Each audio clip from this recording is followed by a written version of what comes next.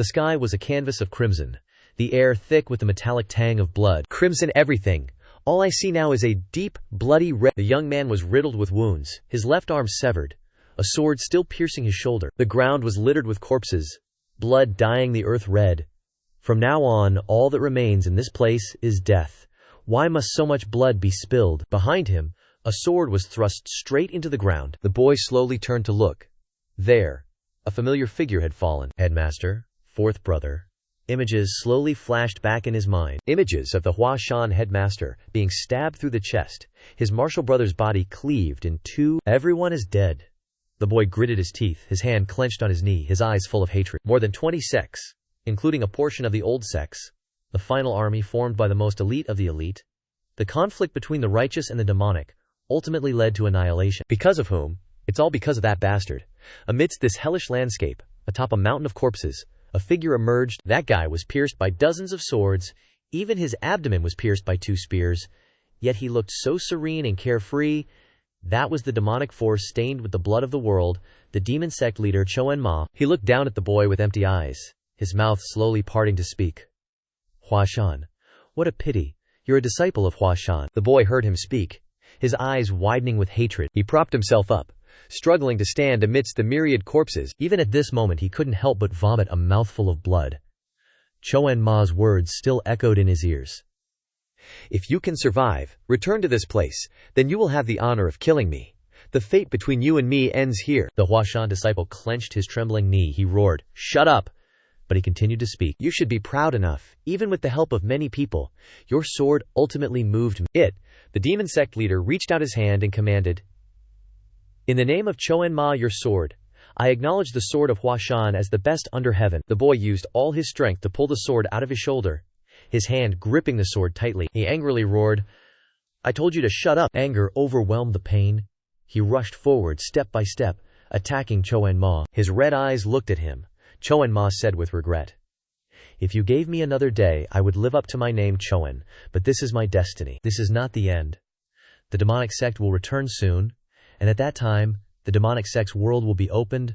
No one can stop the demonic path. The boy, a Hua Shan disciple, swung his sword in a slash. The light of spiritual energy pierced through the demon sect leader's neck. It erupted powerfully, shining brightly in the area. Following that, Qing Ming's head separated from his neck, falling and rolling down. He sat on a pile of corpses, his body and head rolling down like a ball. The young man advanced step by heavy step, climbing to the top of the mountain of people, to the headless corpse of the demon sect leader. The war is over. My inevitable death is approaching. What will happen to Hua Shan now? The sun finally rose. Dawn was coming, the light dispelling the dark night of the long war. The disciple turned his head and looked back at everything. The people of Hua Shan all buried their bones in this place. From the leader to the disciples, everyone died, leaving only an immature child.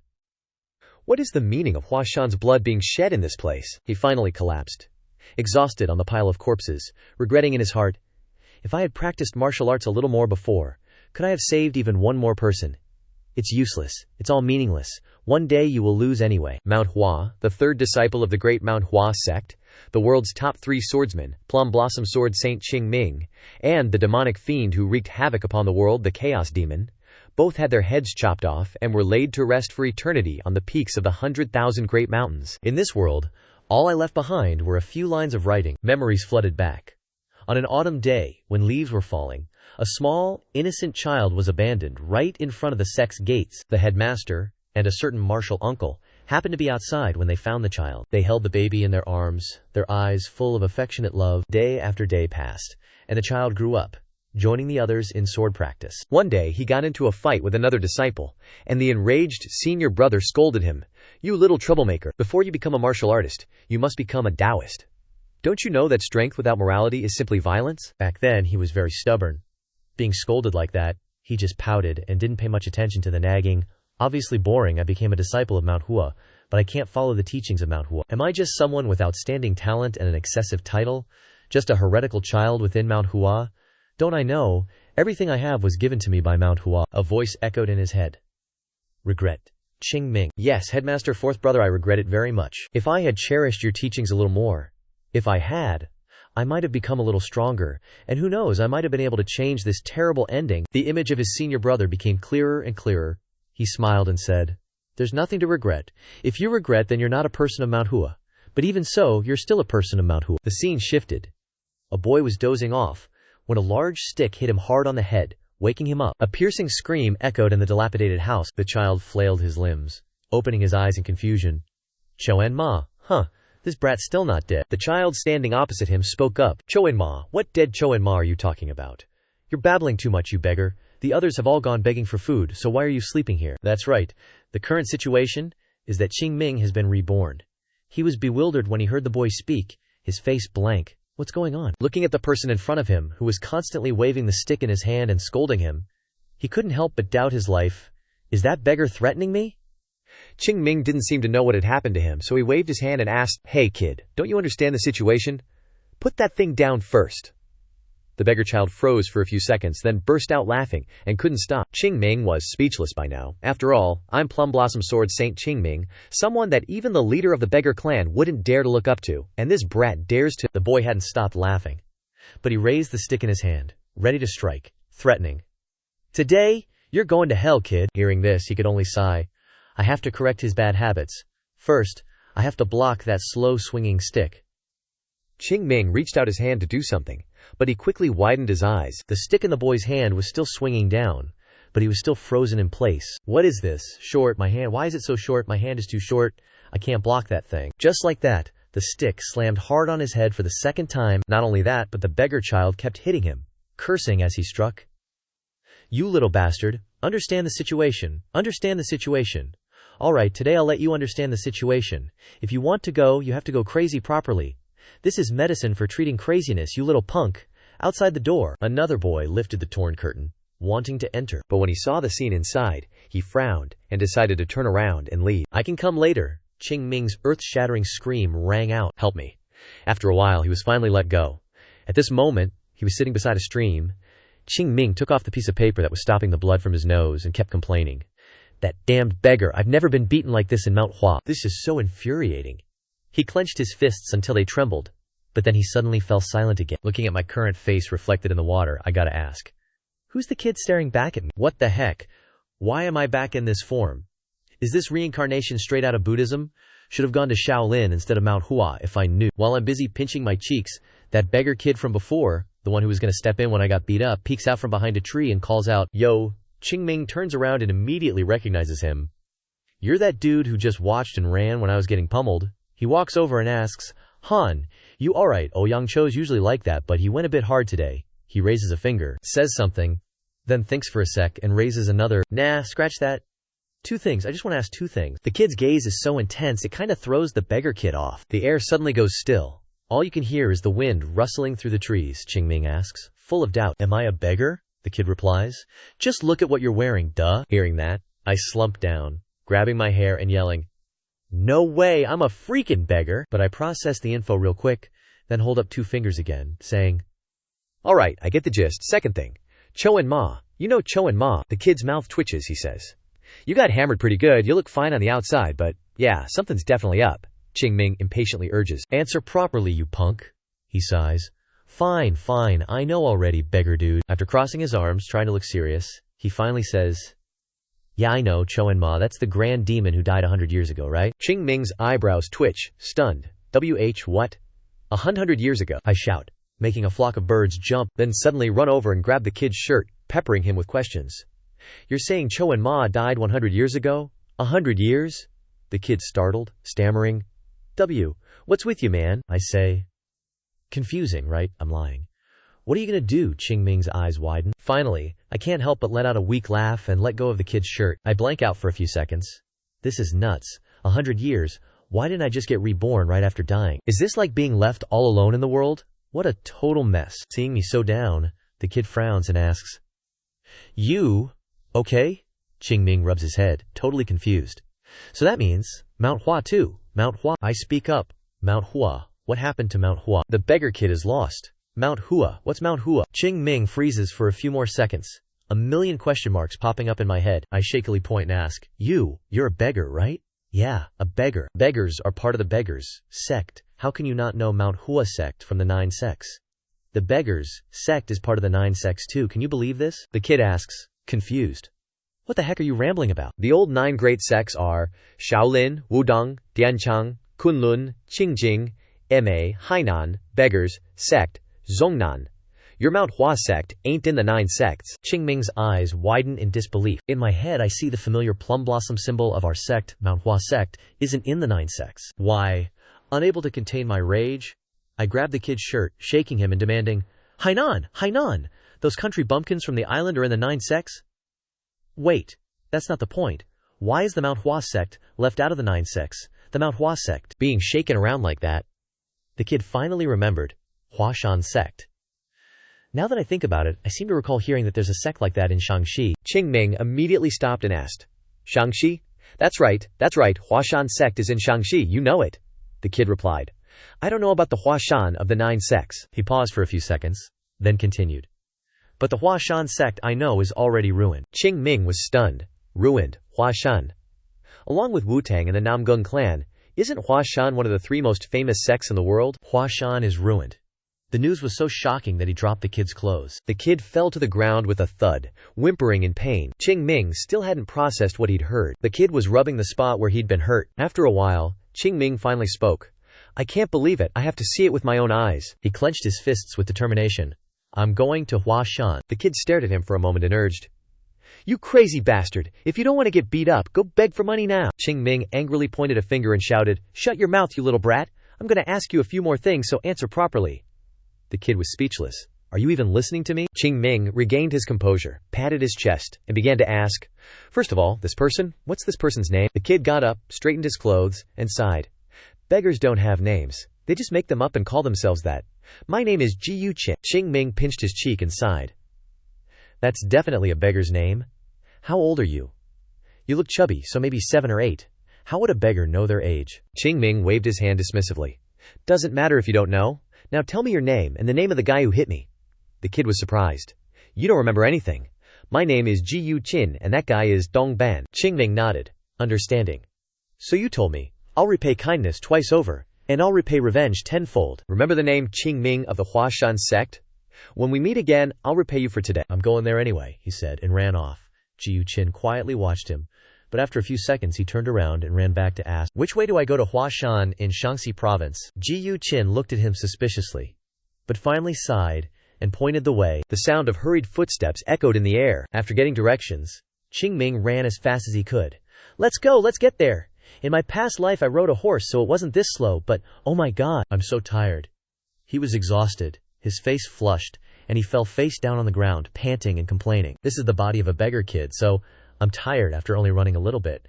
How am I supposed to get to Shaanxi with this body? I can't believe it. I'm already exhausted before even seeing Huashan. How am I ever going to get there? While lying there listlessly, he suddenly grinned mischievously, as if he had an idea. From here on out, Qing Ming's schemes will shine. He sat up abruptly, grinning with determination. I'll train in martial arts. From now on, no one will imagine how powerful I'll become. When I was older, I regretted a few things. I regretted not practicing the basics properly when I was young. I regretted pretending to practice when fourth brother dragged me to train. I regretted drinking the liquor fourth brother hid. Forget the last one, because it was delicious. Anyway, I can start over. First, I need to find a place where I won't be disturbed. Qing Ming found a tree trunk. This should do. He sat down and took a deep breath. Alright, what should I practice now? My head is full of divine art philosophies now. All the martial arts of Mount Hua, the history of Mount Hua, and my own history too. I know about 10,000 divine internal energy methods. If I don't limit it to those belonging to Mount Hua, the number doubles. What should I learn from them now? A gust of wind blew, causing a leaf to fall and land on his head. Qing Ming opened his eyes seriously. 6 harmonies. 6 harmonies art. What kind of martial art is 6 harmonies art? It's the kind of martial art that was sold for 5 coppers during wartime chaos. Why learn such a cheap martial art? It's not cheap at all. 6 harmonies art is the entry-level martial art of Mount Hua. Everyone who enters Mount Hua starts by learning 6 harmonies art. Firstly, 6 harmonies art cannot exponentially increase internal energy, but it purifies the entire body of the practitioner, so it is a foundational martial art. There's no need to rush, because in the end, the tower of internal energy that I accumulate just needs to be big and beautiful. From now on, make the internal energy that has been absorbed more pure. His body began to glow, and each segment of his meridians could be clearly seen. The streams of blue light were clean and pure, like combining with the water currents of a tree trunk. After a while, a sphere of light condensed in Qing Ming's dantian. It was like a control center for an orbit. He rejoiced. All right, this small dantian is the foundation that will lead me to another world. When a small but perfect snowball rolls around, it will become a huge landslide that no one can stop. Now I'll dash straight to Mount Hua. Qing Ming stood up, but he quickly fell back to the ground. Oh right, I used up all my Q cultivation. Damn it, 6 harmonies uses all the internal energy for the body, it doesn't help at all. He lay there, suddenly remembering the playful words of his fourth brother, the sect leader, Qing Ming. The problem is that you can't use it when you run. Every time he thought about it, he got annoyed, and he couldn't help but shout, then how am I supposed to get to Mount Hua now? After some time, at a small market, 2 guys frantically ran into a small alley at the end of the road. There was a man sitting on the ground, leaning against the wall. The 2 guys hurriedly called out, Bro, what's wrong? The guy with long, disheveled hair pointed in one direction and recounted, Over there's a wandering beggar stealing our food. He's a young kid, looks dirty and unkempt, so people only throw him spare change. The man finally sat up straight, his face darkened, and said, Is that so? If that's the case, then we have to teach him a lesson, right? The 2 continuously nodded. Yes, sir. A moment later, they led him to where Qing Ming was sitting, bro, over there. It's that guy. He was eating a steamed bun at this time, seemingly very hungry and gobbling it down. The big boss loudly called out, Hey! Seeing that he didn't react, he snapped. Hey, you mutt, are you deaf? Qing Ming finally turned around, looked at the 3 guys, and asked with a suspicious look, Me? The guy raised an eyebrow when he heard that, cracking his knuckles threateningly. Not you, but this little brat is crazy. I don't know who allowed you to beg here, but seeing that you're still young, I'll spare your life. Just hand over the dulcimer you're holding, and all the coins you've begged for, and then get lost. Qing Ming looked at the half-eaten steamed bun in his hand, then looked at them, and asked suspiciously, These damn beggars really have no conscience. Stealing even half-eaten food. The long-haired guy's jaw dropped. What beggar? This little beggar. Qing Ming sighed, stood up, and stretched his shoulders. The big boss was furious when he saw this. This guy, Qing Ming, still didn't care, and he tried throwing a punch forward, then retracted his hand, moved his wrist joints once, and then turned back to the 3 guys and said, Although my dantian is still not perfect, this level is alright. I'm already familiar with this unfamiliar body. It's a bit troublesome, so let's just rush in all at once. It's true that I'm weak, so hitting hard is a bit tiring. You guys will have to take a lot of hits. The big boss turned red with anger, and he gritted his teeth. You're looking down on us too much. Alright, you punks, get 'em.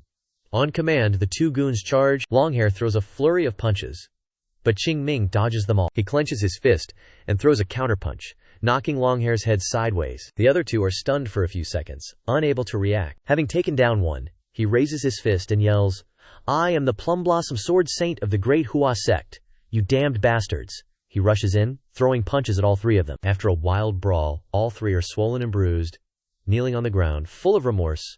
Great one, we're truly sorry, he grumbles as he eats. Who calls a beggar? Great one. Then, great beggar. Qing Ming jumps up again. What, a beggar? The guy quickly lowers his head. Please forgive us. Whatever, you guys. Do you know the fastest way to get to Shaanxi? The leader raises his swollen face, puzzled. Shaanxi? Aren't you asking the obvious? Oh, you know. He laughs and replies. If we knew that, why would we be begging? Ask something reasonable. Hearing that, he also laughs and says, So it turns out, I came to the riverside, looking for wine. Then they both look at each other and laugh awkwardly. Suddenly, Qing Ming grabs the leader's shirt, pulls him close, and threatens. Get ready to deal with me if you happen to see me again. If I ask if you know me, if you don't want to die, even if you don't know, you have to say you do. Once you know for sure, run. The 3 hurriedly agree, then scramble away as fast as their legs can carry them. Dusk gradually falls on the mountain.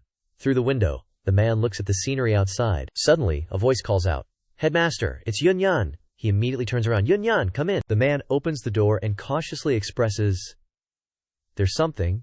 It's not important. There's a kid who wants to see you. A kid, Yun Yan, opens the door wider, looking outside. Immediately, Qing Ming clasps his hands in a bow. Greetings, Headmaster. I am Qing Ming. I want to join Hua Sect. The Hua Sect leader looks at him and asks, Want to join the sect? Yun Yan, you know that our sect doesn't accept new members anymore. Why didn't you tell this kid? He replies.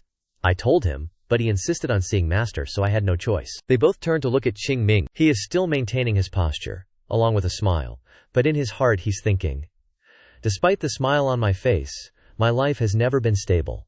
To know why, let's go back in time a bit. After a long walk, even tired enough to need a walking stick, Qing Ming finally reaches Mount Hua. However, that's just the foot of the mountain.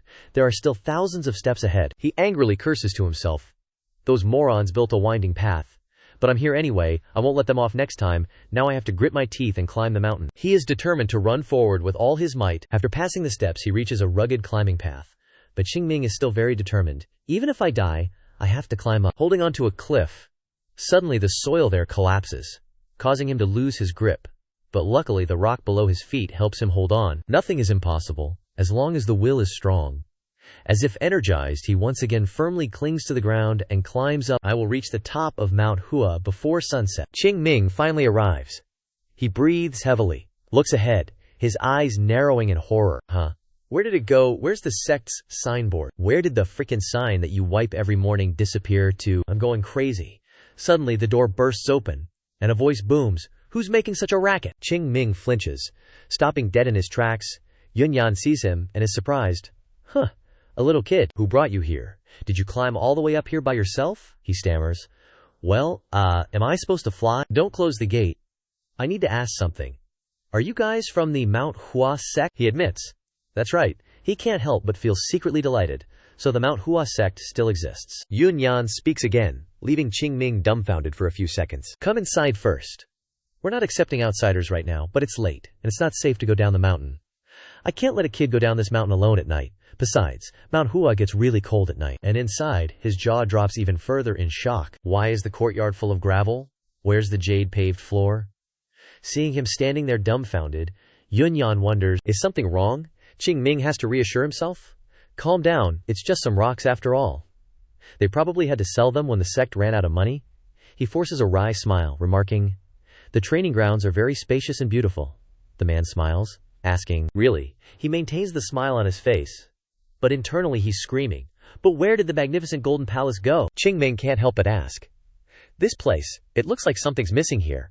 Has that spot always been empty? Yunyan explains. It seems like the kid noticed too. You can tell there used to be a palace in that spot. In his heart, he nods repeatedly. I know. What I want to know is where did it go? He snorts proudly, saying, a kid like you wouldn't understand. It's a bit embarrassing to say this as a martial artist, but I consider it a glorious scar. Before he finishes, he cuts in, glorious my ass. Yunyan looks at him, startled and doubtful. Qing Ming avoids his gaze guiltily. Nothing. He leads him onward again. I understand. Come with me. I have something to do. The two of them, one in front and one behind, soon arrive at a temple. Yunyan introduces. This is the Yu Yuan temple of our sect. We're a martial arts sect, so we also have rules for guests staying overnight. Come in and pay respects to the ancestors. Qing Ming peers inside, respond. All right. However, he quickly freezes upon seeing the scene inside. Wait, it's gone. The incense burner and candle holders passed down from our great-grandfathers. The ancient black relics from the Xin dynasty. The scrolls handwritten by our ancestors. And the gold decorations. The paintings all over this room. They're all gone. And most importantly, he stammers, No, shouldn't there be a flower here? Yunyan wonders. A flower? That's right, where did it go? How does this kid know about it? Even so, he tries to recall. That's right, there used to be one. A white peach blossom made of some strange metal, Qing Ming asks urgently. That's it. Where is it? He taps his hand and replies with a smile. Sold it. We didn't see any use for it. It didn't look good in the temple, so we didn't know what to do with it. Luckily, a merchant bought it for a good price. He goes blank, his legs lose strength, and he collapses in despair. Senior brothers, the Mount Hua Sect has fallen. The white peach blossoming of night's fragrance and the azure dawn sword of purple sunrise. The two treasures of the sect aren't flashy like gold or dazzling like silver, but they are treasures that contain the soul of the entire sect. And these idiots sold them. Seeing him looking dejected, Yunyan quickly runs over to ask, Hey kid, are you okay? Qing Ming quickly regains his composure. I won't stand by and watch them make another terrible mistake, he resolves, bowing his head deeply in supplication. I'm begging you, please let me meet the sect. Leader, I want to join the sect. That's the story, and now, back to the present. Headmaster heard the story and looked at him as if to confirm. You want to join the sect? So you know about the existence of the Huashan sect? He replied clearly. Yes, that's right. In his heart, Qing Ming was also thinking. Looks like the old man won't let me join so easily, but I've already prepared a plan in my head. I just need to say the name of Zhong Rin, who disappeared during the war that year. I'll say it like this. Zhong Rin fell off a cliff, a woodcutter saved him. Because the wound was too severe, Zhong Rin couldn't move right away, and to repay the woodcutter, Zhong Rin passed on the sword techniques of the Huashan sect to him, and accepted him as a disciple. And I, Qing Ming, am the descendant of that woodcutter. Nailed it. The best thing about this plan is that it puts me on equal footing with the old geezer. Considering the woodcutter is my grandpa, then theoretically, I'm on par with the headmaster. My plan is awesome. Moreover, I must be at a higher level than these little kids. Alright, let's see if the old man refuses, or even asks me for the reason. However, the headmaster's answer shattered this perfect plan. I accept your request to join the sect. He froze, stunned. Huh? Seems unbelievable, huh? Another, huh? Headmaster smiled kindly, reminding, you've made up your mind so much that I can't bear to refuse. Yun Yan wondered, Headmaster, didn't you say you wouldn't accept any more disciples? He shook his head. I changed my mind. Maybe this is heaven's will. Qing Ming was still in shock at this moment. The old man is supposed to be skeptical of a stranger asking to join the sect, he added. This kid has gone to the trouble of finding his way all the way to Hua Mountain. We don't chase away the birds that come to the eaves to take shelter from the rain. We also give animals food when they come in winter, so why chase away a boy who insists on joining the sect? Yunyan prepared a place for the boy to stay, and prepared for the entrance ceremony. Hearing this, he bowed his head in obedience. I'll prepare it right away. Qing Ming was still unwilling in his heart. No. My plan, but in the end, he had to accept it. He was taken to his place and changed his clothes. Looking at the uniform of a third-level member, he sighed. Oh, the destiny of life. What is this place?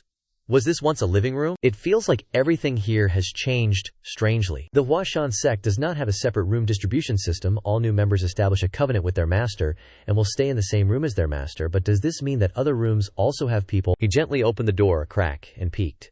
Suddenly, a voice rang out. Who is it? Qing Ming flinched, immediately turned around to see who it was. Behind him was a boy about his age, but with a fierce manner questioning. Peeking into other people's rooms in broad daylight, are you a thief? The other disciples, hearing the noise, also left their rooms to see what was going on, what's wrong, what's all the commotion, what happened. Zhao Ji, the boy named Ji, immediately accused. Big brother, I caught this little punk peeking into other people's rooms. Qing Ming sighed in his heart. Why does heaven always like to bring disaster upon me? At this time, a man came over and shouted, Quiet! Why are you so noisy like a market? It's in the middle of training, and you dare to gather in the lounge to cause trouble. The others were frightened and quickly bowed their heads. Sorry, we really don't dare to do it. The man came in front of Qing Ming and asked, Who are you? He replied. This disciple's name is Qing Ming, a new member who just joined the sect. Is that right? It's late, go rest, but starting tomorrow, participate in martial arts training with the brothers. As for the rest of you, gather in the yard right now. Yes, sir. The disciples quickly ran away, but Zhao Ji, before leaving, turned his head and coldly glared at him, warning, You, I'll settle the score with you later. I'll teach you a lesson you'll never forget. The space quickly returned to silence. At this time only, he was left standing dumbfounded. All right, you want it that way? Oh, lovely descendants of the Hua Sect, you will be honored to have me give you special attention. But my special is just a little different from everyone else's, that's all, he thinks, flashing a smile full of hidden meaning and danger. By nightfall, the moon was high and round. Zhao Ji, as warned, came to his room as requested. Qing Ming twitched his lips and asked, Smile out. Smile, what the heck out? He said, You know already, stop pretending, asking you to take off your clothes. This is how everyone here gets acquainted with newcomers, you know? Strip naked, dance a little, and then get a super relaxing massage from the brothers. What could be better? Gotta make a good impression on the bros, you dig, looks like you get it, get your clothes off already. Qing Ming's face darkened. He suddenly said, I have a question. Where's that damn dormitory warden? Senior brother Yun Jian laughed derisively. The warden is absent in the afternoon. Why are you so damn talkative? I changed my mind. Let's start the massage from your face for a quickie. He suddenly called out senior brother, flexing the muscles around his neck. Before Zhao Ji knew what was happening, his hand landed a punch square on his left cheek. A face-warping blow, so hard it sent him flying into the ceiling, smashing a large hole in it. The other senior and junior brothers who saw it stared up in stunned horror, mouths agape. Zhao Ji was still stuck to the ceiling. Only wooden ceiling debris fell down. Qing Ming said with a smile, A massage just the way you wanted it. And you son of a BT chess too. When they saw him looking their way, they were so scared they burst into screams. The shrill cries startled even the birds flying by. A moment later, he was sitting leisurely, getting his shoulders massaged, but seemingly not too satisfied. He reminded, Senior brother Runzong, can you put a little more heart into kneading my cheek? Since you're the oldest here, you get the special privilege of massaging me, he hurriedly replied. Yes, big bro, I'll give you an even better massage. The others were now kneeling before him, not daring to look up. Suddenly he called out, And you, Zhao Ji. He flinched and trembled. Qing Ming then said, Get closer, I don't bite. Since you're new, you're probably not clear on the situation in the sect, so I hope my dear senior brother will answer a few of my questions. Zhao Ji obediently replied, Yes, big bro, I'll answer anything big bro asks. Hearing this, Qing Ming began his interrogation. Where did the Golden Palace go? Why has our sect become such a mess? His face was swollen, but he still answered, well, it's because, does Big Bro know about the Holy Sword Peach Blossom? No, I am him, duh. According to the story, the Holy Sword made a great contribution in destroying the demon Cheon Ma. But after that battle, the remnants of the Ghost Extermination sect were furious and rushed to our camp in droves. They even went all the way to Mount Hua and set the mountain on fire. That fire caused extremely serious damage, and we still haven't been able to recover from all the losses. After hearing this, he went silent. So I understand now, the reason Huashan's sect has become so depleted is because of me. Oh, my life is so ironic. He suddenly laughed loudly, as if mocking himself. Flashback to the past, when Huashan was still prosperous. Inside the sect leader's room, Qing Ming ate and suggested, the false illusory sword god. Swordplay is too lacking in Taoist principles and isn't very powerful. I don't see any problem with it. What do you think if we remove it from Huashan's sect's moves? It's clearly not very useful, we should just get rid of it, right? The headmaster, my fourth brother, sighed and said, however, doing so would be disrespectful to our ancestors, junior brother. He explained, I'm not saying to remove it completely, just make it so the kids aren't interested in it. Erase the documents about it in the library, that's all. He looked meaningfully at his junior brother. Finally, he compromised. Good idea, we'll do it your way. But Qing Ming, I didn't call you here to discuss that. I want you to think about something more important. What do you think about taking on your own disciples? As soon as he finished speaking, he crushed the rice cake in his hand. He hesitated and asked, is something bothering you? Qing Ming dropped the crumbs and replied with a smile. First, I'll beat them to a pulp. The moment they're near death is when they'll create miracles. Hearing this answer, the sect leader, fourth brother, didn't say anything more. From then on, senior brother never mentioned me taking on disciples again. While reminiscing about the past, Zhao Ji suddenly called out, Da Jie, big bro. He reminded him, don't talk in that whiny voice. You're the older brother. Yes, I'll listen to Da Jie's instruction. Yunyan is calling me down to the training ground ASAP. He said I'd be training with the brothers today. At this time, under the training ground, the senior and junior brothers were practicing basic sword forms. The senior brother, standing on the high platform, demonstrated and shouted loudly, enter the stance. Everyone raised their swords high, preparing to strike. Looking at the kids holding wooden swords roaring with imposing momentum, Qing Ming was dumbfounded. Looking at their actions, seeing his confusion, he understood the problem. Qing Ming asked in confusion, what the hell is that guy doing? He quickly replied, Da Ge is teaching them the technique of maintaining balance while using a sword, a basic technique of the Huashan sect for beginners. Seeing his skills, Qing Ming thought to himself, basic technique of the sect? My ass. They're just dancing with swords for laughs. If they keep practicing like this, the kids won't improve. This is like making a newborn read the alphabet. Learning by skipping steps might help you learn a little faster, but only a little. Advanced techniques without a solid foundation are nothing. It's better not to teach at all than to teach like this. At this time, Qing Ming looked up at the vast sky, and he exclaimed in surprise, wow, the sky is so beautiful today. It's clear blue without a cloud, just like the Huashan sect. No future. Where do I even start? After thinking, he turned and called out twice, senior brother. Hearing this, Runzong startled and looked towards Qing Ming. He asked, besides this move, what else do you know? Runzong quickly replied, after practicing this move, we'll learn the 7 heroes sword techniques, then graduate from the basics and learn more advanced techniques. After learning all of that, we can learn the exclusive techniques of the sect. Hearing these words, Qing Ming sighed. Runzong continued, after learning all of that, we can learn the sect's exclusive move, the illusory god of wealth sword. As soon as he finished speaking, Qing Ming exclaimed in shock, what? I remember what my senior brother said in my past life. The illusory god of wealth sword lacks the element of Dafio, and its power isn't strong. Such a move is unusable, we should eliminate it. Thinking of this, Qing Ming became agitated and roared, that move! We decided to get rid of it already. Illusory god of wealth sword, 24 absolute moves of the Peach Blossom Sword, no PE, you morons. Hearing the loud noise, Tuo Ying warned, who's talking during practice? Step forward immediately. In the dark there was a call. Senior brother. Zhao Ji heard the call, and Zhao Ji, startled, turned around and looked, and replied, yes, Dage, Qing Ming continued. Ugh, don't call me that anymore. Yes, Dage, can I ask you for a favor? Yes, but what is it? Tell everyone to gather in front of the dormitory, at 5:00 a.m. tomorrow, and prepare a few things for me. 6. Prepare these 5 things for each person. Hearing this, Zhao Ji confusedly scratched his head and asked, you really want me to prepare those things? Qing Ming chuckled, stammering, you can't do it. Hyung? No, I didn't say that. Just as I expected. I like your enthusiasm, Scram. After giving the reminder, Qing Ming waved Zhao Ji away. Qing Ming thought to himself, right now, the Mount Hua Sect is lacking in finances, techniques, and talent. It wouldn't be surprising if a sect like this collapsed overnight. Of these three, the only thing within my control is talent. Right now, the disciples in the sect don't seem very talented. But they say a journey of 1,000 miles begins with a single step, right? Then he slowly took a step forward, muttering to himself, helping you guys improve is my first mission. In the dark night, outside the dorm, everyone had gathered. One of them, with a scowling face, loudly asked, which blockhead made our senior brothers wake up this early? Right, bros? Zhao Ji pretended to ignore it. That guy probably wasn't there for what happened the other day. Suddenly, Qing Ming stepped forward and calmly replied, seems like you have something to say to me, Haiyang. He appeared to everyone's surprise. The loudmouth initially glared at Qing Ming, then roared fiercely. You're the one who made our senior brothers gather at 5:00 a.m., don't you know, to respect your elders? As soon as he finished speaking, Qing Ming closed his eyes and took a deep breath. Immediately, he put on a cute, ingratiating face. Oh, beloved senior brothers, I'm truly sorry I wasn't considerate at all and made you angry. To make up for this mistake, please come inside and have a private chat with me. Come on, don't be shy.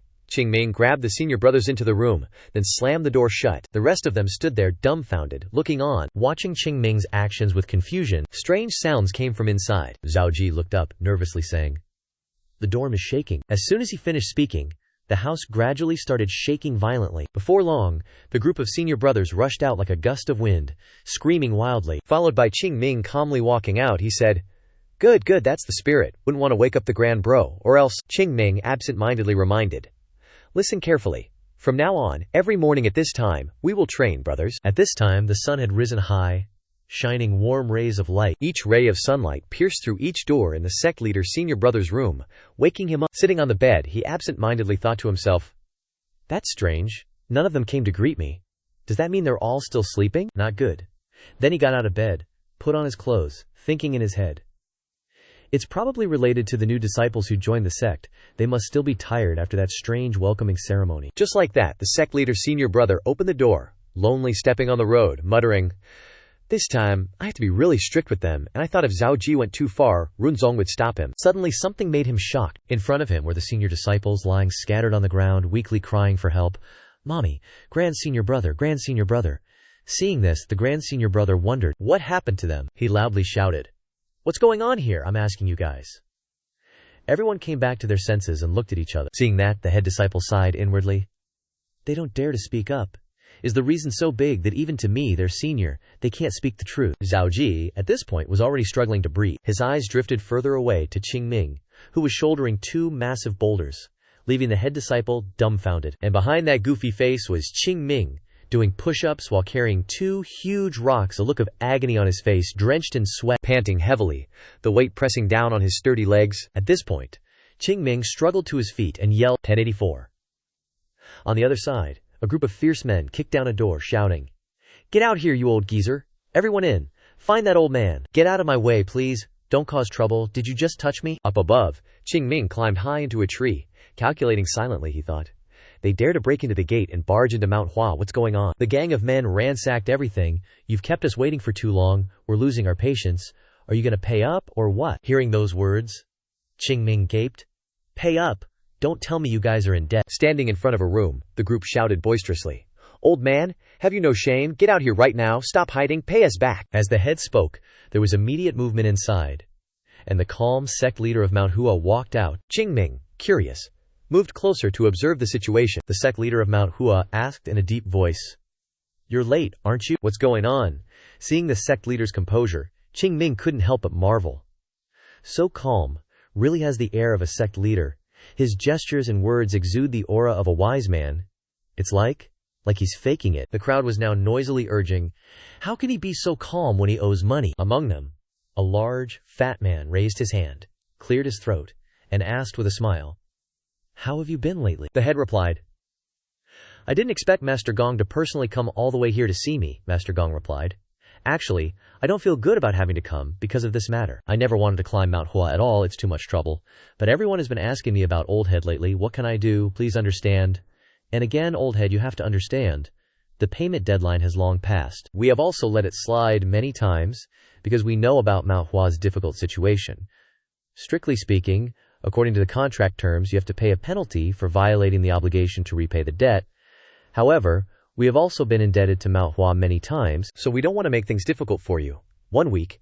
If you can't pay the debt within the next week, we will have to seize your temple. As soon as he finished speaking, Qing Ming burst out laughing beside him, causing everyone to look at him, Master Gong expressed. Looks like we accidentally let the children see things they shouldn't see. Back in the dormitory, Qing Ming told his roommate what he had seen. So it's those merchants from Hua County. That's right. After confirming the answer, Qing Ming fell into deep thought again. He raised his hand, covered his nose, and closed his eyes to concentrate. The friends on the side couldn't help but exclaim, "He looks so dangerous. Better stay away to protect our lives." Suddenly, Zhao Ji spoke up. Isn't Hua, the name of the village at the foot of Mount Hua? That's right, senior. When I was young, my dad told me about this. Mount Hua borrowed money from those merchants? I don't know about that. If you ask about Gong the Rich, he would happily tell you he's very rich. His family is the biggest in the whole county. It seems like he's involved in a lot of big business deals. Suddenly, Qing Ming stood up and replied, "The Tihua Theater. He's the owner of the Tihua Theater, isn't he?" Hearing that, the two of them jumped in fright. They screamed, "Oh my God, what's wrong with him? Calm down, is he possessed?" Qing Ming said fiercely, "Calm down, I'm very calm. The Tihua Theater used to be the property of Mount Hua." Xu Feng grabbed his friend's collar and yelled, "Are you shitting me right now, fatty? Seriously? Lending a few measly coins and acting like a big shot demanding our shrine?" The terrified kid hurriedly shouted, "Whoa! What are you doing?" Xu Feng continued, "Something's fishy here." Then he released him. He thought, "That's so sus. The Tihua Theater, owned by the Huashan Sect, is lending money to the Huashan Sect itself. That's messed up. All this dumb shit happening means things are seriously going sideways." Xu Feng turned to call his senior brother Zhao Ji. Zhao Ji, startled. "Yes, big bro. Junior brother. Did you get that thing I asked you to prepare?" "What, that thing? Oh right, that thing. I'll bring it right away." Then he hurriedly ran off to fetch the old, ragged clothes. Xu Feng wondered, "But what are you planning to do?" Immediately changing clothes, he replied, "There is a saying in Buddhism.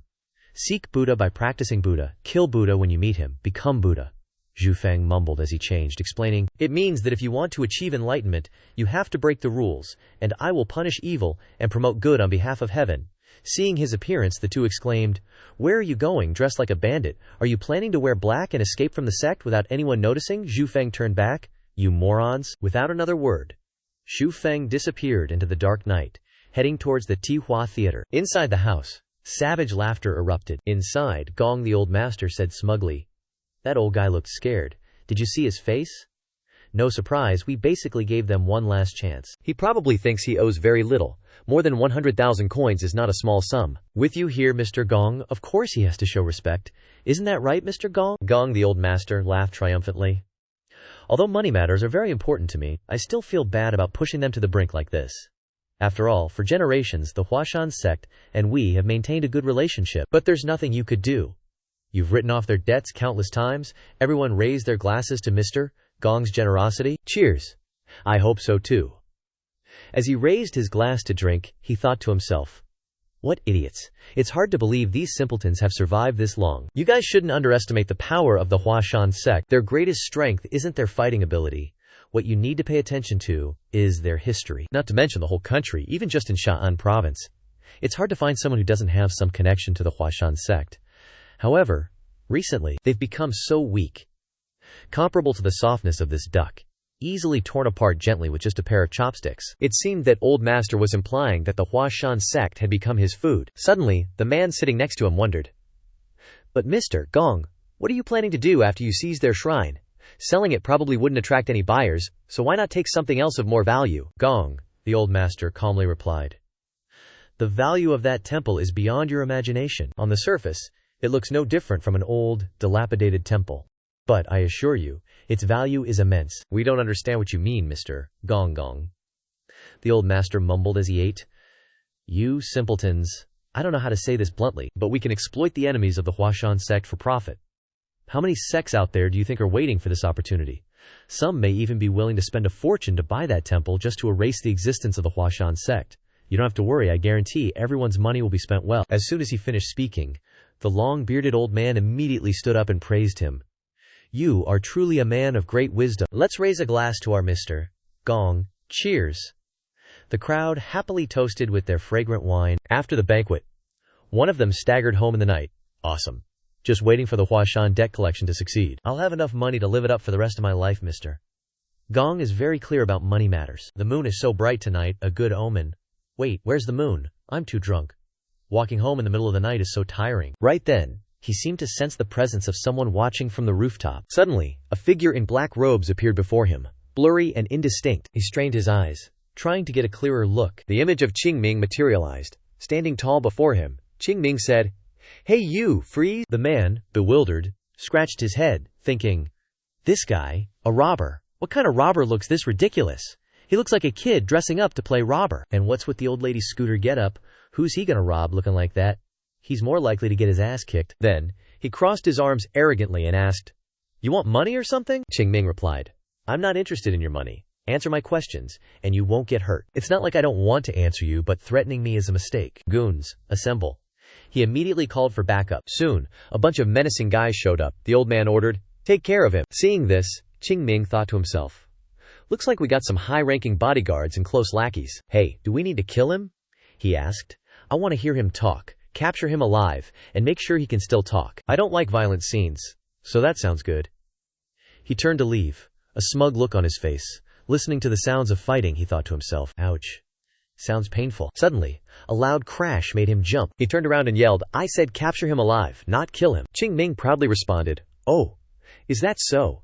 His high-ranking subordinates had been taken care of by Qing Ming, and he couldn't help but feel lost. Qing Ming warned, "Everyone should learn to listen, but nobody seems to know how to understand." He waved his hand a few times, calling, "Alrighty then, Kiki, come on over here. I'll say it again. Answer all my questions, and you won't get hurt."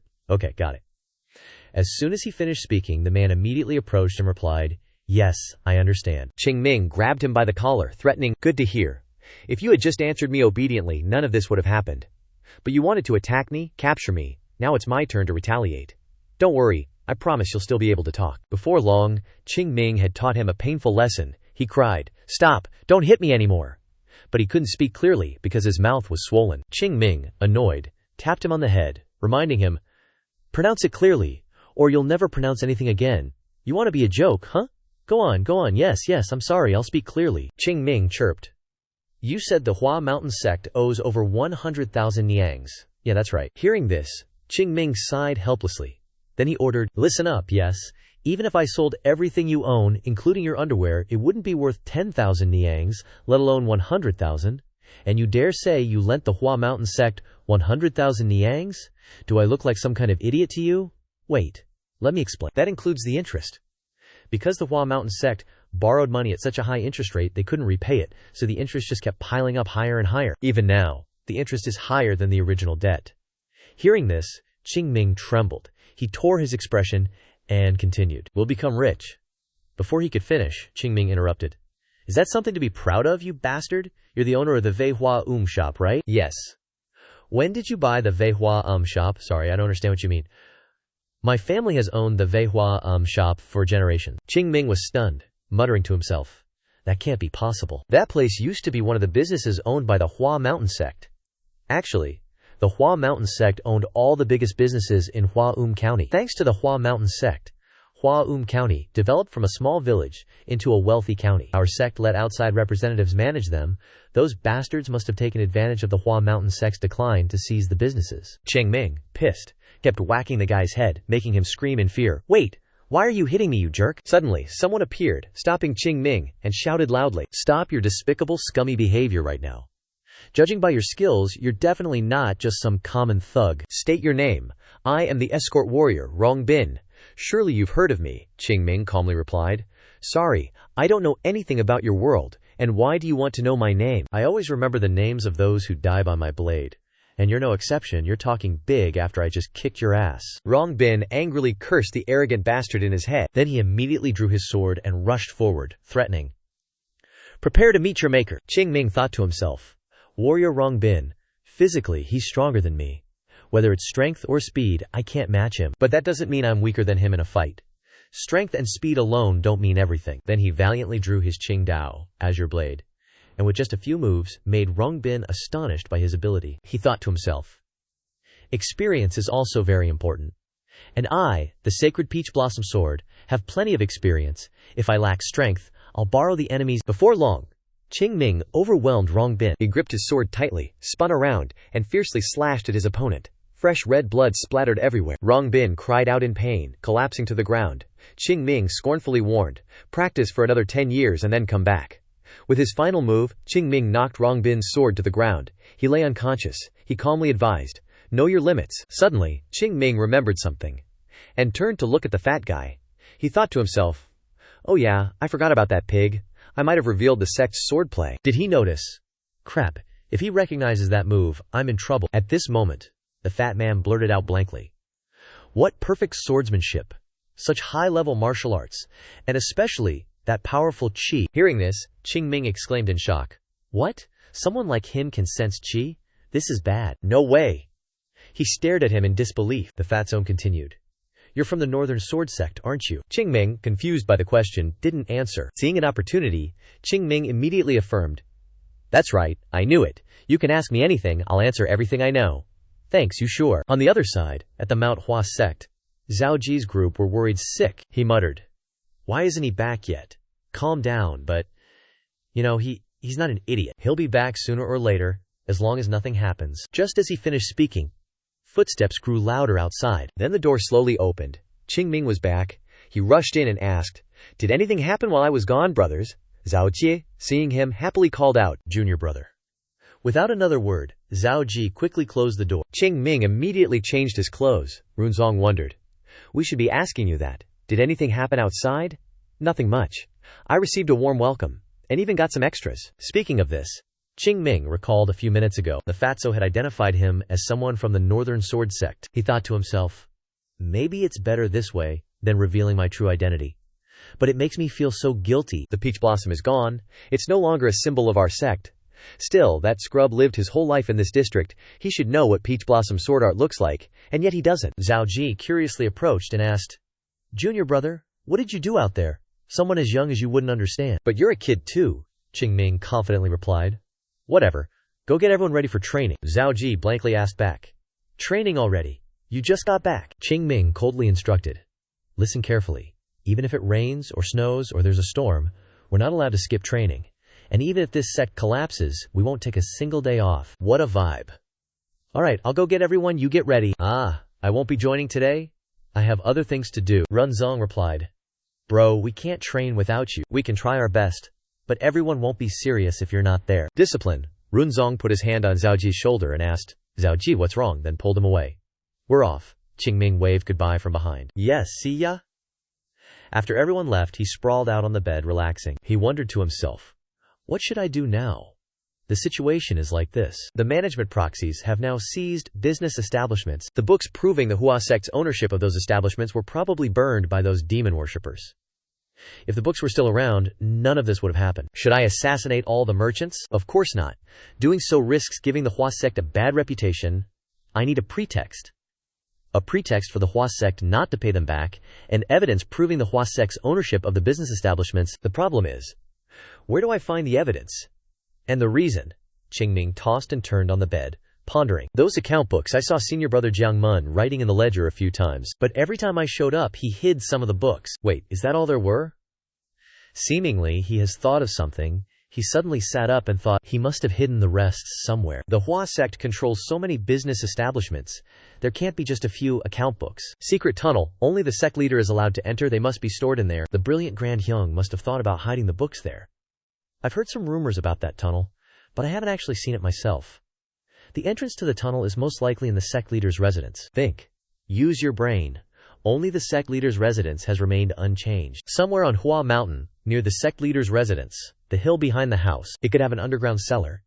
If they built it under that hill, no one would be able to know the true location of the cellar. Looks like I'm about to start an unprecedented treasure hunt. Then he changed his clothes and opened the window to leave the room, Qing Ming thought. Please forgive me, senior brother. I'm only doing this for the benefit of our sect. If possible, I would offer the fine to the sect leader. Qing Ming, holding the axe in his hand, crossed the tall houses. He rushed forward, inwardly marveling. If possible. In the dark night, Qing Ming toiled and dug for a long time. After a few hours, still seeing nothing, he plopped down tiredly, panting and complaining. Geez, I'm so tired. They call it a hill, but it's as big as a mountain. Finding treasure on a whole mountain isn't easy at all. I have to resort to this. Thinking that, he sat cross-legged and concentrated, gathering qi from his danshin to his hands. A sphere of qi gradually appeared in the space between his hands. He slammed it hard into the ground. This shockwave, if it hits a big empty space, it means that's the underground chamber I'm looking for. At least that's what I thought. But after a while and still no luck, Qing Ming can't help but question life. I can't find it, and the fact that the big empty space is over there, it doesn't make any sense. With no results after all this time, he collapses. Dead soil. I could search for 3 generations and still not find it. Just as he's complaining, he looks up at the sky. Qing Ming stops complaining and jumps up again. Come on, one more try. Just like that. Again and again. Finally, the shockwave touches an unusual empty space. He pauses, surprised, and to be sure, tries again. Finally, after confirming it, Qing Ming happily picks up the hoe. There it is, let's dig. Mysterious chamber, here I come. He digs all night long. After a few meters, he hits a layer of hard rock. Qing Ming brushes the dirt off the brick surface. What? The secret chamber of the Hua Sect couldn't possibly be built with just bricks. They have to protect important books and treasures. He suddenly lifts a brick, looking through the hole inside. Below is a long corridor. This corridor definitely leads to the chamber. Suddenly there are footsteps from below. Qing Ming is immediately alert. Below, the one walking is the sect leader of Hua. He's surprised. Sect leader. Does he know about this place? Reaching the end of the road, he stops in front of a large stone door. Looking through the hole, he's very curious. What is he going to do? Is his hand shaking? The sect leader stands in front of the door, but as if he can't open it, he hangs his head. Qing Ming thinks in confusion.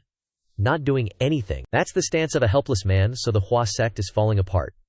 Where did all the knowledge, martial arts, wealth, and money of that time go? Being the leader of all the sects like that, he must have great inner torment. The feeling of watching the sect you've spent your whole life protecting collapse right before your eyes and you can't do anything is a terrible feeling that he can't confide in anyone because everyone relies on the sect leader. Therefore, he can only come here to suppress his grief. At this time, dawn has arrived. The sun slowly rises above the mountain. The light shines through the gap into the corridor. The sect leader had left for a while. Qing Ming jumped down. He says to himself, "This is wrong, but I have no other choice. Blow this door up." He walks over, touches the door, and transfers some inner force from his danshin through his hand. But when it reaches the door, the inner force is pushed back and dissipates. Qing Ming looks up at it in surprise. Rebounded. Is it Vajra Eternal or something?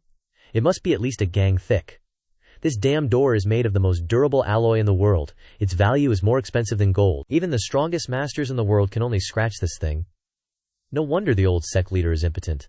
The problem is that I can't open it either. The sect leader bro definitely hasn't reached the realm where he can break this door, but he must have gone through it to put away the book, so there must be a way to open it without breaking it. The important thing is what way. Suddenly Qing Ming notices something. Oh, are the patterns on this door sword marks? 24 sword moves of the Hua Sect? No. Those 24 moves are just a part of it. He started examining the patterns on the door more closely, and the more he looked, the more he noticed. This is Willow Sword, and here's Peach Blossom Sword, and this spot is Balancing Sword Technique. It's all as clear as yesterday in my head. This has got to be the clue to open the door. What a pain in the ass. He sighed. First, I have to perform the Balancing Sword, followed by Willow Sword, then immediately switch to the 24 Hua Mountain Sword forms, and finish with Peach Blossom Sword Dance. Maybe that's how to open this damn door that some monster made. Seriously, whatever. At least I figured out the way.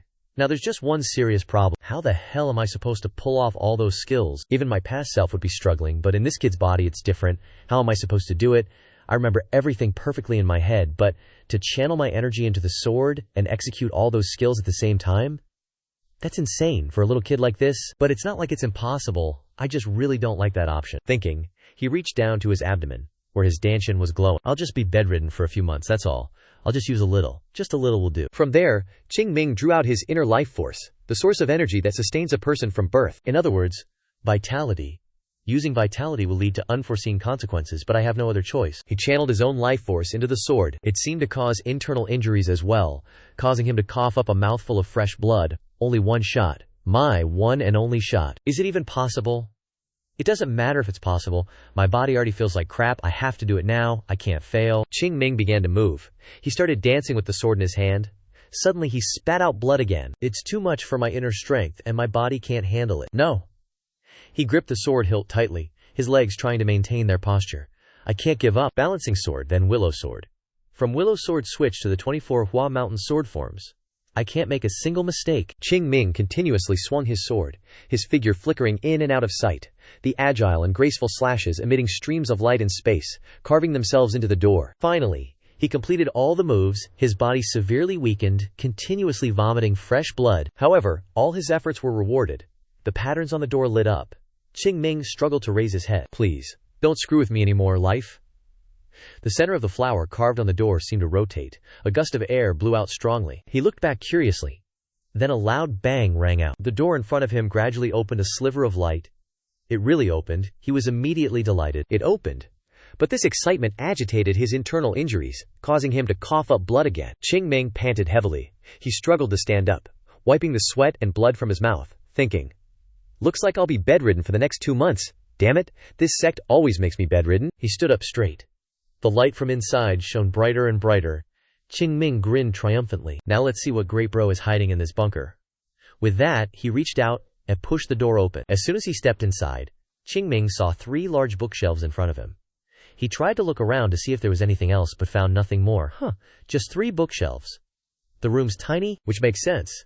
Building a huge bunker out of that eternal metal would cost a fortune. He curiously pulled out a book from one of the shelves, muttering, "Great Bro always complains about being broke. He must have used all his money to build this bunker, right?" Opening the book, Qing Ming's eyes widened. He happily opened each page and exclaimed, "Alright, here it is. The sect's inventory ledger." To make sure that Hyung probably made a bunch of copies from the financial management books. "You're the best, we're saved. You 3 merchants are so dead." As he spoke, he stuffed the books into his chest. But suddenly he noticed something was off. This whole cellar is just papers. He should have hidden a ton of gold and jewels. Gotta think about the big picture. The big picture, like preserving the sect's prosperity, and preserving my late-night meat and booze sessions. What a lame treasure vault. Well, at least these ledgers are valuable too. Let's see what's written here. Maybe it's Da Hyung's stash of 18+ comics. Curious, Qing Ming pulled out a volume from another shelf, but he was a little surprised when he read the contents. This one records the sect's secret techniques, but it doesn't look like it was ever used. I get it. These are the martial arts books the sect scrapped from the curriculum. Head disciple leader. He's definitely the type who can't bear to throw away anything tied to the sect. He probably thought keeping them here would help future generations remember their roots. A person can't forget the past. If the first shelf holds ledgers related to the sect's management, then the second shelf represents the head disciple's personal attachment to his sect. At this, Qing Ming couldn't help but clutch the book tightly. Filled with determination, "Just rest easy, Hyung. I swear I'll restore our sect, even beyond its former glory. Our Hua Shan will be even stronger than before." Then he suddenly turned to the shelf. "All that's left is this, just 1 scroll." Qing Ming picked it up and opened it to read. It seemed to be a letter. It read, "From the sect leader, to you. To the one reading this letter, presumably the sect leader of the future generation, there are a few words I would like to say to you. The role of sect leader is not simply the head of the sect. If the one reading these words is indeed the sect leader, then perhaps they already understand that the ones who truly lay the foundation for the sect's development are the disciples and younger generation. The sect leader's job is only to protect and encourage them every day, so that they always strive to achieve their dreams. Therefore, please have patience and remain calm when holding the responsibility of being a leader." Hua Shan Sect is just Hua Shan Sect, a sect full of passion and an indomitable will that no one can shake. Whether this sect's strength rises or falls, it will always be itself. To ensure that the spirit of our sect is preserved intact through future generations, please always encourage and promote the younger generation to preserve the traditions and heritage we leave behind. As your predecessor, I leave you with a great responsibility, 21st generation sect, leader of the Great Hua Shan Sect. Qing Ming finished reading the letter, then fell silent for a while. After a long while, he put the scroll away in his shirt, feigning complaint. "Seriously, you always gotta lecture people. Okay, this is plenty. The most important thing is still the inventory ledger. With it, I'll get our business back." As he was about to leave, he suddenly stopped. Wait a sec. He turned back and noticed an oddity. Looking closely, this cellar seems strange. What's up with it? The Dai Shixiang of Zhongmen I know is a total neat freak. For him, everything has to be neatly arranged and balanced. He even has 2 lamps in his room for symmetry. Someone like that would leave this bookshelf empty. Could it be? Thinking of something, Qing Ming immediately put all his strength into lifting the bookshelf. I knew it. This thing is hiding something. After setting it aside, a smaller cellar appeared below, from which a golden light shone. His expression turned subtle. I knew it. What the heck is so bright? Let's see. Qing Ming jumped down into the cellar to investigate. The closer he got, the clearer the light reflected. He immediately gaped, exclaiming, Holy moly, a pile of gold. Treasure swords and precious weapons are neatly arranged. Gold, silver, jewels, and even secret martial arts manuals, jade cat eyes. Clutching the gold and silver, Qing Ming couldn't help but laugh loudly, shouting, "I'm rich." The spirit of the Qing Ming sect leader in heaven, seeing his secrets exposed, was heartbroken with grief. The day had fully dawned. In the Hua sect leader's room, he looked at the scenery outside and couldn't help but sigh. Another day has come. For many, the start of a day is a good thing, but I absolutely hate it. The debt repayment deadline is only 5 days away. 5 days. While he was feeling down, a panicked voice suddenly rang out. Sect leader, he was startled, stepped forward to open the door, and asked, "What's all the racket, Yun Jian?" Instructor Yun Jian's face was still in shock as he stammered. "It's strange. Very strange, master. You have to see it with your own eyes to believe it." Hearing this, the sect leader was puzzled. "But where are we going, Find? It must be an emergency to make you so flustered. Please lead the way." "As you command, sect leader." The two used their lightness skill to leave. The destination was the mountain where Qing Ming had gone to find the secret cave yesterday. After a while, the sect leader suddenly saw something. It turned out to be a group of third-generation disciples lying scattered on the ground. He couldn't help but wonder, "Yun Jian, what happened to the children?" he replied. "They're just doing their morning exercise. It's nothing, we're almost there." At this moment, the two slowed down, and under that tree, Qing Ming was diligently writing something. A voice called out, "Qing Ming!" Yun Jian shouted. "Where are you?" Qing Ming appeared and replied, "I'm here." The sect leader saw him and was shocked, stunned. You, oh my god, what happened to you? You look like a zombie." Indeed, Qing Ming at this time was so skinny that his cheeks were sunken, and his face was pale and lifeless. But he still pointed down to the tree and recounted, "Never mind that, you should worry about this instead." The sect leader leaned his head to look and asked, "What's more important than my disciples' health, huh? What's so important?" A golden light shone brightly. He widened his eyes in horror, seeing under the tree a huge bag of gold bars and a wooden box full of books. Qing Ming smiled and said, "I accidentally dug them up." The sect leader was suspicious and turned back to ask, "Did you really dig them up accidentally?" He pretended to be weak, expressing, "I'm so tired, I must have been overtraining." Hearing this, he quickly advised, "You should go back and rest. I won't ask you anymore." Waiting for him to leave, he swallowed hard, then turned back to look at the bag of gold, wondering, "Is this gold in front of me real? Could this be a dream?" He looked at the ledgers again and exclaimed, "Oh my god, these are the notarized property and financial records of our sect." "Wait." The sect leader quickly backed away, his hands trembling, muttering, "I have to be extremely careful. If I clumsily tear a page, I'll regret it to death." Moreover, he tremblingly picked up a book. After reading the content, his whole body experienced a major shock, directly frothing at the mouth and falling backward, fainting on the spot. Seeing this, Yun Jian panicked and hurriedly ran over. Sect leader. After who knows how long, he slowly opened his eyes, then suddenly sat up and shouted, "Seven swords, peach blossom thief." When he realized that he was lying on the bed, the sect leader suddenly shouted, "That chest! Was I dreaming? No, it's all real. Quickly summon the Qing Pavilion Lord here immediately." The Qing Pavilion Lord was summoned. As he examined the ledgers, his hands trembled more and more. Finally, he smiled brightly and said, "They are all real." The sect leader was still skeptical and asked again, "Are you sure?" The Qing Pavilion Lord replied, "As sure as my mom's cooking. All the documents and certificates found in that treasure chest, I have verified them all. They have all been notarized by the government. This proves that their contents are accurate. Right now, if we wanted, we could reclaim all of our sect's businesses. And that treasure trove, it's got to be worth at least 10,000 taels." Hearing this, the sect leader breathed a sigh of relief. Thank heavens, this is all good news." He suddenly realized, Qing Ming? That kid? He's the one who brought prosperity to us. He's the savior of this sect. Most importantly, the accounts have all been verified. I have to act now. Thinking this, he immediately waved his sleeve and ordered loudly, "Summon everyone involved with our sect's businesses here immediately." A few days later, the summoned merchants climbed Mount Hua together. Everyone was struggling to climb. "Hey, don't push me, I'm about to fall." But old man Gong seemed relaxed. He turned back to reassure them. "We're not far from the Hua sect anymore. Hang in there, yes sir." Shopkeeper Du, panting, thought, "After I get my money back, I'm never coming back to this damn mountain again. I never want to see this mountain again." Behind them, two people were talking. "Why do you think the sect leader suddenly called us up Mount Hua? Could it be that he's ready with the money?" Old man Gong immediately refuted. 100,000 taels isn't a small amount. He probably called us here to beg. There's no way he could gather that much money in such a short time. and dragging this out to the agreed date wouldn't do any good, so that must be why he called us here early. Hearing this, they sneered. He just drags us here and there just to beg. I've never seen such a shameless debtor. Even if he's having money trouble, he's still the sect leader of the Great Hua Sect. Tone down your words when you talk about him, shopkeeper Duan doubted. Do you think we can get our money back? The fact that someone from the Zhongnan sect came to this area shows that many people are interested in the Hua sect's estate. If I get 5,000 taels today, I won't have to work for the rest of my life. I won't need the shop business anymore. By sunset, the group finally reached Mount Hua. When the merchants arrived at the gate, they felt conflicted when they were about to single-handedly destroy the Hua sect, which had been the guardian of Huayin province for hundreds of years. If they gave the sect leader an inch today, the Hua sect wouldn't even last another 7 days. Knowing this, they climbed Mount Hua to reclaim the debt that had increased significantly over time. At this time, Yunyan walked out from inside. He politely greeted them with cupped hands. You've arrived? The sect leader is waiting for you. Please follow me this way. They were led to the front of the sect leader's room. He stepped out from inside, silently looking at everyone for a while. Seeing him, the merchants all bowed.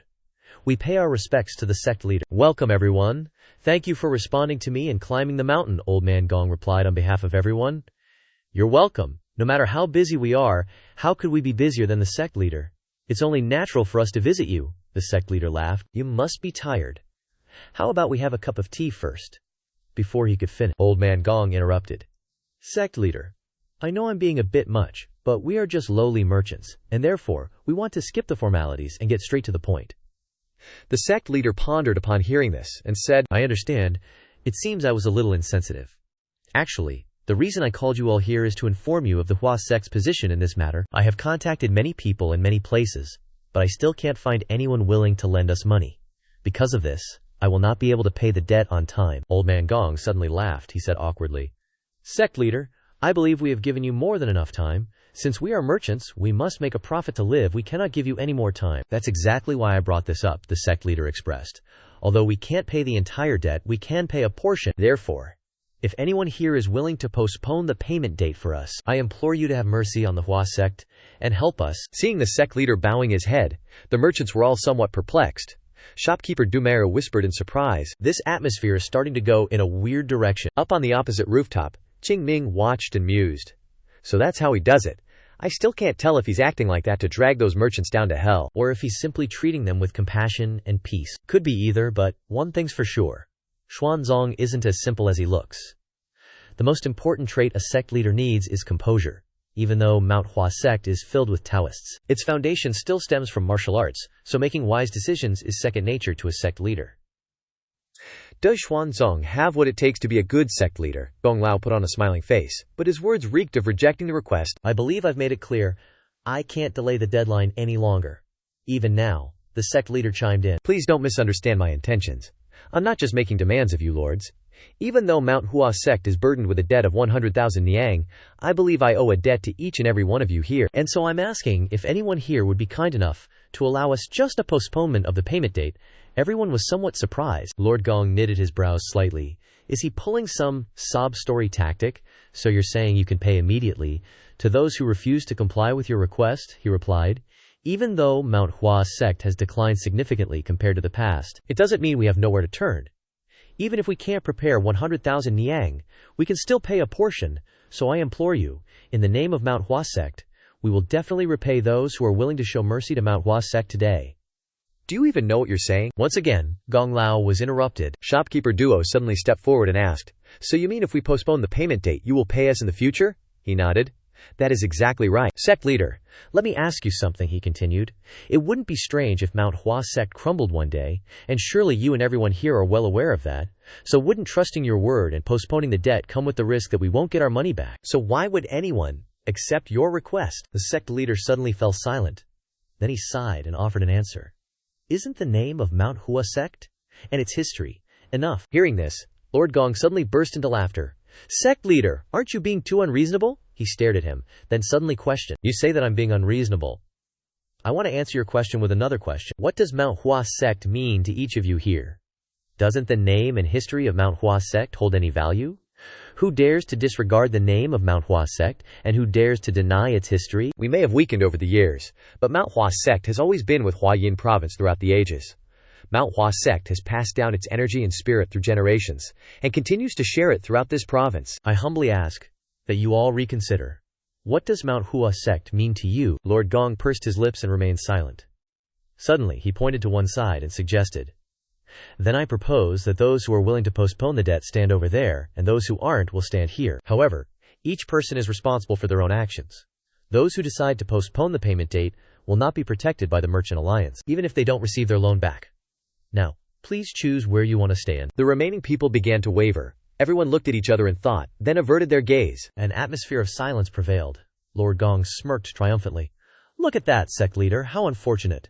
No one here is willing to postpone." Suddenly a tongue-clicking sound rang out in the crowd. Shopkeeper Duo suddenly walked in one direction, causing him to be extremely surprised. "Hey, Shopkeeper Duo, what do you think you're doing?" All eyes were on him.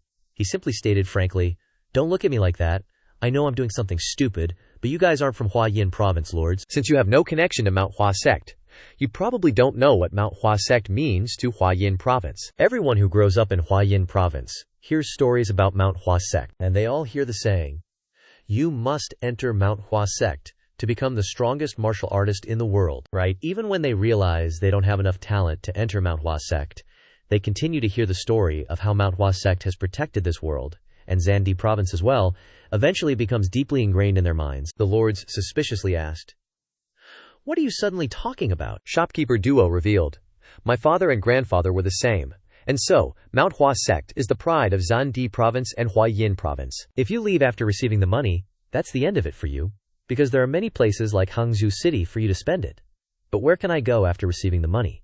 I've lived my whole life in Hua Yin Province." The big shots couldn't help but sneer. "So you're giving up that much money for such a lame reason? I bet you'll regret it." He didn't reply, just lowered his head thinking, "I was just hoping to get my money back and not have to work for the rest of my life. Never thought I'd say something like that after getting this far. Guess I'm soft. But I've made enough to live on." Shopkeeper Duo suddenly spoke after a moment of silence. "Even if I don't get the money back, I can just see it as a small regret for choosing not to take it. But if I let the Mount Hua Sect fall apart today, I'll regret it until my dying breath, even if I got all the money I couldn't spend in a lifetime. And I don't want to live a life like that." The big shot scoffed. He waved his hand dismissively. "Whatever. One guy deciding not to take advantage isn't going to change anything. Who says it's just one person?" A voice made him start. When he turned around, he saw 4 or 5 more people walking towards Shopkeeper Duo. The sect leader quietly looked at them. Then he nodded slightly, as if to say thank you, and said, "I'm glad there are still people who hold a meaningful connection to the Mount Hua Sect. Yunyan, bring it over here." "Yes, sect leader." He carried over a wooden chest filled with books. When they saw the titles, the big shots suddenly paled and backed away. "These are the account books of Hua Yin Province," the sect leader said. "The Mount Hua Sect has been kind to you and your ancestors for generations, but it seems you've betrayed us. Instead of repaying the favor." The big shots turned green and started sweating bullets. Right at this moment, the sect leader stomped his foot and declared, "Now, according to the account books, the Mount Hua Sect will take over your businesses, as well as all the wealth you've accumulated from them, down to the last penny. Those who don't step aside but stand still are going to have a big reaction. Disciple, what are you saying? Confiscate everything." "Ugh, that's right." The big shots looked at the account books in disbelief. "Sect leader, aren't you taking this a bit too far? I'm the sect leader of a sect. I really don't have time to joke with you. But, sect leader, how do we know if these books are real or fake?" The Mount Hua Sect leader asked back, "Are you accusing Mount Hua of making false accusations now?" "Of course not, but it's possible Mount Hua has been deceived by these books. If that's what you're saying, then Yunyan, quickly call Zaiqing Pavilion Master Xianling over here." "Yes, sect leader." After a while, Zaiqing Pavilion Master leisurely stroked his beard and walked over, saying, "The authenticity of the management books, eh? This is something that needs to be carefully considered." The merchant saw hope and agreed.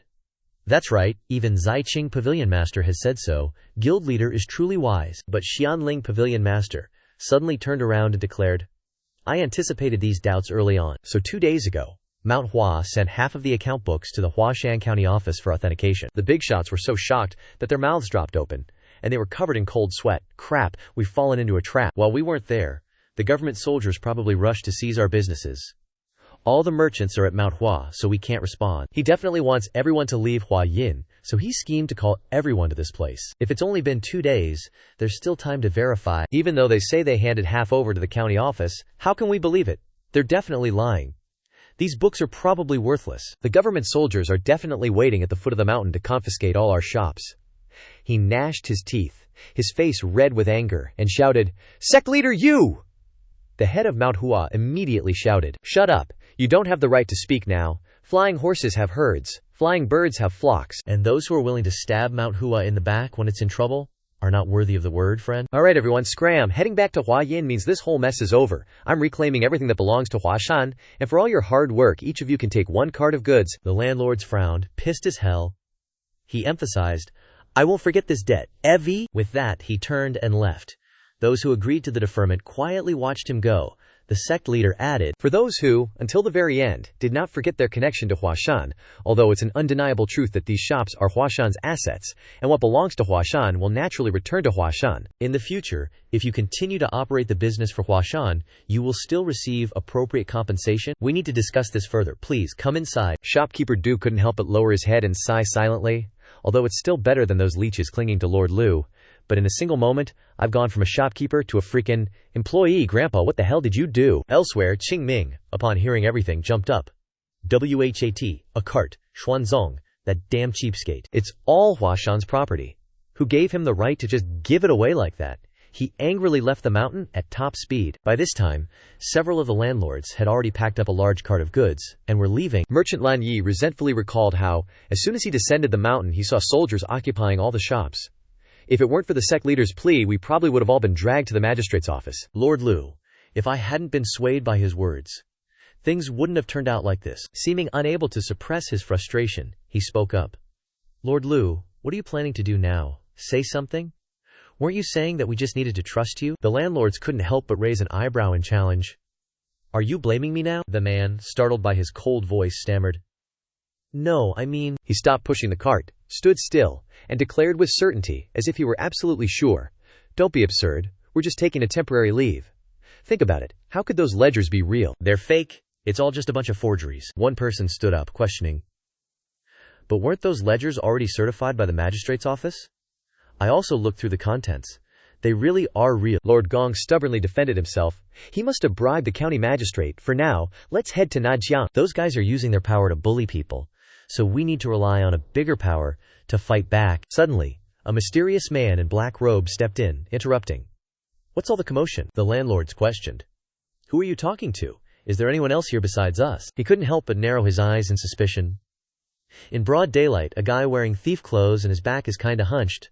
Old or young, I wonder. Thinking this, he waved his hand, saying, "It seems like you're after our property, but you should just go back. Don't waste your life here," Qing Ming repeated. "Your property?" He angrily shouted. "I'm not here to rob you. I'm just here to take back what's mine." The landlords narrowed their eyes, then suddenly burst out laughing. "Your property? Are you from Huashan? Great. I was already wanting to give you guys a beatdown back on Huashan." As soon as he finished speaking, a group of black-clad assassins emerged from the trees.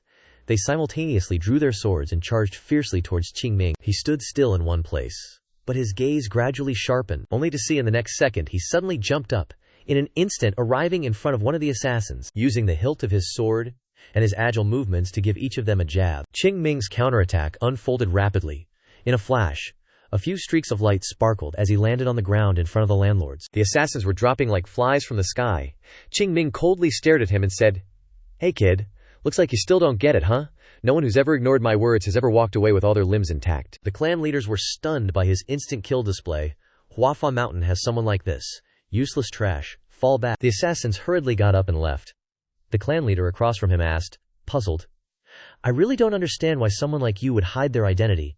But if Huakia Mountain had someone like you, it wouldn't have fallen into its current state. However, you've appeared at the wrong time. Today, you'll die by my hands. Consider it a message I'm sending to your sect leader. For someone like you to die by my hand, your sect leader must be heartbroken. Die." The clan leader gathered his cue, releasing a wave of pressure, then shot forward like an arrow. Qing Ming looked at the old geezer indifferently and said, "Knew it, you had to have something up your sleeve," giving off some shrewd innkeeper vibes. "Don't worry, I'll try to avoid hitting your mouth." The clan leader jumped, his hands full of inner force, while he just stood there, sword slung over his shoulder. "Gotta be able to flap your gums, right?" A loud explosion rang out, creating a white cloud of dust where the clan leader had attacked. Qing Ming quickly dodged, while he missed and slammed into the ground, cracking it. There's an iron rule for martial artists. Never let your guard down, never underestimate your opponent. A fierce tiger doesn't need to go all out when catching a rabbit, especially when facing someone who's defeated all your men. You absolutely can't afford to be careless, but I'm gonna have to fix that arrogant attitude of yours. He angrily gathered his inner force again and charged, his face twisted in a fierce expression. Qing Ming stood still, thinking that when he got close he would dodge again. But this time, he just stood there. With just a sword still in its sheath, he blocked his punch, making him tremble. He increased the force in his wrist. The clan leader felt a jolt and quickly pulled his hand back, causing his inner force to rebound, causing serious pain. He clutched his arm, his face contorted in pain, but still surprised. He blocked my straight punch. My inner force backfired. Qing Ming put his sword back on his shoulder and said, "You're too slow. We should probably stop here.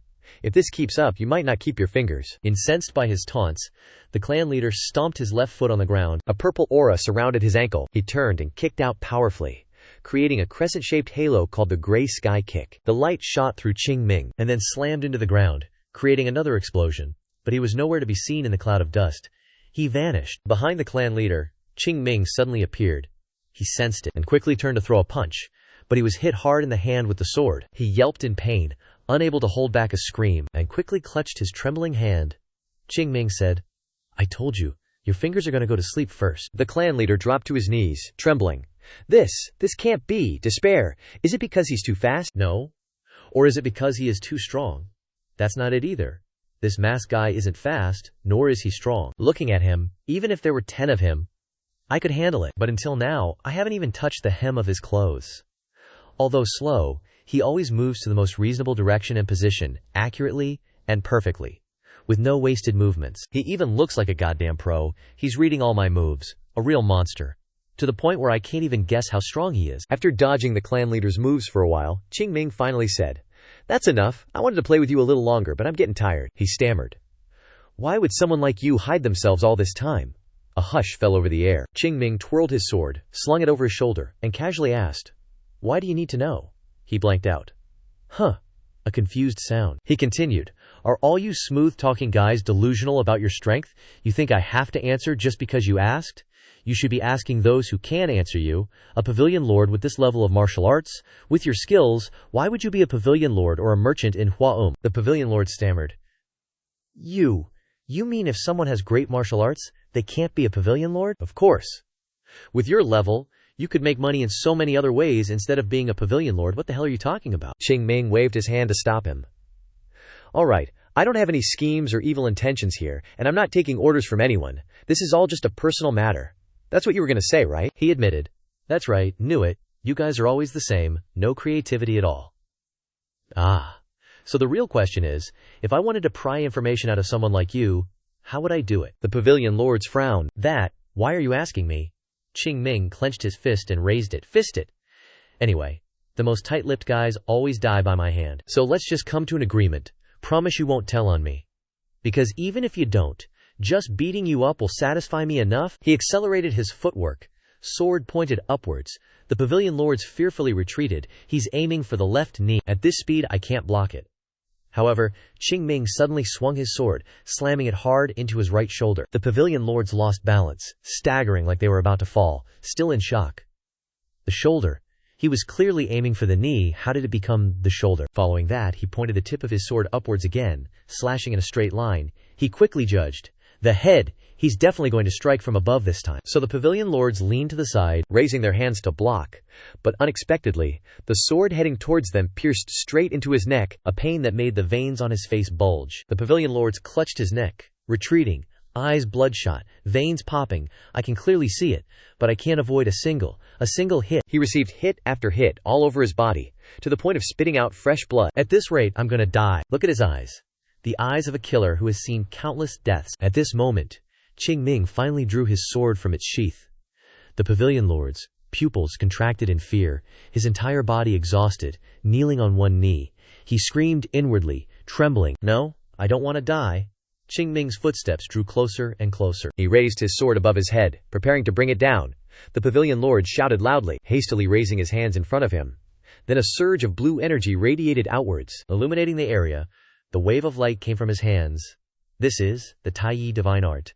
Qing Ming's icy voice rang out in anger. "You're from the Zhongnan sect? What a coincidence. Someone who is the pavilion lord in Hua and who is involved in the debt consignment of Huasan. also knows the martial art of Zhongnan sect. Did the Zhongnan sect send you here? The pavilion lords turned pale. Damn it, even if a knife was at my throat, I shouldn't have revealed the Taiyi divine art, especially when facing someone from Huasan. How could I make such a fatal mistake? It's all because I've been beaten so much that I'm not thinking straight anymore. He suddenly swung his sword from above, which caught me off guard. Otherwise, there's no way I would have used the Taiyi divine art. I really can't predict the schemes of this masked bastard. Qing Ming frowned and asked, "Why are you suddenly quiet?" Silence is golden, huh? That's not a bad choice either. He stood up, stretched, cracked his neck, loosened his muscles, and thought. The Zhongnan sect is not just any ordinary sect.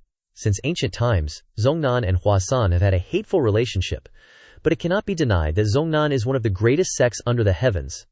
There's no way a sect like that would handle things so carelessly. The information I have is quite limited, and it's not even necessarily accurate information. Actually, as long as it's related to Zhongnan, then that's it.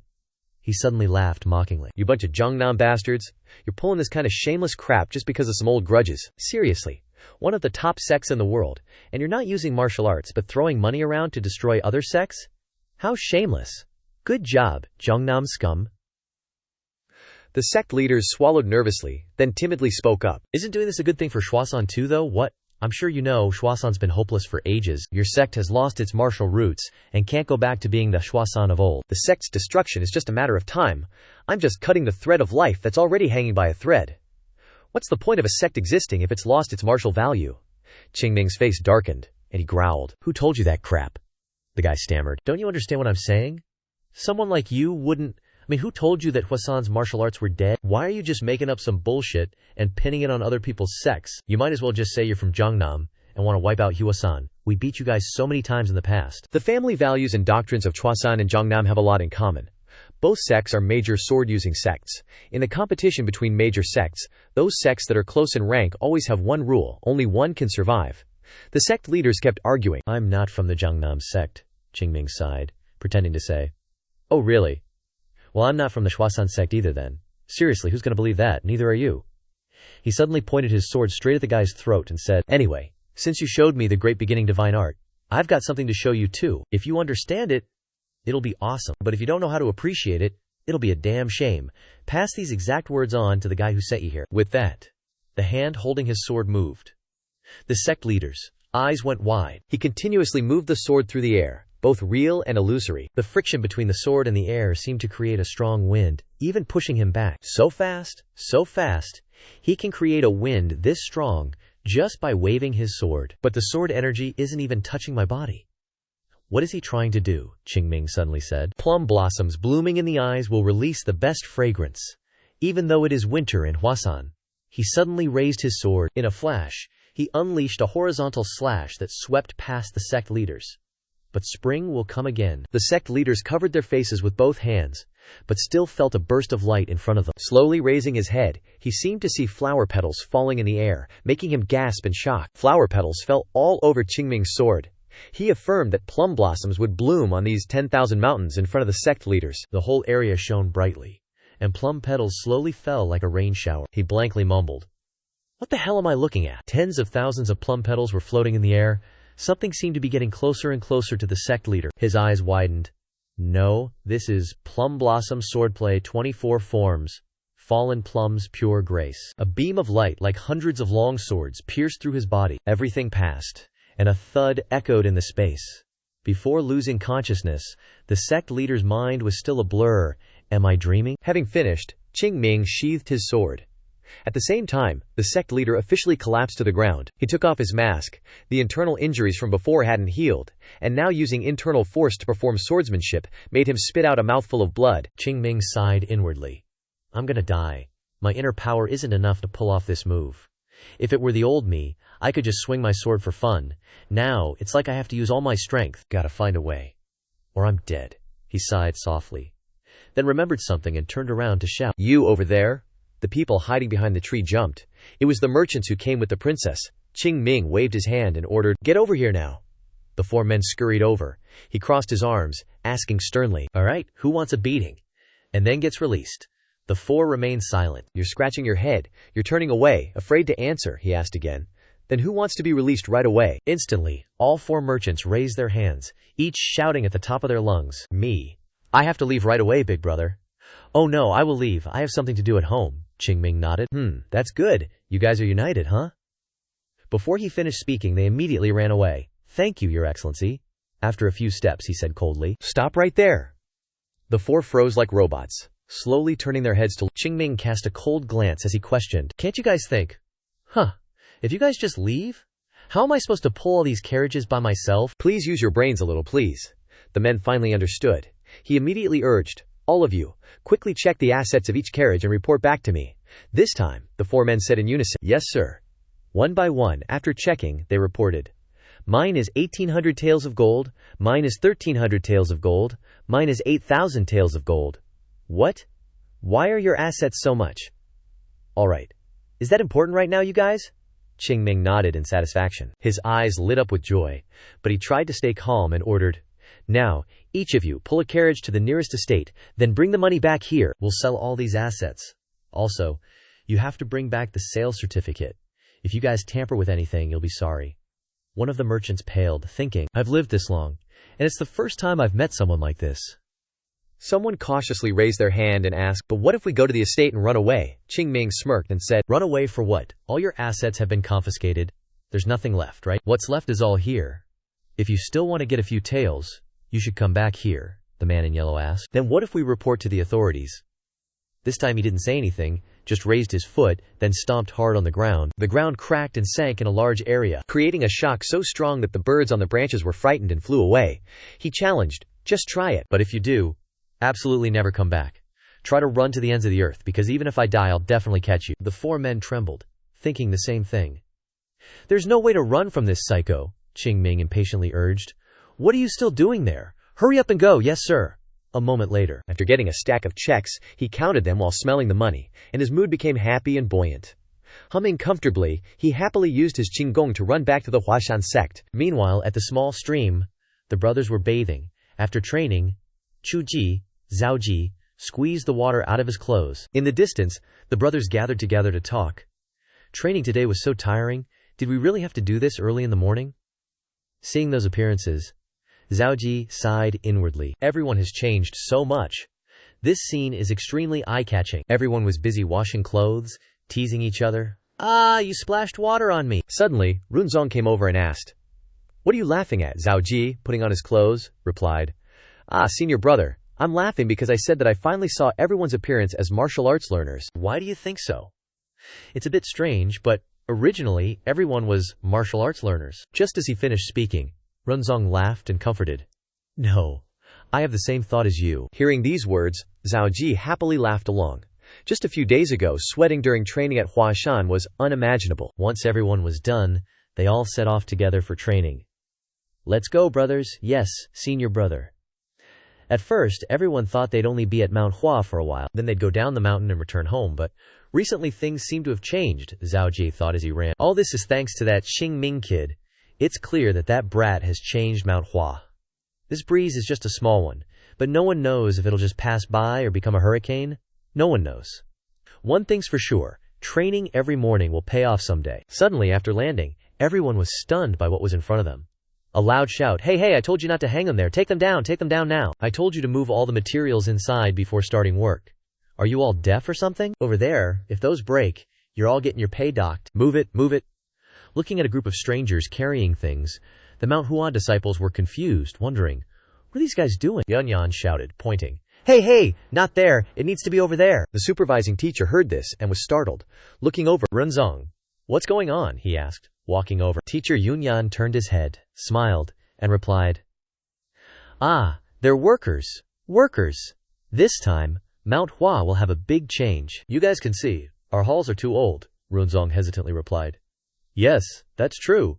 Then what are you standing there for? Hurry up and lend a hand. They're exhausted from bringing the materials all the way here, Yunyan shouted loudly. What are you gawking at? Get to work. Runzong and Zhaoji, though they didn't understand, quickly replied. Yes, he pointed. You lot, hurry up and go. Time flew by, and it was dinner time. When everyone arrived at the dining hall, they were all surprised. What's going on? Am I dreaming? Looks like barbecue to me, brothers. We're having meat for dinner? Unbelievable. One of them couldn't help but drool, and he burst into tears, shouting, Jackpot! We hit the jackpot! Everyone hugged each other, deeply moved. No more hesitation. Let's all enjoy the delicious food on the table. Qing Ming, the change that kid brought is happening faster than I thought. That night, after finishing dinner, Zhao Ji and Runzong returned to the dorm. They walked and exclaimed, "It's true that anything can happen in this world. Totally! Suddenly the halls are being renovated. And there's even meat for dinner. And we even got 2 new sets of uniforms each. I can still taste the meat in my mouth." "That's right." Suddenly, Runzong pondered something. Zhao Ji asked, "What are you thinking about, brother?" He replied, "Having money really is good. I gotta admit, money comes and goes so fast even the underworld probably wouldn't see it coming. Those guys becoming poor is also a good thing. Otherwise, there's no other way." This is the first time I've seen supervising teacher Yunyan smile so brightly. "Before, I thought he was someone who didn't know how to smile," Zhao Ji asked. "Senior brother, what will happen now? You saw it too. Mount Hua is changing quickly, so we have to be determined too." Hearing this, he looked at the 2 sets of clothes in his hand, wondering. Determined to follow that change, Runzong laughed and said, "I'm not talking about money, didn't you see? That pile of secret manuals is extremely valuable." "Yeah, I saw it." Remembering Qing Ming haughtily shouting, "Oh my god, what did I just do? Why is this box and pile of gold here?" Zhao Ji burst out laughing and exclaimed, "That kid's acting is so bad there's no way he doesn't know what he's doing." Runzong shrugged. "Who knows, but one thing's for sure, Mount Hua is changing. Whether we want to or not, we can't avoid this sudden gust of change, so we need to prepare an iron will. We can't let that kid's efforts go to waste. Don't worry too much, Marshal brother. It's me, Zhao Ji." "Yeah, I trust you." Zhao Ji asked curiously, "But where did that Qing Ming guy disappear to? Haven't seen him since morning." Runzong explained, "You don't know. The sect leader summoned him today. He's probably still in the master's hall." Why did the sect leader call for him? Meanwhile, in the sect leader's room, he calmly said to Qing Ming, "Those who have contributed deserve to be rewarded, of course. Mount Hua will reward you, which is why I summoned you here." "A reward? Is that so? Do you have any desires?" "Saying you don't feel bad leaving behind that pile of assets would definitely be a lie. If you need money, just say so, and I will give you a fair share." Qing Ming pondered for a moment and replied, "I don't need those things, sect leader." The sect leader asked, bewildered, "What?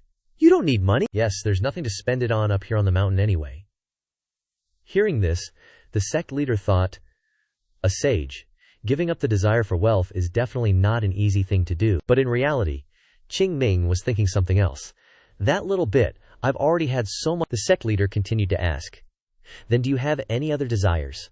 I can make an exception, and let you learn the martial arts that you are not yet allowed to learn." Qing Ming replied, "I don't need that either." "You don't want that either. Martial arts mean nothing to you." "Ah, that's not it. Martial arts should be practiced in a systematic order, and I don't think it's a good idea to practice them ahead of time." "That's right, you're absolutely right." He cursed inwardly. "Damn it, I'm the one who's supposed to be teaching you martial arts, sect leader. There are still so many martial arts I need to teach you. How can I pretend naturally? Why am I even worrying about this? What I need, what can Mount Hua possibly do for me?" Suddenly he blurted out, "Ah!" causing the sect leader to smile as he watched him. "Whenever I want to go down to Hua Yin, please grant me permission." He thought to himself, "I have to get freedom first. I have to expand my range of movement to take care of the important things." The sect leader wondered. "Hua Yin?" Qing Ming explained further. "Yes, for training, it's not just martial arts. Contact with the wide world out there is also extremely important, isn't it, Master? I understand what you mean, but this is against the rules of Mount Hua. Although you have contributed, if we do that, others will become dissatisfied. That won't do." Hearing these words, Qing Ming sighed inwardly. So strict, he continued to ask, "Don't you want anything else?" He thought, "If Hua Yin doesn't work, what else is there?" He raised his hand and scratched his head, trying to think of something. Qing Ming expressed, "Sect leader, you can see it too. My physical condition isn't very good." He looked at him and said, "Yeah, now that you mention it, that's true. I heard that if you drink spirit pills, you can restore your original energy." "I've heard of that, so what you want is, can you give me those spirit pills to drink?" "Spirit pills?" "The spirit pills that can help make the body stronger." Hearing this, the sect leader and everyone else simultaneously looked at him. Qing Ming eagerly waited for an answer. The sect leader calmly took a sip of tea, placed the teacup on the table, and said slowly, "As the sect leader of Mount Hua, I declare that from now on, disciple Qing Ming is allowed to go down to Hua Yin without needing permission from anyone else." Hearing these words, everyone present respectfully bowed their heads and replied, "Yeah. But Qing Ming, you absolutely cannot leave Hua Yin. Master just told you not to. If you cause trouble in Hua Yin, you're going to be in big trouble. Go back." He was kicked out, but still tried to ask, "Sect leader, what about the elixir?" The sect leader then kicked Qing out of the room. He thought angrily to himself, "No way. Give me the spirit pill. That old man is going to die." The sect leader muttered, "What elixir? I don't have any." That guy. As soon as Qing Ming was chased away, the sect leader immediately closed the door. He turned around and asked the disciples, "What do you guys think of him?" Yun Yan spoke up. "He has a strong Taoist aura, so you notice too. He's young but very clever and quick-witted. Although his behavior is a bit immature, it's understandable considering his age." That's right, and when talking to Qing Ming, I didn't feel like I was talking to a little kid at all. Not because of the way he speaks, but because Qing Ming doesn't have the childishness you'd expect from a kid. How should I put it? The kid exudes the aura of a Taoist. He's only this young, but he already has the temperament of a Taoist. If I don't use the word Taoist aura, I can't fully describe it. The Xuanzang sect leader turned and asked, "What do you think, Xuanshang?" The Xuanshang elder scratched his head and replied, "Sect leader, you know I'm not good at judging people. Come on, at least you should have some feeling." He thought for a moment and then replied, "That child is not childish at all. That's what I feel." Yunyan heard this and thought to himself, "So, it's not just me who thinks so. I know that look is common in children who are deep thinkers, or those who have to grow up in hardship. But just because he's more mature than his peers doesn't mean he's like an adult. It's not that he's maturing early, but he really talks and acts like an adult. Sometimes I even think he's like an old man." "You mean he's got a dark heart?" However, at this point, everyone fell into thoughtful silence. Sect leader Xuanzong replied, I understand what you're thinking, but it doesn't mean much right now. You see, he's still just a child." "Yes, sect leader. We are not people who take advantage of others, but people who teach and guide them. If that person is talented, we will help them develop their talents, and if they have problems, we will help them correct them and guide them to become good people." Yunyan and Xuanshang nodded in agreement.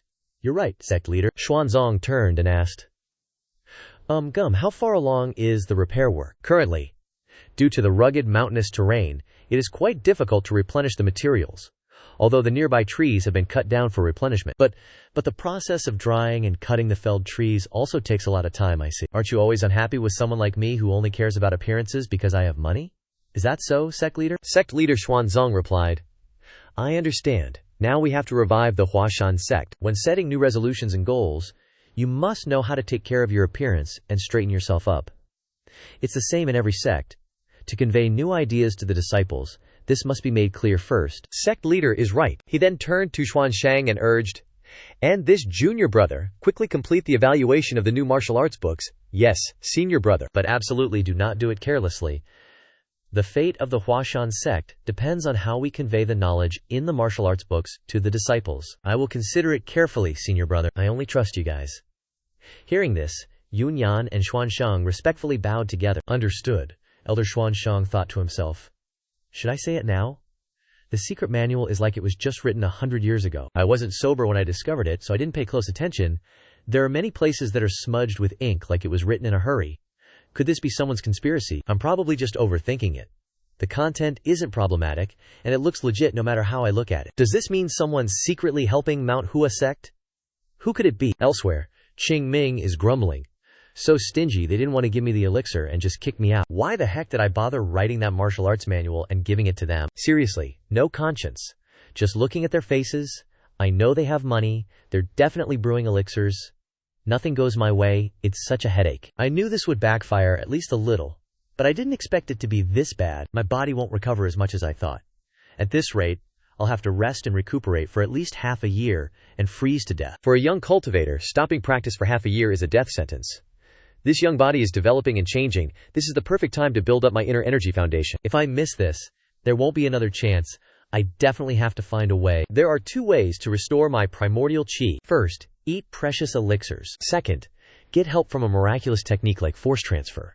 But I can't just find someone who knows force transfer right away. I messed it up back then by adding something to the elixir that made it roll down. And then I ate plum blossoms to sober up, which ruined the elixir's effect.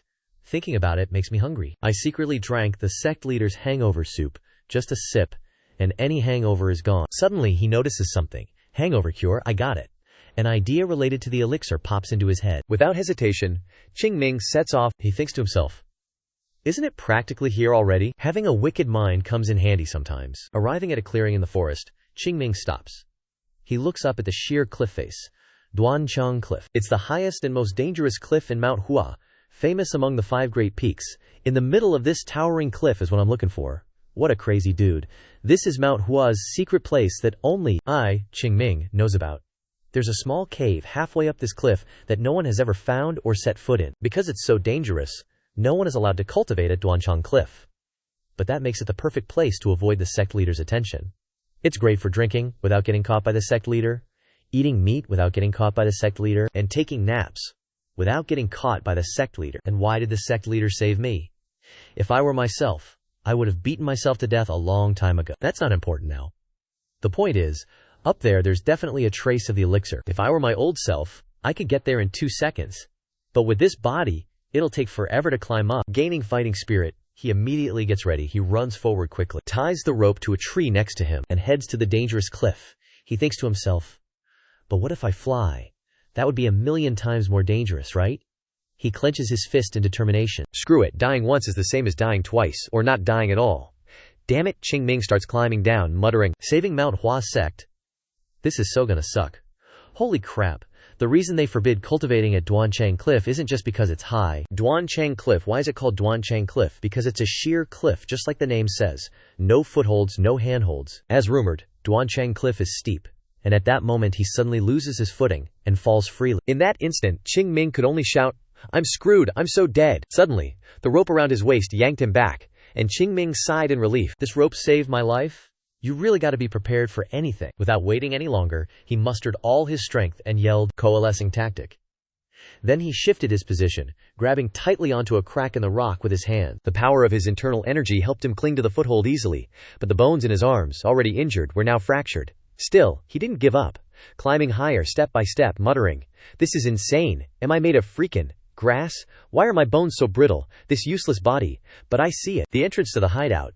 I only estimated the length of the rope I prepared, but it's almost long enough to reach the entrance. First, gotta grab onto the opposite cliff face.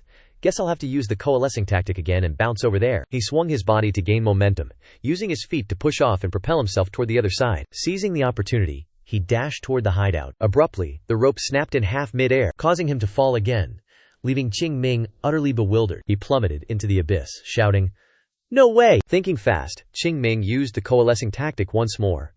But due to the excessive force, the bones in his arms cracked further, and he groaned in pain. No, please, this is just great. He fell once more, landing on his back on the ground right before he was about to fall into the abyss. Suddenly, the rope got caught in a small crevice, thus, just in time, preventing him from falling and helping him hold on right at the cave's entrance. Qing Ming dangled in midair. Then, he tried his best to crawl back onto the ground. Reaching safety, Qing Ming angrily cursed, that crazy Plum Blossom Sword Saint. What the heck was he thinking? Building a hideout here? Did he get senile from training on the mountain for too long, or what? Seriously. But whatever, I gotta get back into that cave, almost lost my life there. After safely entering the cave, he immediately went deeper inside. He pulled down the cover, revealing a scene. The place was arranged like a room, with a luminous pearl shining above. He chuckled, wondering, a Noctilucous jade is stuck here. This Plum Blossom Sword Saint really doesn't know how to be careful. I wonder how much that's worth. Oh, I gotta have that, don't I? I keep forgetting. He walked over to a large chest, and Qing Ming opened it to take a look. Inside was a small chest and 2 jars of liquor. Seeing it, he exclaimed inwardly, there it is. He definitely hid the Plum Blossom elixir here. This stuff will be really helpful in restoring my body. After opening the lid of the box, a beam of light radiated from within, astonishing Qing Ming. As soon as the lid was opened, the fragrance of flowers filled the air, as if plum blossoms were blooming everywhere around. Seeing this, Qing Ming cheered happily. Snow Plum Elixir. He even hid Snow Plum Elixir, which is several times more expensive than Plum Blossom Elixir, here. Moreover, the stuff piled up like the base material is Plum Blossom Elixir. This is seriously good stuff. Don't be too upset, successor sect leader Qing Ming then sat down cross-legged. I need to completely recover first. Meanwhile, if I could increase my inner strength a little, that'd be great. No, I can only stall for a breath. Gotta swallow the snow plum pill whole. The snow plum pill slowly went down and immediately dissolved in my body. I didn't even get to chew it before it melted, and its pure fragrance spread throughout my body. But I don't have time to savor the scent. Gotta focus. First, I can't let the essence of the snow plum pill that's spreading throughout my body escape. The medicinal power starts spreading. Qing Ming grits his teeth with all his might. Both hands clench tighter and tighter, and things gradually start to stabilize. He thinks to himself, but like this, I won't be able to use Heavenly True Kuai to recover because it's not pure. Even though the Snow Plum Pill is Hua Shan's famous elixir, when it enters my dantian, there are still too many impure elements that need to be filtered out. The only way is to get rid of most of the essences. I need to go the long way to build a perfect and solid foundation, right? This choice isn't easy, and rushing it could destroy it. Eliminate all the essence, and leave only the purest part, only a few fragments left. What a waste. Seriously, after completing the purification process, only a few fragments of essence remain. Gotta drag every single one of those fragments into my dantian, to the deepest part of the dantian, all the way to where the innate true Qi is stored. The internal injuries are quickly healed by the medicinal power of the pill, until they are completely restored. Immediately afterwards, power erupted from the dark cave. A blue light radiated out, even spreading throughout the small cave. The moon pearl was also affected by it, and rolled around on the ground. Qing Ming is still highly focused on sensing the essence of the snow plum pill, his body floating in mid-air. While his meridians feel like they're being unblocked, even though his whole body aches, he grits his teeth and endures it. After a long while, he suddenly opens his eyes wide, his whole body glowing from the inside, and lets out a roar. In the night, Qing Ming looks up. His power has been significantly increased. His hand trembles, then suddenly clenches tightly. At this moment, the blue light gradually weakens. Then he opens his eyes wide, full of vigor. He thinks to himself, the broken bones and injuries were all healed in an instant. I even feel more flexible than before. Qi and blood are clearly circulating perfectly in such an immature body. The effects of the spiritual pill are more effective than I thought. I didn't expect it to be this good. Even the herbal essences are flowing all over my body. The major acupoints and veins are also expanding. Why is my heart beating so fast? A stream of Qi flows backwards from the lower dantian, flowing through the middle dantian just like a huge wave. I can't control it. If it flows through the upper dantian as well, I'll suffer Qi deviation and go insane. Gotta stop the flow of Qi and blood, Qing Ming. He puts his hand on his chest, painfully squeezing it tightly. Inside him, it seems like some kind of energy exists. So, are you a Taoist or a martial artist? A voice speaks. He recognizes whose voice it is. Sect leader, that senior brother once said. Martial artists must know how to control and suppress it. Those who cultivate the Tao will ignore it. You, where is the order of the world placed, and how do you solve it? If you want to block water with a dam, you have to let the water flow through the dam. Ignore it, just let it go. Then everything will operate in its proper order. Humans are also nature. In this vast and boundless natural world, how can it not include humans? So just let it go. Hearing these words in his vague, remaining consciousness, Qing Ming gradually relaxes his body. He feels like he is standing on calm water. A surprised look appears on his face. Before him was a massive, cracked wall. Qing Ming, he blurted out in confusion. This is the upper dantian. He slowly walked forward, his instinct screaming at him. This fractured wall before him was the entrance to the upper dantian. Just how hollow has my body become? Qing Ming reached out and touched the wall, sighing. I can feel the intense vibrations leaking out. Sooner or later, this torrent of Qi and blood will shatter the upper dantian. This is way more dangerous than I thought. If the wall doesn't open, it'll collapse. But if it does open, I'll be swept away. So what's the play here? Suddenly, a voice echoed in his mind. To dam the flood, you must let the water flow over the levee. Remembering those words, he thought back to the speaker. Just let it flow. The more you try to stop it, the more it will overflow. I can only let it be. Qing Ming gently touched the wall. Suddenly, a strange phenomenon occurred. The wall glowed and vanished. I got through thanks to those nagging words. He silently looked up above. It took 100 years to grasp this truth. After the wall disappeared, a raging torrent of energy poured in. Suddenly, a bolt of lightning flashed, piercing Qing Ming's head, causing him to wince in pain. Soon, he returned to reality in the cave. Not realizing he was floating, he immediately fell onto the mat when he woke up. Rubbing his back, he wondered, what was that? Was I floating? He sensed a change and carefully looked at his hands. All the meridians in my body have been opened. This fragile body actually endured all that. A slight misstep, and I could have been paralyzed, or even died. If it weren't for my head disciple's warning, I'd be in deep SHT. But the price to pay is crystal clear. Then, he stood up and started moving his limbs. The innate true Qi is restored. The narrow meridians are unblocked.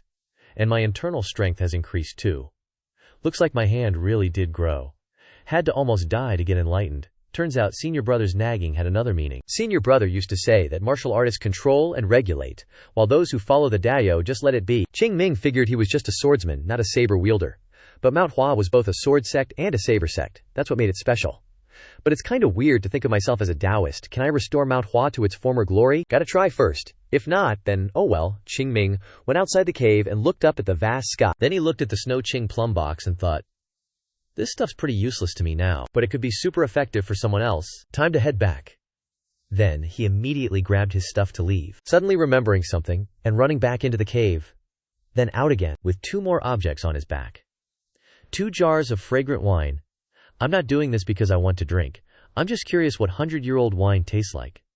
This small cave holds all the old features of Mount Hua that has been completely renewed. So being in this cave brings back the past. I miss it a lot. I really miss it. I miss the warm smile of my senior brother. He told himself, I'll come here from time to time. Then, he immediately jumped down. It was difficult to climb up before, but now it's extremely easy.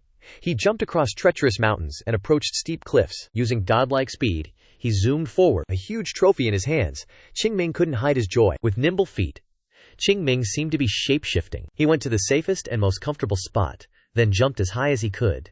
He gleefully glanced back down, landing successfully on top of the massive mountain. He brushed off the dust from his body. His body felt as light as a feather. Not bad at all.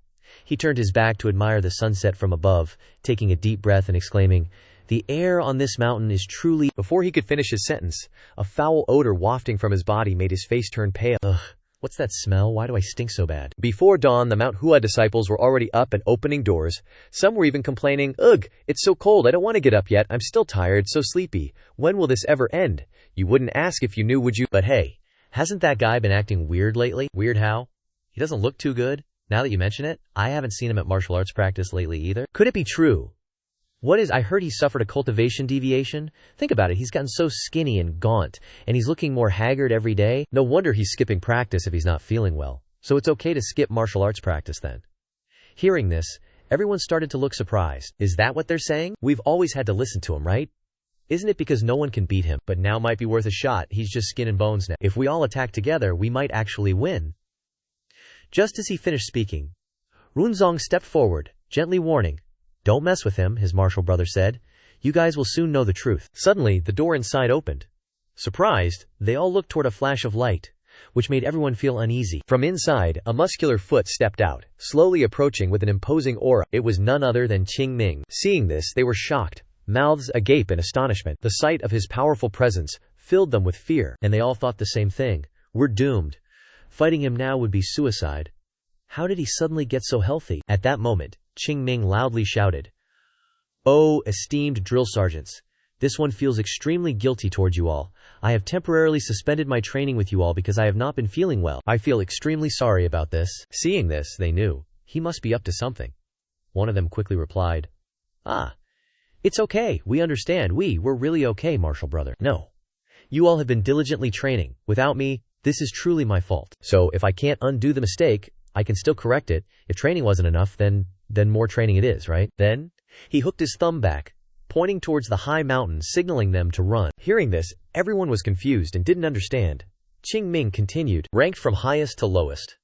Half of the people who come back late will have to run it again, run to the peak of Lotus Peak and back. Before they could even ask, Runzong had already zipped past, followed by martial brother Zhao Ji. Why are they running so fast? The remaining people blankly called out, Senior brothers. Following that, the others also started running. Hey, run. Hurry up. If you're late, you have to run again. Everyone run. Just like that, they ran with all their might. Qing Ming, staying behind, muttered, Dare to betray me behind my back, sneaky bastards. But still, I'm satisfied that they want to rebel like this. There's a limit to how obediently one can listen. But before showing dissatisfaction, the worst thing is not having enough ability for an unknown person to have a voice. The most necessary thing is ability. And the second most necessary thing is also ability. That ability I will help you guys get. Throughout the 1,000-year history of the martial world, countless top martial artists have achieved that title with their own strength. But if only one person is good in a sect, it can't make that sect famous everywhere. That is, if you want the sect to restore its reputation, all disciples must be strong. He looked up at everyone, lost in thought, and told himself, We will stand at an even higher position than before. Hua Sect, he shouted loudly from behind. Those who come in last will skip dinner. Hearing this, everyone angrily cursed. That demon. After struggling to climb the mountain, everyone returned with exhausted bodies, lying sprawled out on the ground, panting. Zhao Ji was no exception. He was breathing heavily through his mouth and nose. Runzong was struggling to stand up on his legs, gasping for air. Zhao Ji wondered to himself. He ran like crazy, yet he can still stand. I understand why the senior brother is the senior brother now. The problem isn't strength but a steadfast will. Suddenly Qing Ming appeared, speaking so lightly. In his hands were 2 large rocks, and even his back, biceps and calves were carrying rocks. He loudly called out, Hey, those who have finished running, bring me the sandbags. What's this? Why are you all lying down? At this time the group had already fainted. Seeing this, Qing Ming mocked them. You ran for so little and you're all collapsing like this. This made Zhao Ji exclaim, that monster.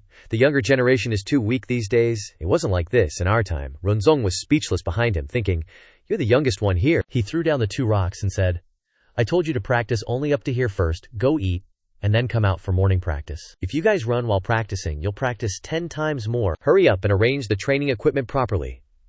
Hearing these words, they were furious, only daring to curse inwardly. Jerk. After that, everyone dragged their bodies to the dining table. Seeing that his junior brother looked different, Runzong asked, Why aren't you eating? He said dejectedly. I'm afraid I'll throw up if I eat. Another person stammered. Senior brother, the thing is our training intensity a bit unreasonable? Hearing this, Runzong pondered, his hands trembling as he held his chopsticks. Another junior brother continued, That's right, senior brother. We're training too much. If we keep training like this, surely we're shaking so much that we can't even eat. Senior brother, can't you choose your words better? Senior brother, save us, senior brother. At this time, Runzong turned to Zhao Ji and asked, Hey, what do you think? Immediately, all eyes turned to him, Zhao Ji expressed. It's getting heavier and heavier, but it's not to the point where our bodies can't handle it, right? The bigger the cow, the stronger it is, but people aren't the same. But no, we can't let Qing Ming know about this, so it's better to endure it for now. If it doesn't change after a while, then do as I say. Runzong nodded, then said a reassuring sentence to everyone. All right. I won't be able to hold back by then. After finishing his meal, Zhao Ji flopped back onto his bed. He closed his eyes and took a long, deep breath. Recalling the past few days, he thought, Wake up, then train. At this rate, my body's going to explode. I thought I could handle any amount of tough training, but will I really be able to keep enduring it? Suddenly, a voice kept calling out in his subconscious. Shixiang, wake up, Shixiang. He slowly opened his eyes, seeing Qing Ming signaling him. Shh, I had such a hard time finding you, so I'm giving you this. Giving it to me. Zhao Ji curiously looked at Qing Ming's hand and asked, What is it? When his palm opened, a red light appeared. He exclaimed in surprise. This is a spirit pill. You have something this precious, and you're not eating it, Qing Ming calmly replied. Shixiang needs it. Keep it a secret from everyone. Zhao Ji covered his face, deeply moved. You, he urged, eat it first. I still have more to help you. He took it and put it in his mouth, tears welling up in his eyes, thinking to himself, I'm so ashamed, I even thought he was an evil demon. After Zhao Ji swallowed the pill, Qing Ming placed his hand on his back, starting to circulate his energy. He chuckled to himself. Giving something to someone who's thirsty, they're sure to be grateful. My dear Shixiangs, I'll definitely put on a show for you guys. Night had fallen, and everyone was asleep. Early the next morning, everyone was diligently training again, practicing their swords with fiery enthusiasm. Even Yunjian could see that something was different. He thought to himself, The kids' swordplay is much more stable. Although the sword form is still the same, the sharpness and stability in each strike is completely different, and their footwork is much stronger. Yunjian was intently observing his disciples and assessing them. The upper body is also stable, so the weight is evenly distributed to the tip of the sword. They've improved this much in such a short amount of time. Recalling Qing Ming's words, Shishu, you just need to observe for a month, and I'll show you the results, Yunjian exclaimed. Could it be the result of that early morning training? He looked at the kids practicing their swords, and also at Qing Ming among them, wondering to himself, how long has it been since I've seen the courageous spirit shining from the kids' eyes? After the kids finished training, Yunjian managed and adjusted their state. He said, Excellent! The tip of all of your swords are very agile. I'm very pleased to see you training so diligently and enthusiastically. So, as long as you maintain your current form, you're all allowed to skip the previous steps and learn the Taiyi enchanting sword directly. Hearing this, everyone happily and excitedly shouted, We're going to learn the Taiyi enchanting sword.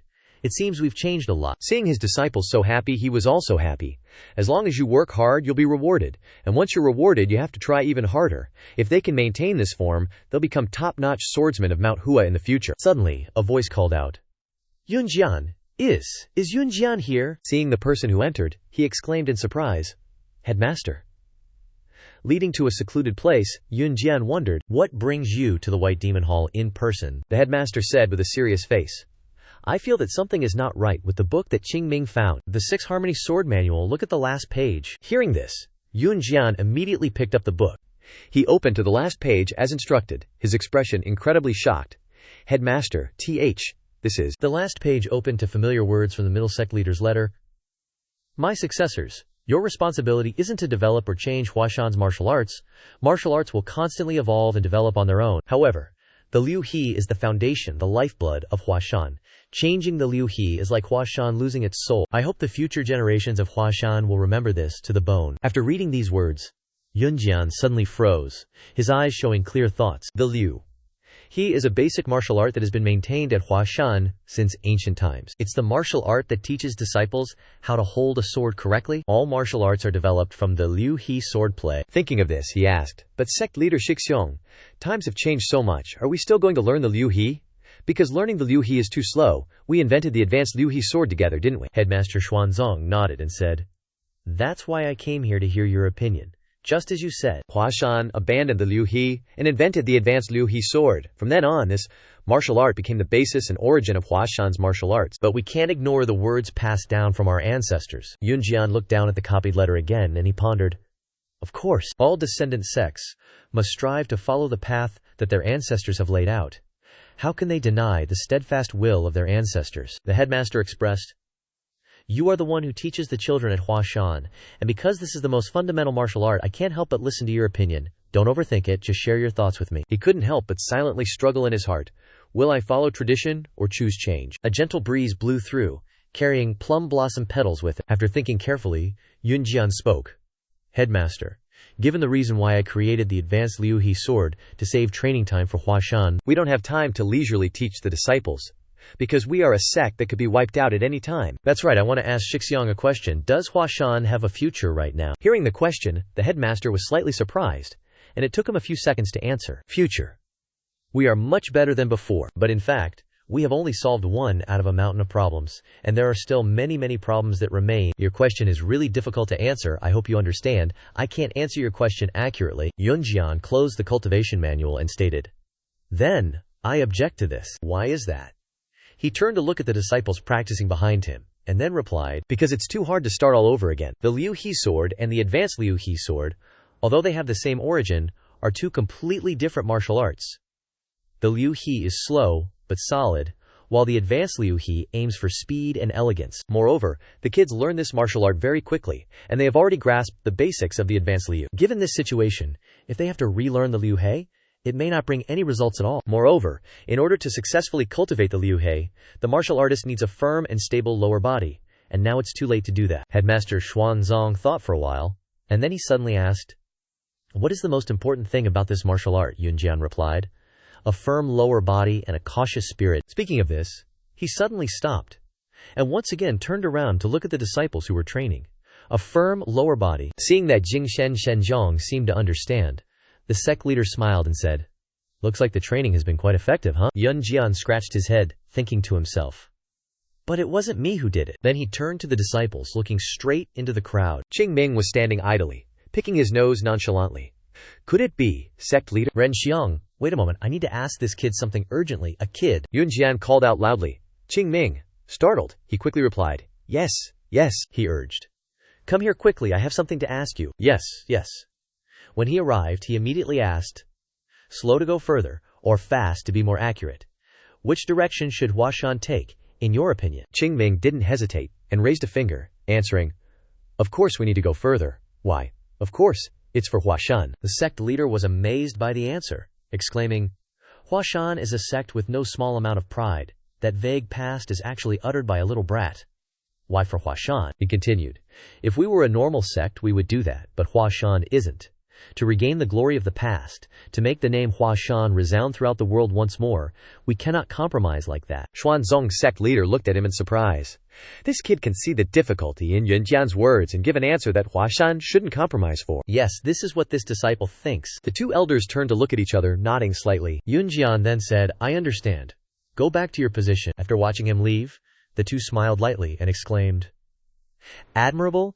Indeed, it's unbelievable that we heard those words from a child's mouth. For Huashan, I can't believe a child could say such things either.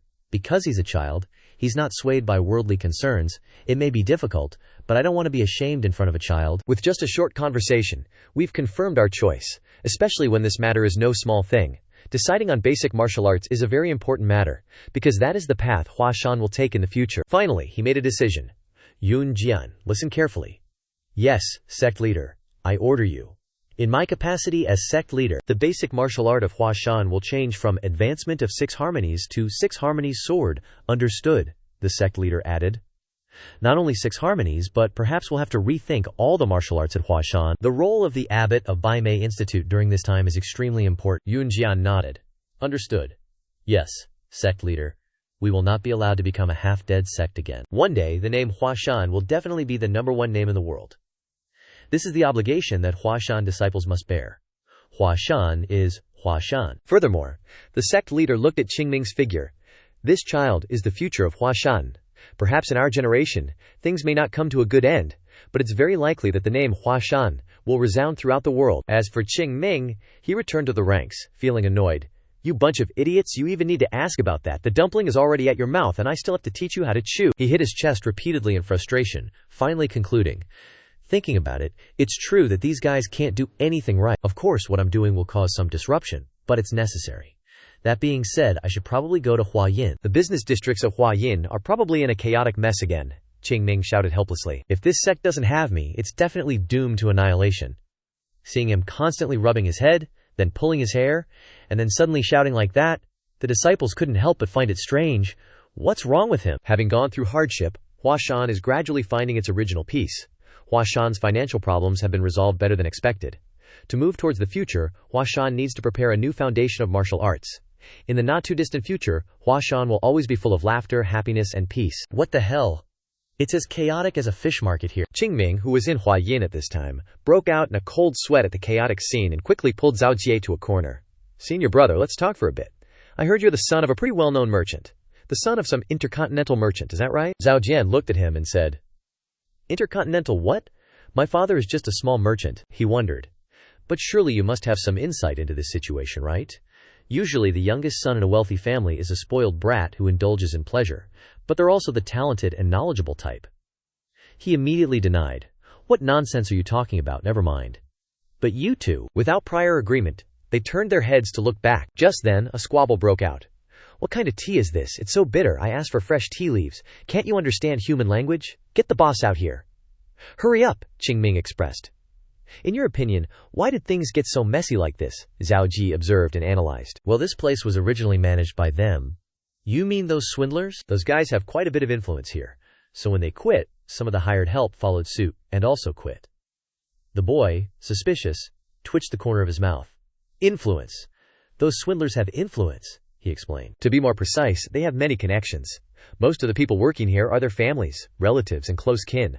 You'd see it right away if you paid a little attention. Qing Ming imagined the family tree in his mind and couldn't help but exclaim, seriously, they brought the whole clan to work. So in short, the staff is the problem, Zhao Ji continued. That's just a small factor. There's more. He glanced slightly at him, hesitating before speaking. It's the Huashan elders. They are all people with no business acumen. That is the biggest problem, Qing Ming concluded. So that means Huashan currently has no capacity to handle this business. What a waste of good resources. On the other side, the two Huashan disciples were still arguing. I told you again and again it was fermented tea, senior brother, fermented tea. What am I supposed to do now that you've brought this back? How should I know? Why are you shouting at me? I've never tasted such expensive tea since I was a child. How could I tell the difference? What am I supposed to do now? Nobody drinks this kind of tea. Looking at the scene, Zhao Ji said again. Operating a business isn't simple. You have to carefully select everything from raw materials to the staff. They are too clueless about selecting raw materials. And their accounting for income and expenses is also too poor. Using cheap ingredients will gradually cause us to lose customers. If we can't find proper merchants, they will just slack off behind our backs and no one will bother to work hard, Qing Ming expressed. But we can start learning now. The boy had to give him an example to understand. Think about it. If you make an old uncle start learning martial arts, will he do it? Of course not. Not only that, the thing we lack the most is talent. The staff are ignorant employees who know nothing about the current state of affairs and only rely on manual labor, doing whatever they're told. Hearing this, Qing Ming also thought of the scenario of them bragging about and showing him the money. He sighed. Then we'll only have gruel to slurp, Zhao Jie followed up. It's worse than that. If it continues like this, there won't even be a bone left to gnaw on. We made a mistake right from the start. Qing Ming remained silent. He looked up at the sky, thinking of the image of his senior brother from before. Sect leader, senior brother, only now do I realize your greatness. When you were here, the business flowed easily, like taking a damn piece of cake. Just sitting around complaining like this will only make us die faster. He took a deep breath, made up his mind, and then turned to ask, so what's the solution then? Zhao Ji jumped up to answer. How should I know? Haven't you understood the problem after listening to all this? If I had the capacity to solve this mess, I would have inherited my family's business and been sitting on a mountain of money. In this situation, even my father couldn't save it. Is the situation that serious? I don't know either. To operate a big commercial area like this, we need a merchant with deep knowledge of goods and trade, but Huaishan doesn't have such a person. If Grandmaster Huang were still here, the situation would definitely be different. Qing Ming heard the name and was immediately curious. Grandmaster Huang. What kind of person is he? Zhao Ji said. He is a great merchant. A great merchant. He is one of the biggest merchants operating on the West Island, a person with a deep understanding of trade goods in both Shanghai, the western regions, and Yunnan. Before, he was a backer of Huashan. There's even a famous story about it. If we had his help, Huashan would definitely escape this situation, the boy wondered. A backer of Huashan? But what would he see in this place to invest in? We're still here. Zhao Ji was too annoyed to continue speaking. He irritably turned his head away. Qing Ming innocently bent the broom handle in his hand. What's wrong with your face? Ah, it's nothing. I don't know if he would pay attention to us, but it's not just Huashan. I heard he has backed many places. That's why I believe if he were here, things would be resolved.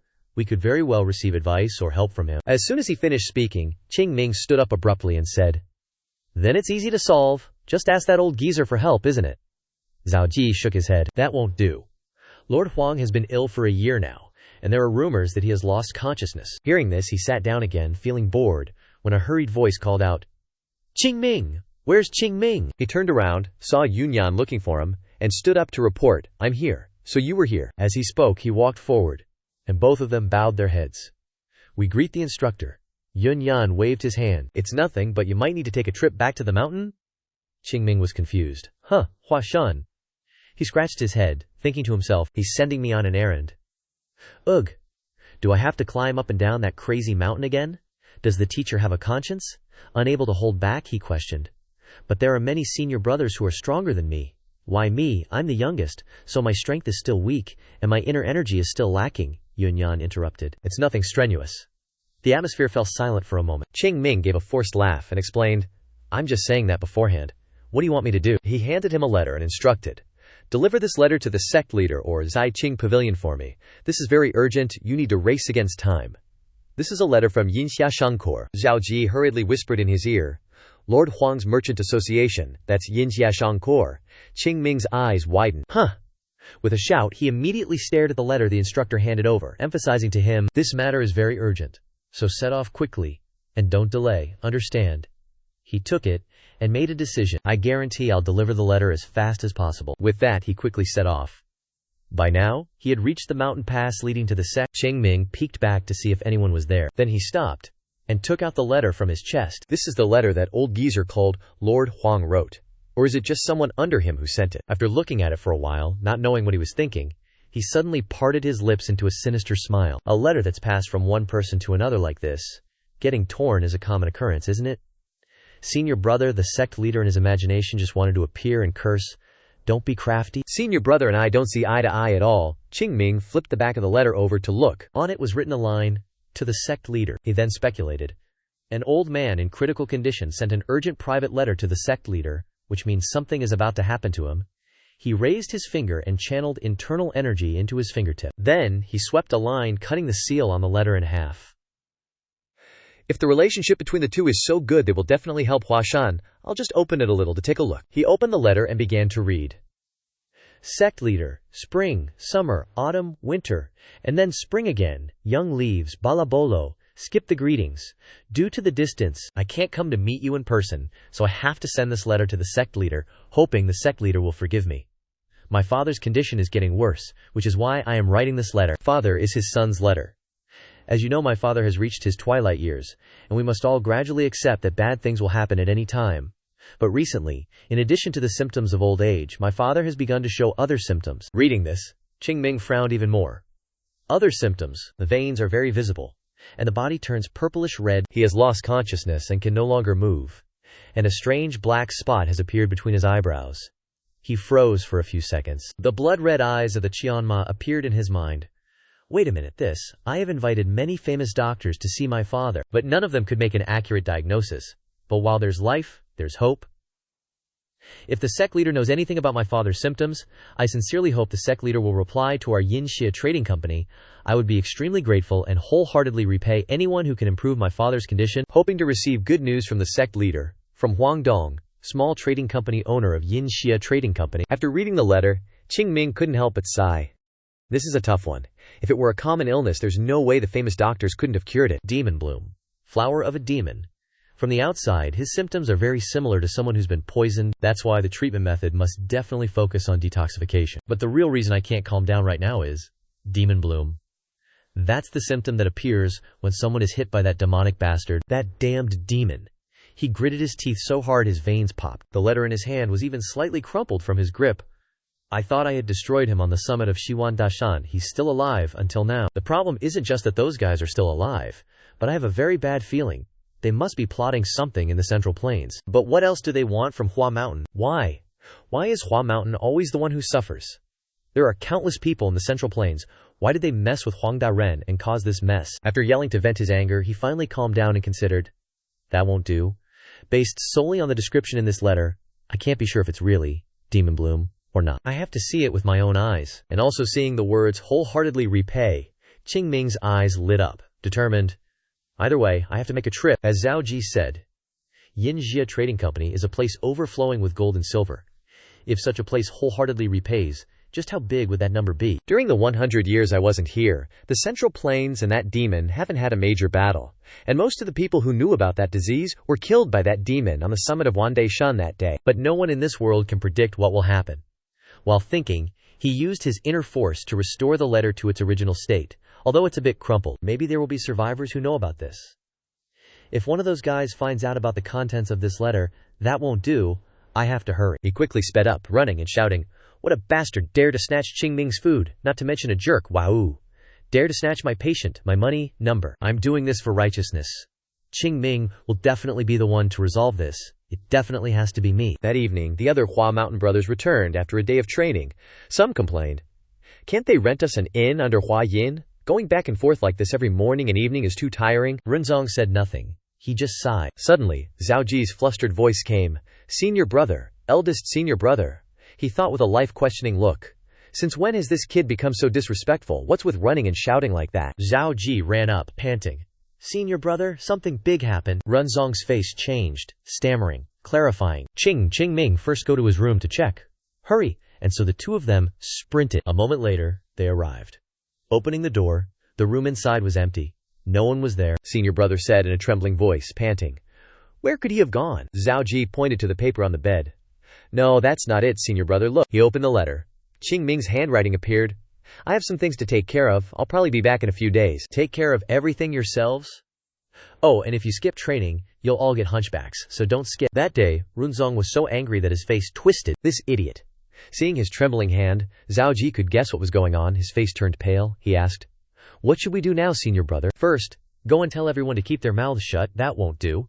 If we get caught, we're dead for sure. Runzong gripped the letter tightly, saying, reporting it now won't change anything. He said he'd be back in a few days, so let's keep it hidden for now. If we didn't need to find him today, no one would pay attention to the youngest disciple anyway. If we're lucky, it won't be discovered. Zhao Ji worriedly said. What if it gets discovered? You're worried about that? Runzong suddenly asked.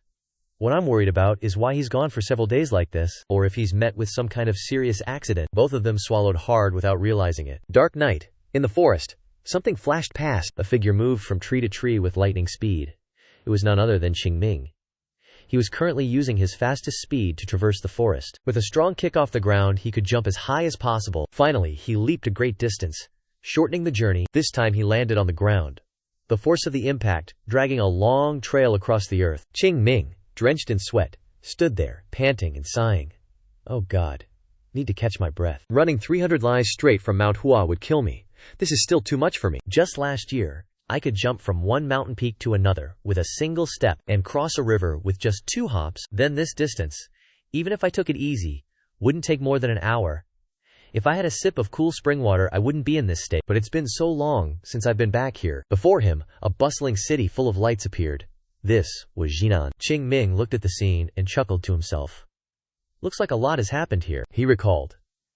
Back then, when he was still a second-generation disciple at the Hua Sect, Coming here to drink a swig of wine was so refreshing, so delicious. This place is truly a playground where you don't have to worry about being discovered by your senior brother. Oh my god, I'm getting drunk. Just as he was walking, he was bumped into by a group of people coming from the opposite direction, causing the gourd in his hand to fall to the ground, and the wine inside spilled out. The one who bumped into him stopped, brushed off his sleeves, and acted disgusted. Are you blind? If you bump into someone, you should apologize. Aha. I wondered where that stench was coming from. Turns out, it's from a Huashan brat. Qing Ming's face darkened, and he coldly ordered, "Pick it up." What? The other side was taken aback, then grinned mockingly. Amazing. You Huashan guys are all the same. You're supposed to be one of the top sects, but you don't even have basic manners. I've seen this kind of cocky attitude from Huashan a lot. Even though you come to Xi'an so often, it seems like you still haven't learned much. Then our Zhongnan sect will have to teach you a lesson. That way, you Huashan guys will understand the consequences of shitting right in front of someone else's door. Qing Ming glared angrily, but he said nothing, only walked to where the wine gourd was, and then kicked it backwards, sending it flying high into the air. The Zhongnan sect disciples were too busy watching the gourd to notice. Qing Ming seized the opportunity to move with invisible speed, striking each of them on their pressure points. The three were caught off guard and unable to resist. And when they realized what had happened, they only felt pain all over their bodies, as if they had been punched in the chest 100 times. Qing Ming caught the wine gourd as it fell and sauntered away, leaving the three Zhongnan sect disciples sprawled on the ground. Zhongnan and Huashan could be called enemies of each other. Why is the relationship between the two sects so bad? To tell the truth, what good is a good relationship anyway? What good relationship could there be between major sects ranked close to each other? It's only natural that two sects with so much in common, like sword-wielding Taoist sects, would compete over every little thing. Which sect is stronger, yours or mine? The only way to answer that is to draw swords. That's pride, baby. So when disciples from Huashan and Zhongnan meet, scuffles are inevitable, and that's why showing up in Xi'an is a no-go for Huashan disciples. But I'm an exception. Remembering this made Qing Ming smirk with smug satisfaction. For me, Xi'an is a place where I can avoid my sect leader's gaze, a place where I can freely eat, drink, and have fun. I gotta go. Even though I get into a lot of trouble, I absolutely never go looking for those Zhongnan bastards first. They're always the ones who come bothering me and start the fight, and I'm just defending myself, I swear. But there's one thing I gotta give them, and that's the Zhongnan's willpower. I'm convinced they have a fetish for getting beat up or dying. It's always the same guys rushing in to get their asses kicked and then running away with their tails between their legs. But maybe that willpower is what made Zhongnan what it is today. So if we meet again, something's bound to happen. Qing Ming touched the plum blossom emblem on his clothes, but he quickly clicked his tongue and brushed it off. Nah, it'll probably be fine. There aren't many guys who come looking for me like back in the day anymore, right? Inside the Yin Xia Trading Company's estate, the pharmacist was taking Huang Daren's pulse. After a careful examination, he lowered his thin, blood-red hand. The pharmacist stated, "I'm afraid it will be difficult." Young head Huang Dong sighed sadly, then looked at his father lying unconscious on the bed, and asked, "Are you saying the poison has seeped deep into his body and there is no cure?" The pharmacist replied, "We pride ourselves on being the best at treating poison in the world, but your father's condition is not caused by poisoning. What, with symptoms like this, it's not poison?" The pharmacist firmly said, "Although the symptoms are very similar, I can confirm that this is not poisoning. It must be due to another cause." The young head grabbed his robe and earnestly asked, "If so, what exactly is this disease?" However, after a few seconds of agitation, he calmed down, released the doctor's sleeve, sighed, and expressed, "I'm sorry, I know you're not a quack, but I was just so anxious. I'm sorry I can't be of any help." He left, and the door closed. The young head sat alone next to his father's bed, his heart in turmoil. What should I do now? My father's condition is getting worse and worse. What's the point of having so much gold and silver when I can't do anything? Hasn't he lived his whole life for the poor? Yet he has to suffer the torment of an unknown disease for a year, and then just pass away like this? Isn't life too cruel and unfair to him? He trembled, on the verge of tears. Suddenly, a voice called from outside the door. "Younghead, may I come in?" The door opened again. The person who entered was Jin Muchong, an elder of the Zhongnan sect. He said, "Young head, it's time you accepted reality. The only way to save Huang Daren is through the Taoist ritual." Huang Dong bowed his head and replied, "I understand what you're saying, but I still don't want to rely on that." The elder Jin tried to persuade him. "It's not every day that the sect leader of Zhongnan performs a heavenly offering ritual in person. That is Huang Daren's blessing, the Yin Xia Trading Company's blessing, don't you understand? There are still letters that haven't received a reply. I'll decide after I receive all the answers." Hearing this, Jin Muchong clicked his tongue. "How foolish!" Young head Huang Dong clenched his fists, biting his lip in resentment. His brow furrowed. How rude. The reason I have to endure these words is simple, because this kid is an elder of Zhongnan. Zhongnan has long been famous as one of the top sects in the world, but recently, that name has become even more famous, just a few more generations. And the position of the #1 sword sect in the world won't be a distant dream. Moreover, Xizhan is heavily influenced by the Zhongnan sect, so with a recommendation from a Zhongnan elder, the young master had no reason to refuse. He clenched his fist, trembling. Of course, for the heaven-worshipping ritual, they'll demand tons of gold and silver. It's not that I begrudge the money to save my father. Even if it means going bankrupt, I'd gladly do it.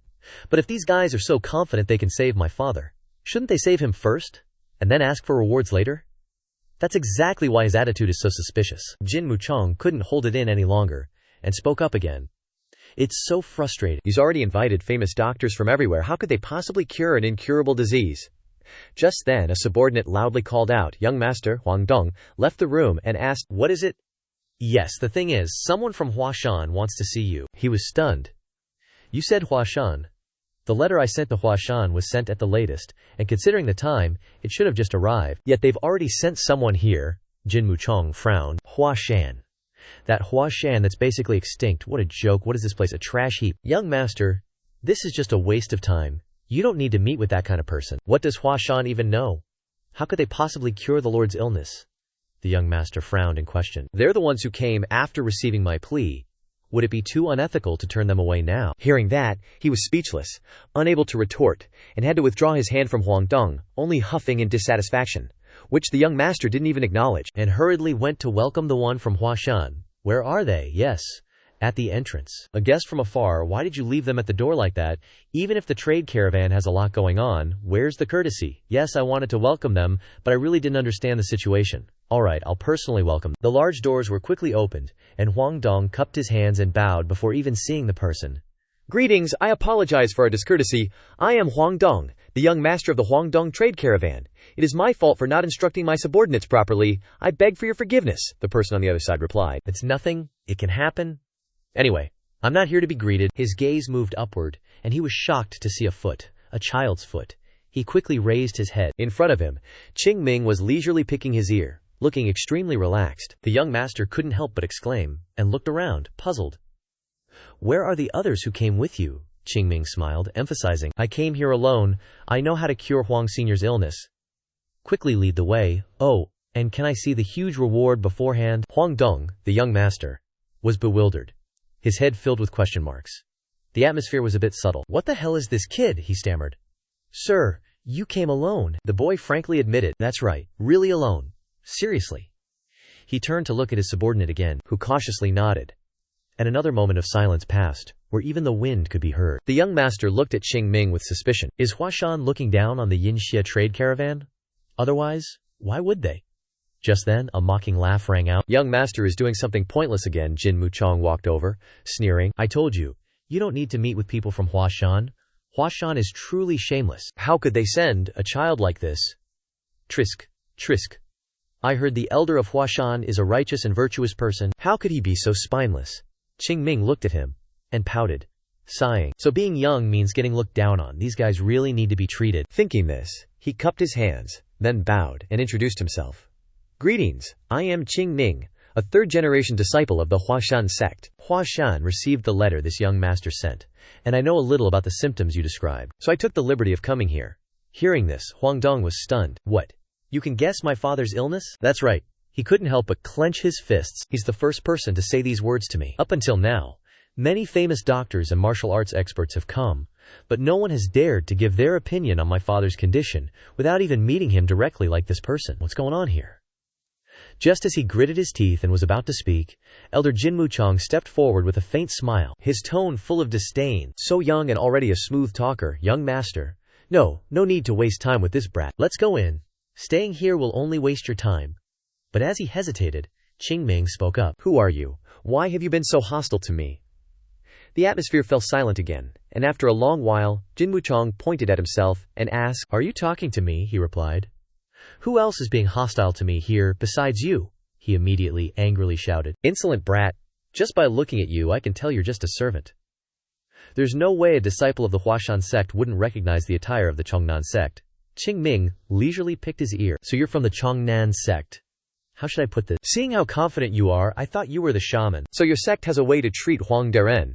Jin Muchong was silent for a few seconds before saying, Huang Daren contracted this illness because of practicing the wrong path, so the only cure is to appease the heavens. Hearing this, he pretended to be surprised. There's such a thing? Then hurry up and call a priest. What are you waiting for? That's their specialty.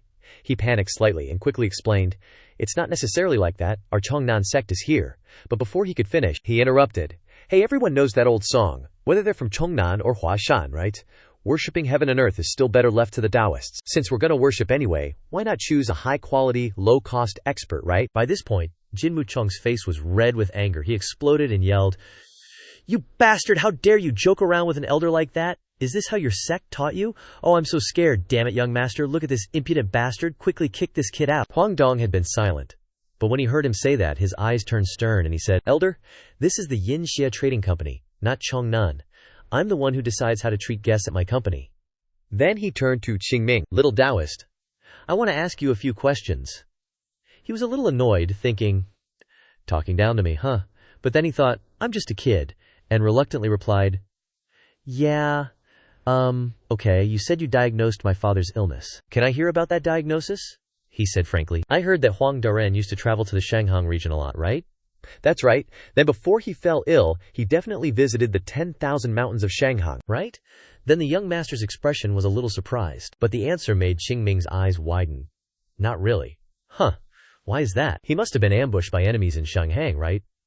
Not that either. In the past 5 years, my father has never been ambushed. He began to doubt life. Really? No way, that's right. No, what's going on? Where did Darren take a beating? Huang Dong was speechless, thinking, what beating are you talking about? The faint hope instantly vanished into thin air. Jin Muchong then laughed loudly. I told you not to waste time. Huashan is originally an unreliable sect like that. Just looking at this situation is enough to know that this kid's diagnosis is completely wrong. The young master sighed and said, Little Taoist, I hope you understand my position. I understand your ambition, but my father's condition could worsen if he meets just anyone. Please leave. As the door slowly closed, Qing Ming was still dazed when his words woke him up. Please pass on to your sect leader that I am extremely grateful. As the gap narrowed to a sliver, determination flashed in his eyes. He raised a hand to stop them and immediately rattled off the symptoms. Body turns purplish red, whole body ice cold. If you press on it, it'll turn white, then quickly go back to purplish red. Before losing consciousness, he felt a chill like he caught a cold, not just between his eyebrows, but also the back of his neck and the crown of his head have strange black spots. Hearing this, the battalion commander hurriedly grabbed the doorknobs, yanked the doors wide open and asked, How do you know that? He smirked. Want me to keep going? Without waiting for him to say more, he bowed his head respectfully and invited, Please, come inside, I'll lead the way myself. Jin Muchong gaped. Battalion commander, you're letting this kid inside? He's just listing symptoms anyone with yin qi poisoning would have. So what if he knows that? Huang Dong challenged. Are you saying everyone with yin qi poisoning gets black spots on the back of their neck and the crown of their head? You know that much. And yet you still can't cure my father. He choked up. That's Huang Dong cut him off. This is the Yin Xia Trading Company's business. Don't interfere. If you keep meddling, we'll formally complain to the Zhongnan sect. Shut down and unable to retort, Jin Muchong glared at Qing Ming, then stormed off in a huff. Huang Dong led him to Huang Daren's room, and he immediately pulled back the blanket covering him. Observing his condition, it was even more serious than he thought. Looks like he's really got the Tay, Demon Bloom, but this type isn't the real deal. If he really caught a demon art from a master, at his age, he wouldn't last more than a year. Qing Ming took Huang Daren's hand, closed his eyes, focused his mind, and sent a stream of inner force into him. There is a stream of new energy is entering his body. The black energy lines on his wrists seemed to recoil in fear. Well, seeing him lost in thought, Battalion Commander Huang Dong anxiously asked, Is it serious? He replied. It's not like it's hard to cure. Thinking he couldn't save him, he said sadly, I knew it would be difficult. It's all right. All the others too. But then, processing his words, Huang Dong gasped in surprise. Qing Ming looked at him and repeated, I said it's a piece of cake. I already took care of it earlier. He's not going to die. Sure enough, after that, Huang Daren's forehead gradually returned from black to its normal skin color. Huang Dong rushed forward, his mouth agape. Unable to speak, he said. But to completely cure him, it'll take more time, and we'll need to prepare a few things. Prepare what? He tilted his head, thought for a moment, and said, First, I gotta get some breakfast. The table was piled high with empty bowls. Qing Ming ate like he hadn't eaten in days, stuffing his mouth full. The battalion commander sat next to him, gingerly asking, Little Taoist priest, what do we need to prepare? He said while eating. Not much. This treatment takes a lot of energy, so I gotta eat my fill first. Gotta say, your chef is pretty damn good. Huang Dong once again fell into doubt. Is he trustworthy? Then, thinking back to the scene just now, he couldn't help but believe. Qing Ming explained, actually, the important thing right now isn't treating the young master, but figuring out why he's sick. That's why I want to ask you a few questions. Who is the closest to the young master? Everyone around Huang Daren, from taking care of his food and sleep to protecting him, including Shang Heng. If we know that, we can narrow down the suspects. Oh, except for you. Huang Dong wondered. The closest person? Why are you asking that? Just consider it necessary for the treatment. Hearing that, he pondered for a moment and replied, if you exclude me, then I don't know. There are so many people supporting my father, but the number of people who fit the Taoist priest's description is 5 in total. Qing Ming munched on his chicken leg and said, this is going to be a tough one to figure out. He looked at him probing. What are you trying to find, Taoist priest? He chewed while looking at him with a bored expression. Finally, he said, are you asking because you really don't know? Looking at Huang Daren's condition, it's obvious he wasn't harmed by outsiders, which means someone inside your group is playing games. As soon as he finished speaking, he stood up abruptly, slammed the table, and warned, watch your words, Taoist priest. All the members of the Yunhe merchant group are like blood brothers. They have dedicated their whole lives to the Yunhe merchant group, and they also respect my father very much. Qing Ming put down his chopsticks. Why so defensive? I'm just suspecting. If not, then all the better, right? Ah, well that's right, don't worry, a little investigation will clear everything up. Looking at the old man's condition, he's definitely been continuously exposed to demonic energy by someone who's not proficient in demonic arts. It's not a problem at first, but it will become more and more serious over time. Young head Huang Dong asked again. But how do you plan to investigate? He picked his teeth while replying, me talking to you, young head. In this room right now is the investigation. Just quietly observe, and there'll be a show to watch. Oh, you can help me with one thing. I'll try my best. Qing Ming grabbed the bottle of wine and said with a bright smile, give me another bottle of neon TAE wine. On the other side, Runzong Sect. They're also having a meal here, but thinking back to what just happened, Jin Wucheng got so angry that he broke the chopsticks in his hand. How can a Huashan brat openly walk into Xi'an like that? Moreover, that kid is too similar to that guy that I just want to chew alive out of spite. Second generation Plum Blossom Sword Saint disciple of the Runzong Sect, Li Songbai, looked at him wondering, Master is talking about the Plum Blossom Sword Saint. He immediately slammed his hand on the table and shouted, Sword Saint my ass. How can you attach such a noble word to the name of that cheeky brat? Seeing his master's big reaction, he just thought to himself. Every time the name Huashan is mentioned, he becomes so sensitive. That Plum Blossom Sword Saint died over 100 years ago, yet even now people still praise and worship him. He must have been extremely skilled. Finally, he said, Master, don't overreact. Jin Wucheng dissatisfied. Overreact? The fact that impudent kid is treating Huang Daren is being gossiped about all over the place? Could that kid really do it? He pondered and said, I heard there has been progress. Li Songbai was surprised. So that's the reason why Master is, Huang Daren, is a man of clear grudges and gratitude. If that child can successfully treat him, he will definitely use all his potential to support Huashan. That's definitely the case. We must stop it from happening. Thinking about it, he immediately expressed, Elder, if you find that kid annoying, we'll chase him away right away. Yes, it's not good if Maester shows his face directly. We are Master's disciples, we will do it. It's just a second-generation disciple of Runzong Sect sword fighting, with a third-generation disciple of Huashan, Jin Wucheng reminded. Won't we be seen as bullying a kid? Li Songbai explained. Everyone knows that Runzong and Huashan have a long-standing relationship. It's just a chance encounter and exchange of swordsmanship, then a slight slip of the hand. Moreover, the Runzong Huashan gathering is coming up. It will be even easier for us to take advantage of the situation. Hearing this, he tapped his finger on the table, lost in thought for a moment before saying, I understand what you're getting at, but there's one thing you guys need to remember. Even if we do that, that brat is still just a third-generation disciple. If you guys go too far with that kid, it'll affect our Zhongnam sect's reputation. What will people in the martial world say if we bully a kid from a dying sect? Li Songbai smiled, picking up his sword and replying, This disciple understands. But if a disciple accidentally messes up, they'll receive appropriate punishment, right? Of course. I will personally punish anyone who lays a hand on that kid. And of course, there will be a big reward too. This disciple will keep that in mind. The two disciples left the room, leaving Kim Muksung to ponder alone. Huashan will be humiliated in front of everyone. Ever since those kids were born, Huashan's strength hasn't been what it used to be. But the Huashan I saw when I was young was definitely not a place Zhongnam could easily mess with. If Huashan hadn't been caught up in that battle with that demon, Zhongnam might still not have surpassed Huasan to this day. We absolutely can't let things go back to that time. For that kid to dare leave Huasan and come all the way here, this shows that Huasan is starting to rebuild its diplomatic relations. I must crush them completely. I can't let those damn Huasan people recover. After this is over, maybe I need to have a serious talk with the sect leader. As for the two disciples, after leaving, the one named Gohia chased after Li Songbai, asking, "Senior brother, what are you planning to do with that kid?" He replied, "Just gonna rough him up a little and send him back where he came from.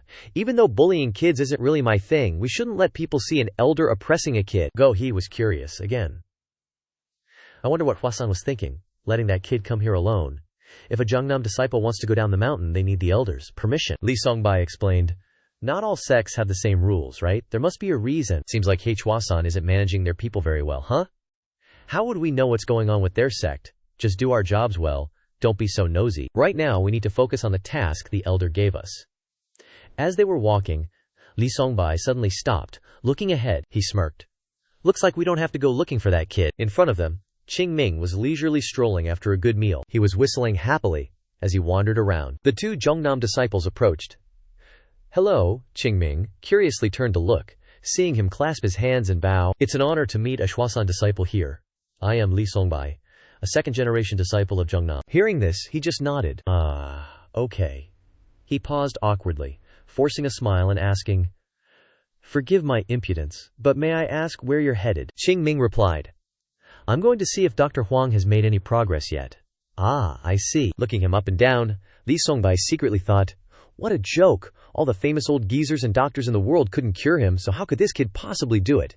Yet he can spout such convincing lies about curing Dr. Huang. He must be a heartless bastard. He continued to put on a smiling face, saying, "If you don't mind, could you talk with me for a bit?"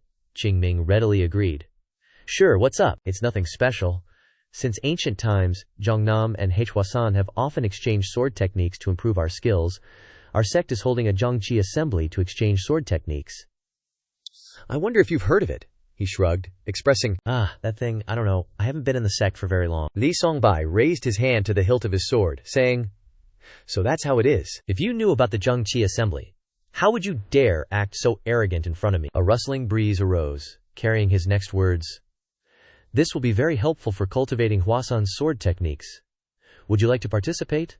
I really want to admire Huasan's sword techniques." After saying that, he thought with absolute confidence, there's no way he'll agree. No matter how dumb he is, he should be able to tell he's no match for me. But even before he could refuse, a voice cut through his thoughts. "Oh, okay. You want to fight, huh?" Qing Ming asked, lips pursed. Li Songbai was taken aback, then quickly explained, "It's not a fight. I only meant practice and exchange of skills." Qing Ming's lips got even poutier as he deliberately mimicked him. "It's not a fight. It's clearly a challenge to a fight. Why beat around the bush? If you want to fight, then fight. But you're not going to regret it, are you?" The wind grew stronger, blowing fallen leaves everywhere in the silent space. Li Songbai asked back with a serious look in his eyes. "May I ask for your alias?" He replied. "Don't have one. My name's Qing Ming." "Qing Ming? Is it really that Qing Ming?" "Listen, Qing Ming, Ming Dao Zhang. This might be too much for a kid like you to handle." Before he could understand anything, he heard him continue.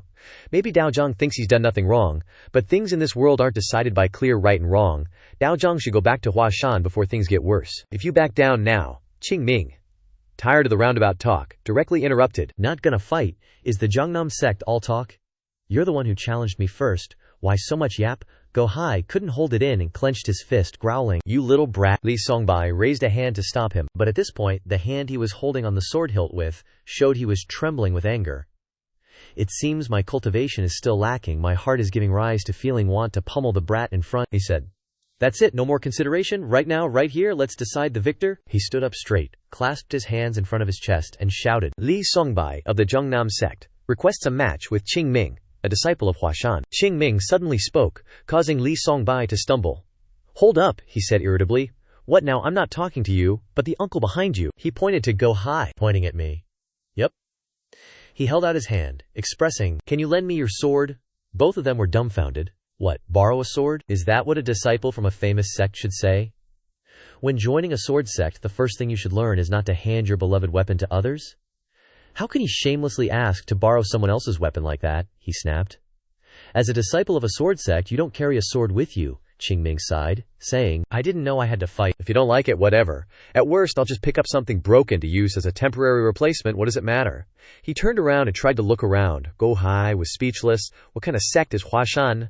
Not knowing what to say, Li Songbai finally ordered, Give it to him, senior brother. Go Hai was dissatisfied, he reminded. You want to hear the world say that Zhongnam sect disciples, bully Huashan disciples, who don't even bring swords. He had no choice but to compromise, throwing the sword towards Qing Ming. Here, catch. Not forgetting to say thanks, carrying the sword over his shoulder, he confirmed.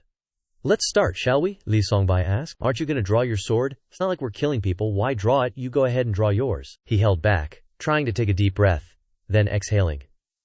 My inner demons are acting up again. Talking to him completely erased all the Taoist virtues I've cultivated.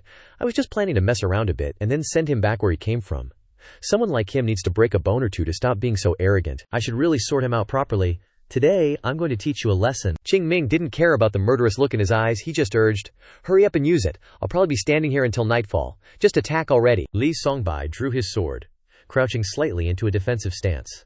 Focusing his weight on both feet, the force was so strong that the arena floor cracked in a large area. He gained momentum, then shot forward, creating a long crack as if something was scratching the ground. Qing Ming stood still, watching every movement with wide eyes. When he saw the sword in his hand raised high, he immediately raised his sword to block it in the direction it swung down. Li Songbai's strength seemed immense, knocking him back. While he was still in shock, he continued to plant his foot on the ground, jumping up again with a burst of strength. This time, his sword aimed from the opposite direction, but Qing Ming still managed to block it with his unsheathed sword. He seemed surprised and exclaimed, Oh, 3 times! The attacks and parries continued relentlessly, the sound of swords clashing and feet pounding on the floor creating a chaotic but powerful symphony. Each attack created dense waves of dust, blurring and disrupting the surrounding space. Go Hai observed, unable to help but laugh triumphantly.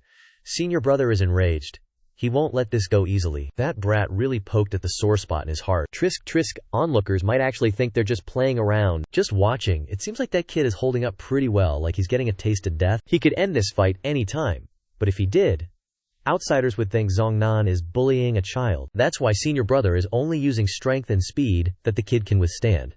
In fact, he hasn't even launched a real attack, just enough to teach him a lesson. As for that insolent brat, this is a big lesson for him. Senior brother shouldn't get too excited, or things could go wrong. On the other side, the battle remained evenly matched.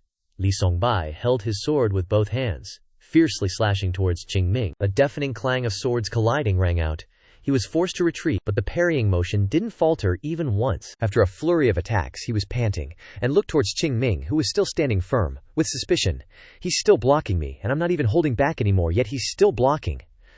Come to think of it, he predicted the exact spot I would aim for. Can he read my sword path? Unbelievable, it's not like he's inside my head. This brat. He's only 15 years old at most.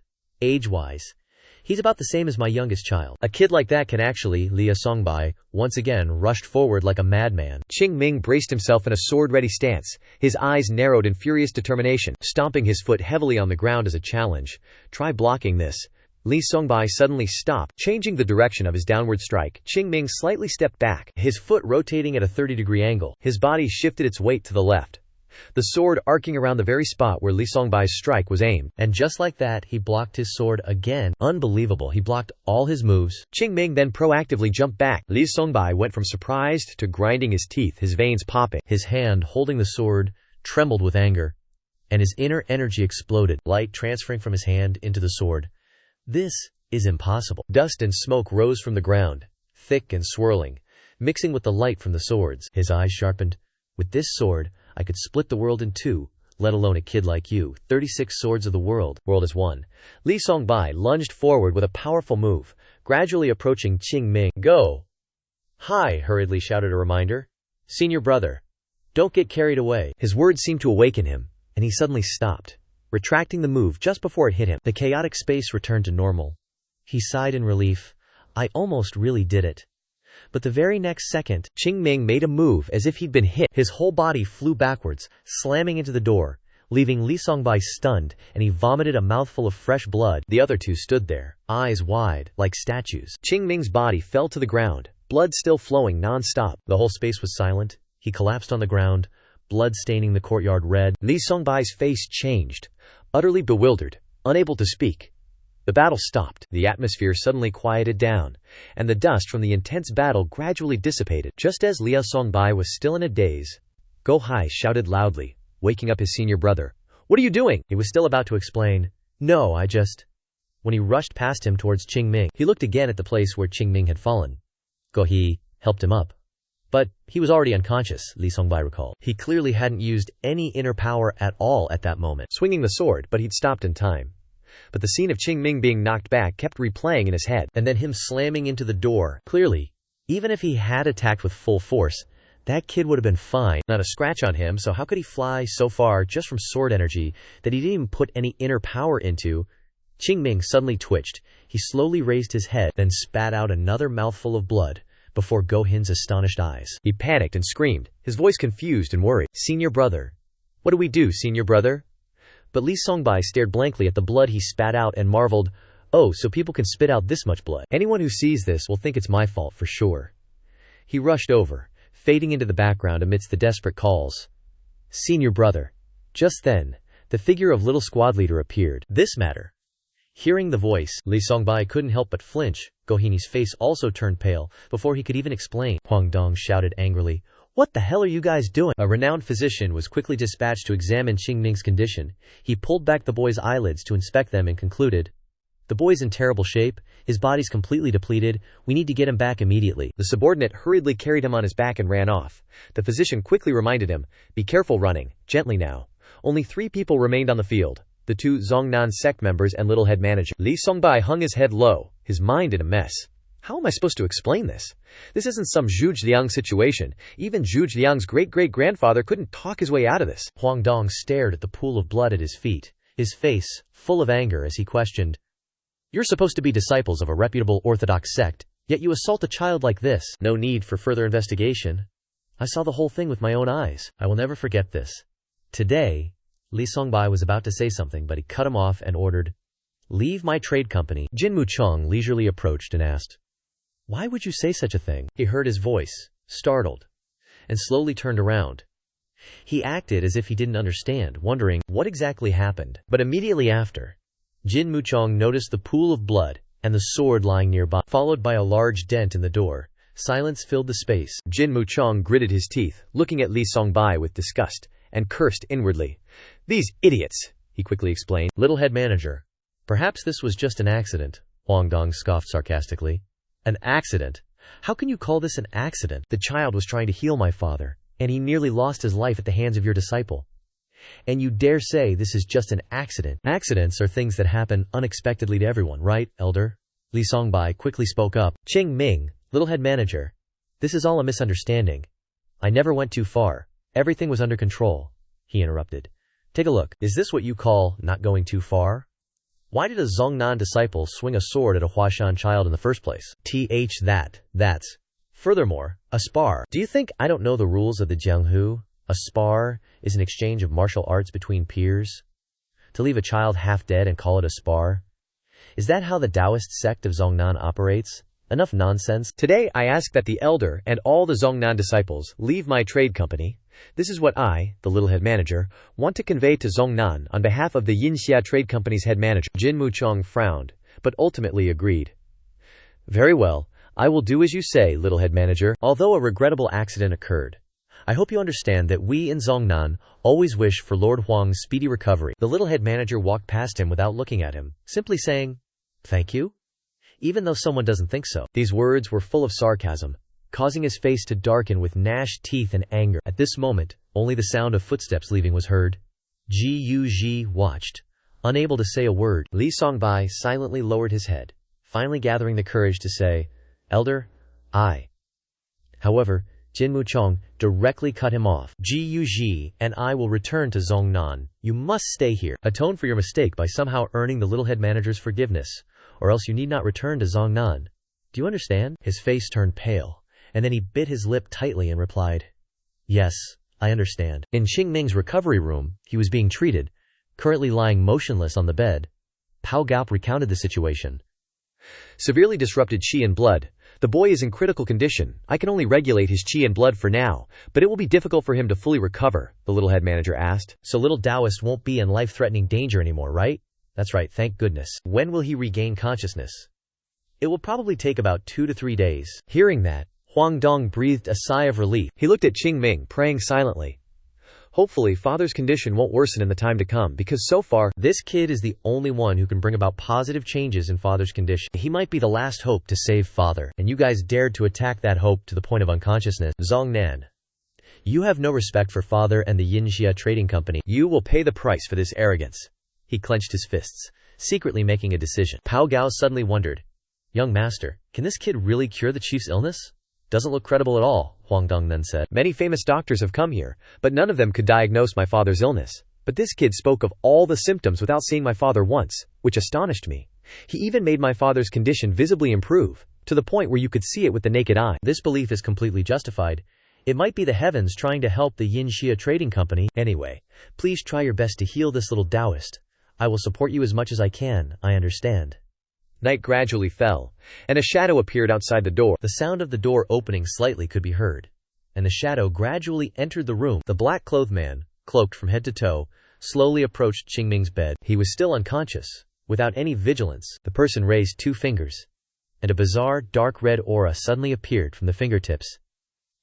I know you will resent me a lot, but this is the price you pay for ruining my plans. With that, he raised his hand and pointed 2 fingers down at Qing Ming, but he missed, or rather, he tilted his head to dodge.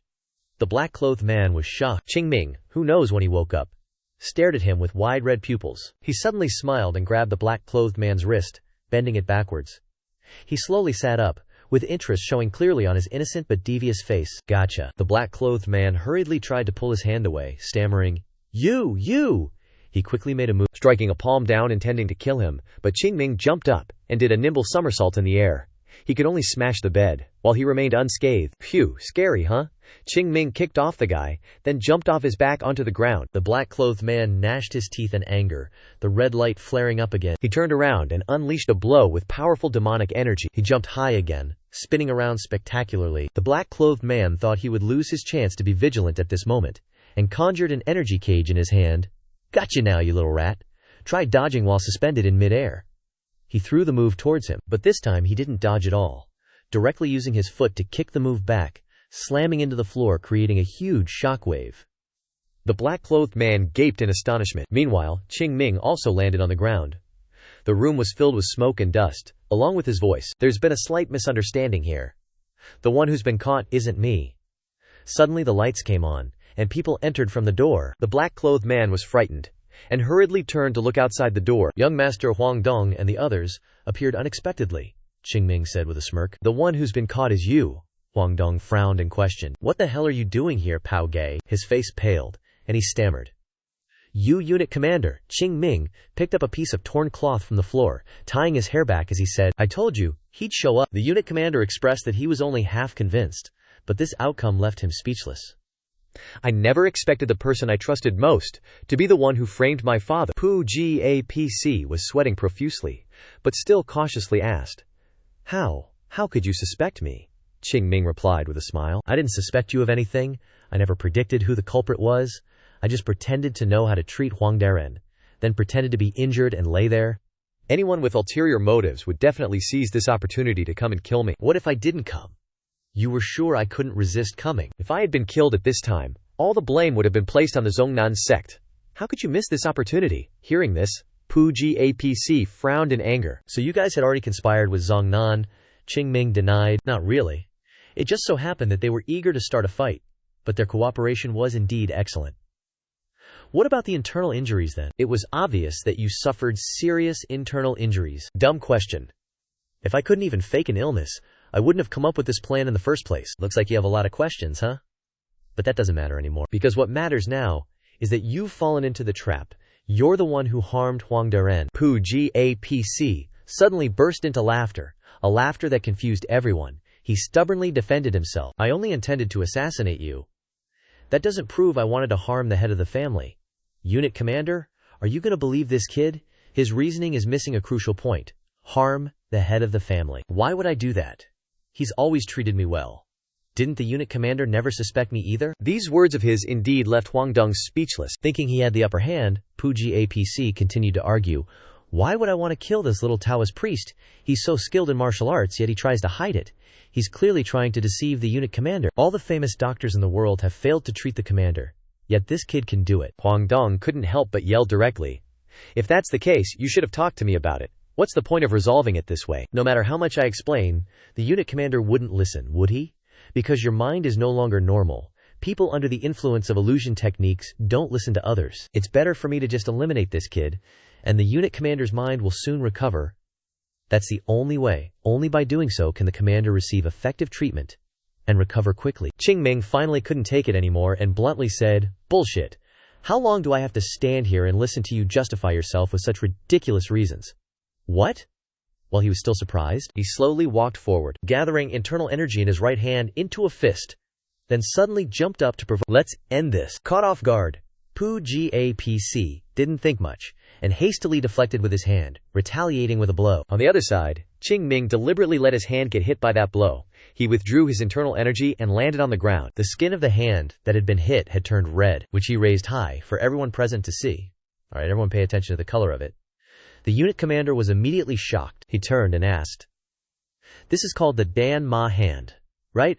I heard that if you get hit by this, your whole body will turn red and collapse to death within one Han Shi. Although the current situation hasn't reached that point yet.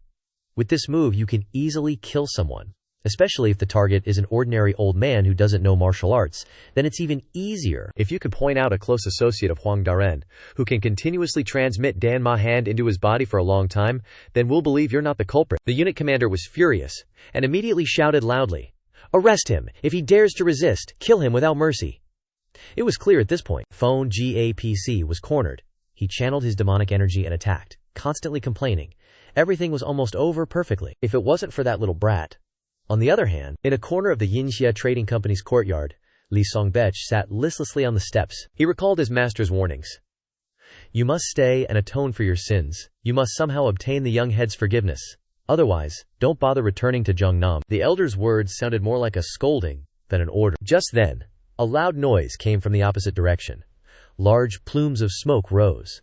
Attracting his attention, he looked on in suspicion. That shock was caused by Phio Gapsak's attack, directly breaking through a large section of wall. His hands were blood red. The attack seemed to have used almost all his strength, leaving him panting. However, Qing Ming blocked it. He stood in front of the young head and everyone else, breaking the attack to protect them.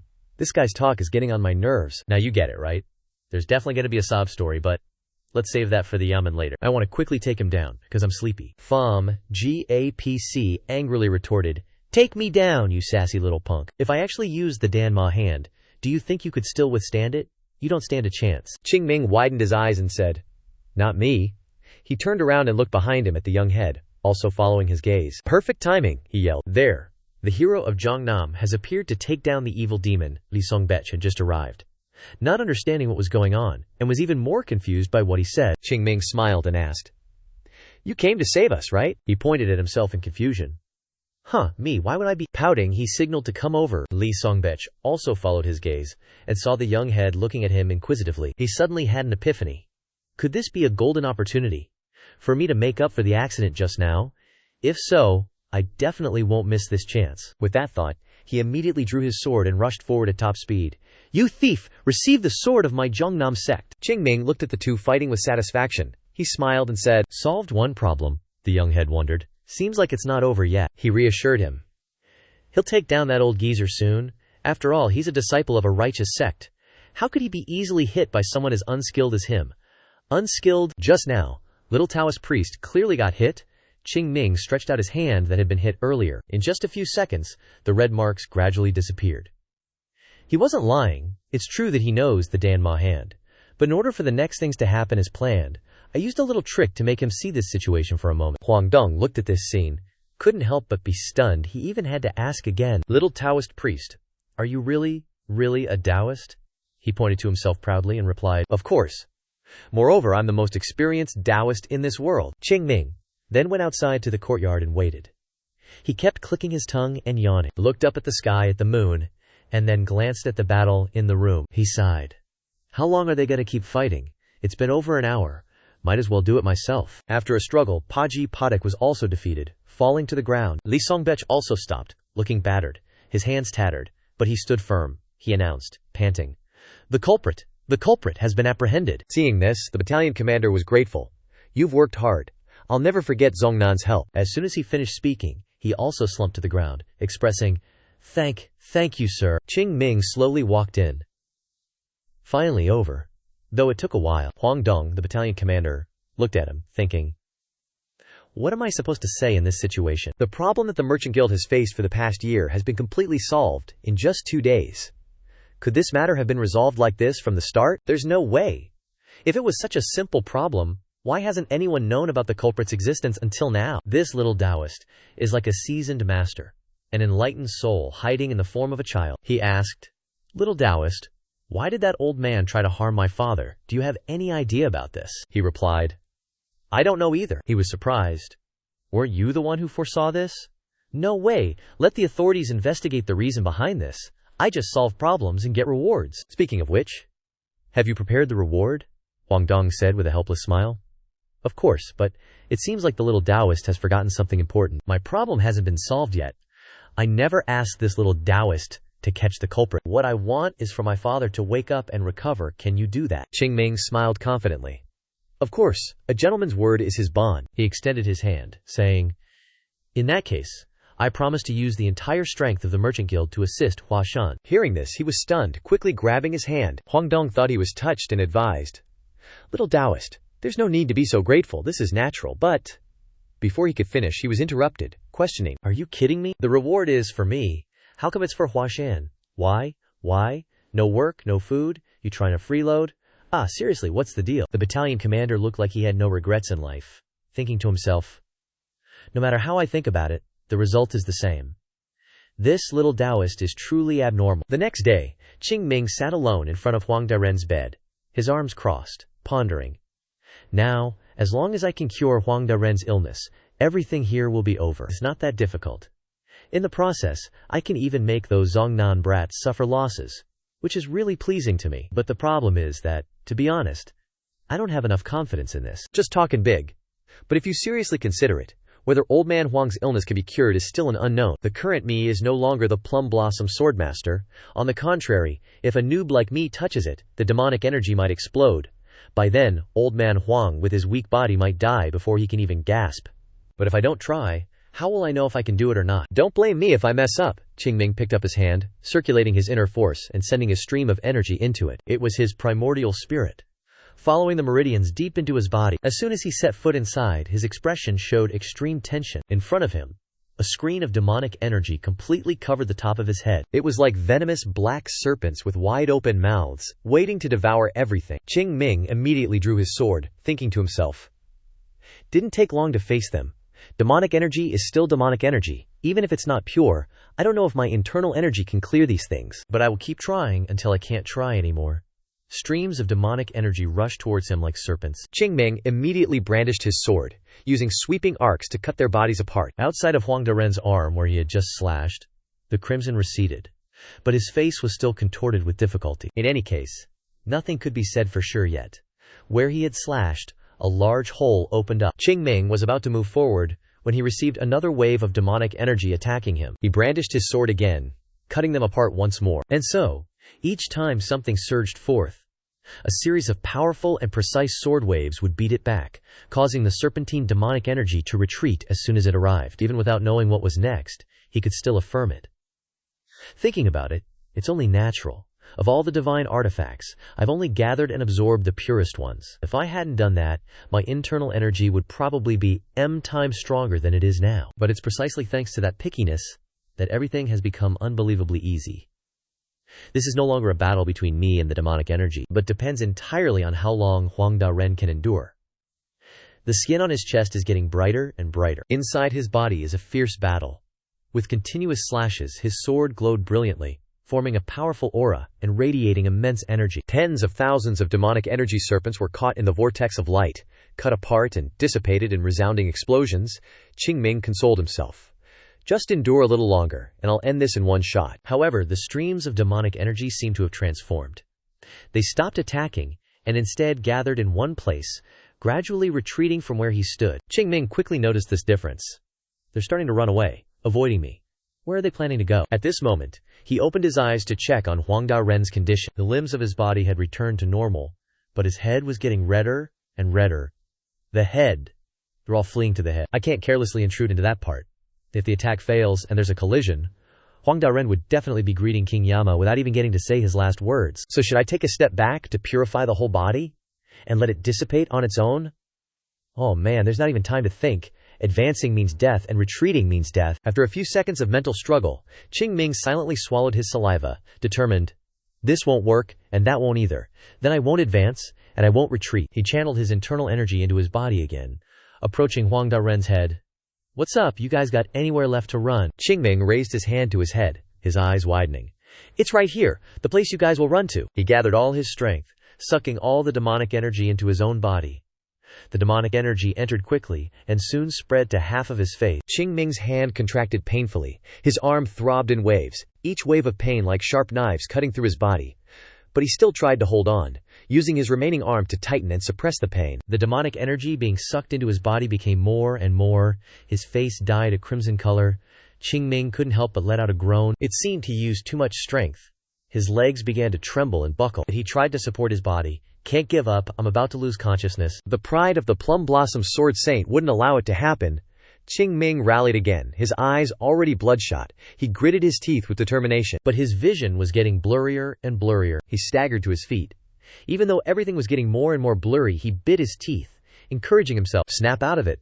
If I lose consciousness, it's game over. This body is still too young, so I can't hold on for long. So I have to resolve this quickly. Qing Ming's danshin lit up. He used all his internal strength to once again let his primordial spirit enter inside Huangda Ren's head to fight, before the dense screen of demonic energy. But he didn't flinch.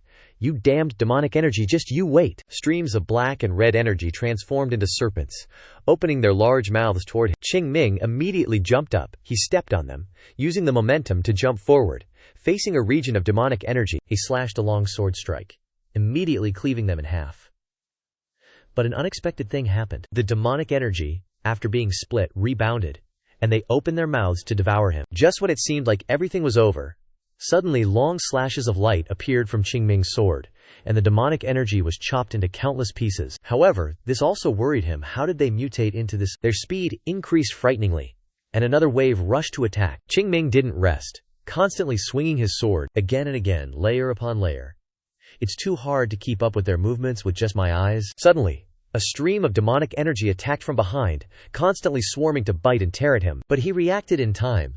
A burst of blinding light. The slashes formed a vortex, tearing them into hundreds of fragments. Qing Ming was exhausted now, his breathing becoming more and more chaotic. But it's not over yet. Compared to before, the situation is reversed. When there's nowhere left to run, they'll gather to fight to the death. Plus, I'm starting to run out of steam. If this drags on, I'll lose. The demonic energy is seeping into my body. While he was thinking, a stream of black energy shot towards him. Very quickly, Qing Ming jumped high in time to dodge, but at this moment, another stream of demonic energy came from behind, directly biting his body, wanting to swallow him down. Even so, he didn't let go of his sword, swinging it with force. However, another wave of attacks engulfed his sword-wielding hand, the pain causing him to accidentally drop the sword. His body was forced into a pincer grip by the demonic energy. Losing his weapon, he couldn't resist, and he was increasingly bitten and devoured by other streams of energy. Damn it, is this it? Why can't I hold on any longer? Then, in a moment of crisis, Qing Ming tried to close his eyes and focus as if he had thought of something. He opened his eyes full of determination. Only that method remained, a method I don't want to use at all. If something goes wrong, my body and primordial spirit will also suffer heavy damage, but there's no other choice now. The only way to eliminate all the demonic energy is just one, that is, to spread the qi from the danshin to all 4 limbs and 6 senses. Qing Ming's body glowed from the primordial spirit, and streams of force gushed out, spreading to every corner. The pressure caused the streams of demonic energy to hesitate and retreat, and his primordial spirit, which had just been bitten and devoured, was now surrounded by a circle of light. It grew bigger and bigger, emitting a powerful force that tore apart the streams of energy, like the pythons that had just wrapped around him. On the outside of his body, Qing Ming opened his eyes wide, as if using this method caused him to explode. All 4 limbs ached, and his body felt like something huge was pressing down on him, causing him to scream loudly. Not only that, everywhere on his body seemed to crack. The demonic energy on his body was gradually peeling off, and escaping from his body. The guy was glowing and levitating in midair for a hot minute. Once all the demonic energy was out, he collapsed on the ground, totally spent. Qing Ming's skin went back to its normal color too. He slowly opened his eyes, and after realizing what was up, his face went all panic. He clutched his chest and bolted upright. He was drenched in sweat, breathing like crazy, but also relieved. I almost died. I'm never doing that again. My level's not high enough to handle that much demonic energy. Lucky I'm still alive. Qing Ming didn't notice that while he was muttering to himself, Grandmaster Huang was slowly waking up. He groaned a few times, catching Qing Ming's attention. He tilted his head, glancing in Qing Ming's direction. His vision was still blurry, but he could make out a figure in front of him. He weakly asked, Who's the kid? Qing Ming grinned.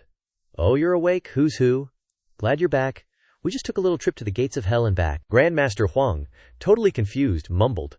What are you talking about? That day, the sky was strangely clear, and a little bird on a branch looked up and flew away. After Huang Menjiao woke up, he quickly reorganized the Yinxia Trading Company. If I hadn't shown up according to Po Gao's plan, he would have dragged in everyone from the royal family, and then snatched the assets of the Yinxia Trading Company. Turns out, Po Gao was a disciple of a merchant who used to be Grandmaster Huang's rival, even though he tried to spin a sob story. But hey, everyone's got their own troubles, right? If you mess up, you gotta get punished. But the only thing I really care about right now is where that demonic palm technique came from. He said he found the secret manual on the way to Shanghang, next to a dead body deep in the mountains. What a buzzkill, figures.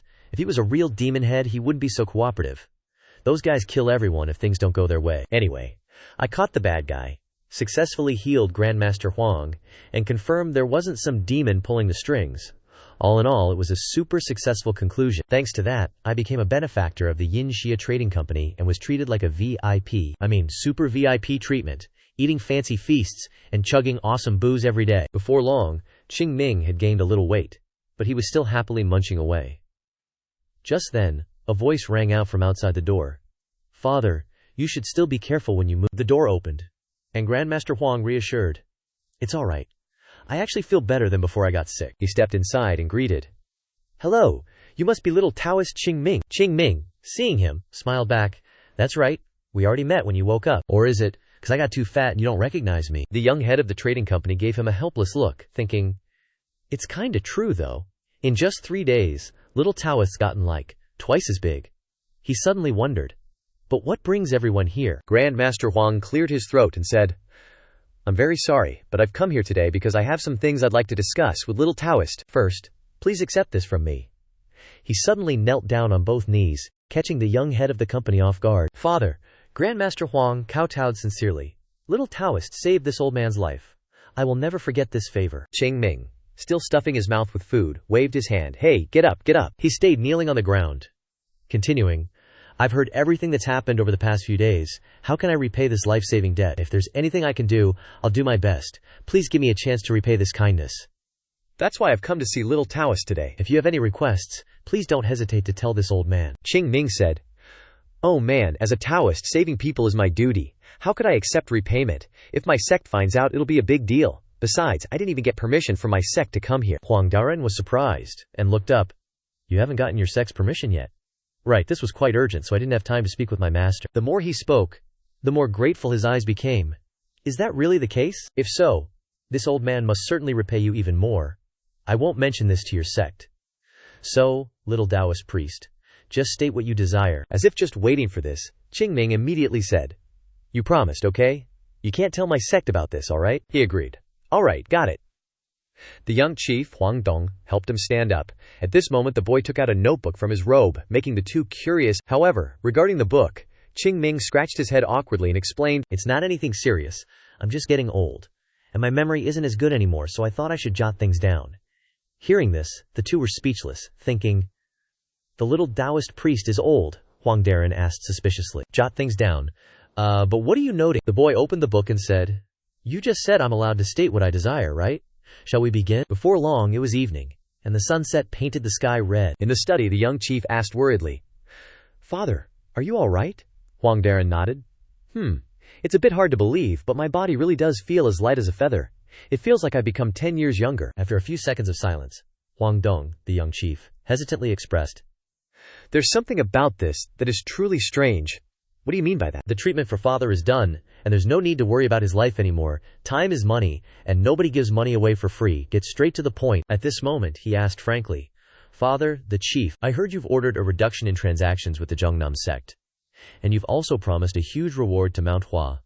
That's right, chief. Zhongnam is a major influential sect, not only in Xi'an, but throughout this entire western island. Giving up such an influence to partner with Mount Hua, which is on the verge of destruction, is truly too risky.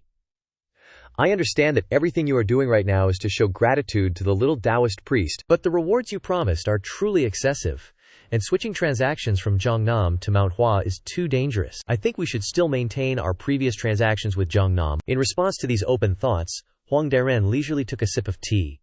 He looked at his reflection in the water of the cup, then suddenly asked, "Young chief, what do you think is the duty of a merchant?" Caught off guard, Huang Dong didn't react immediately for a few seconds, but after calming down, he replied, About that, the duty of a merchant is to conduct ethical business, contribute to a healthy business environment, thereby dedicating effort and wealth to the national and global economy." After hearing the answer, Huang Daren burst into hearty laughter. He remarked, "The young chief's mouth is full of sweet-sounding, deep words, still flapping your lips in front of me. Is that so?" The young chief knows full well that a merchant's duty is to make money. Sometimes, one even has to ignore laws and morals to chase after money. That's what a merchant is, isn't it? For a merchant, making money is the righteous path, and the mission. Only efficiency makes a true merchant. The young chief then cautiously inquired, "If you say so, does that mean you will cancel the transactions with Mount Hua?" Huang Daren looked meaningfully at his son, reminding him, "Have you forgotten how I created the Yunha Merchant Guild? My keen merchant eyes sought out things of value that others hadn't noticed yet to invest in them. That could be a sect, or it could be another merchant guild. And just like that, I created the largest Yunha Merchant Guild on this western island. But chief, even now I still don't understand the reason you invested in Mount Hua. There's no clear basis for us to do that." He took another sip of tea, then slowly explained, "You've witnessed it with your own eyes, haven't you?" Just as the young chief said, Mount Hua currently can't compare to Zhongnam, but I predict Mount Hua will grow stronger day by day. If we can maintain good relations with that sect, the benefits we can reap will truly be unimaginable. His eyes seemed to flash with golden light piercing through the mortal world. The young chief was also stunned. The keen eyes of a merchant. But if that's the case, I understand even less. If Mount Hua doesn't grow, wouldn't we be the ones who suffer the most? Moreover, there's no guarantee Mount Hua will develop. Cutting off his son, he said, "You're still too young. Merchants don't just look at a base and wait. We need to create the base. We can't just stand by and watch Mount Hua develop." He stood up, slowly walked to his son, and emphasized, "We have to create the development." In my life as a merchant, I've met countless big shots and martial arts masters, but this is the first time I've felt so surprised and impressed. Perhaps everyone in the world thinks I'm wasting money, but an old man standing before Jumen Guan has his own perspective. Don't try to understand, just follow me and you'll accept it naturally. All the fortune we give away today will create an unbreakable bond with that kid, and you'll see our trading company doesn't suffer any losses at all. Embrace Mount Hua as a friend you'll grow with throughout your life. You might even feel like you're making a profit. Huang Dong looked straight into his eyes and asked seriously, "Will we really make a profit, father?" Huang Daren fell silent. Then his expression suddenly changed, a little indignant, and he said, "Make a profit? With my calculations, I've already understated it by 5 parts. That kid is like a venomous snake, a little bandit." Seeing his father like this, he smiled. "It seems you've made up your mind. If that's the case, I'll trust and follow your lead. But honestly, I'm still skeptical. That's why I'll use my own hands to turn that doubt into certainty. I'll develop the Mount Hua Sect." Seeing his son's strong determination, Huang Daren was also very pleased. "Excellent.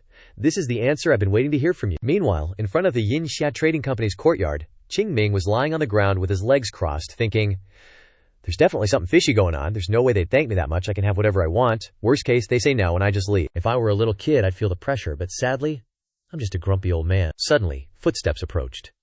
He glanced over. Standing before him was none other than Li Songbi of the Zhongnan sect. He wondered, "What's up?" He hesitated for a moment, then offered the wooden sword towards him, expressing, "I don't have any bad intentions. If you agree, I really want to spar with you again. A proper spar to settle things this time. You deliberately lured me into a trap. Even so, it didn't leave any serious consequences, so I can understand and forgive it all." Qing Ming sat up and asked innocently, "Trap? What are you talking about? I don't understand. Wasn't it Zheng Teng who was trying to trap me?" "Am I wrong?" he said, while thinking, "This guy's personality is really strange, but what does that have to do with sparring?" Then Li Songbi replied, "I admit that I lost face and risked being reprimanded by my sect, but it's all due to my own shortcomings, not because of this little Taoist. The only thing that's been on my mind is the spar with the little Taoist. I still don't understand what exactly happened back then, so you want to spar again? That's right, it might be hard to believe, but I already knew that this little Taoist has much higher martial prowess than me. I simply want to clarify what happened. Back then, Qing Ming was secretly shocked. Oh, he says he's better than me, yet still wants a rematch. Clearly, he thinks he can still win.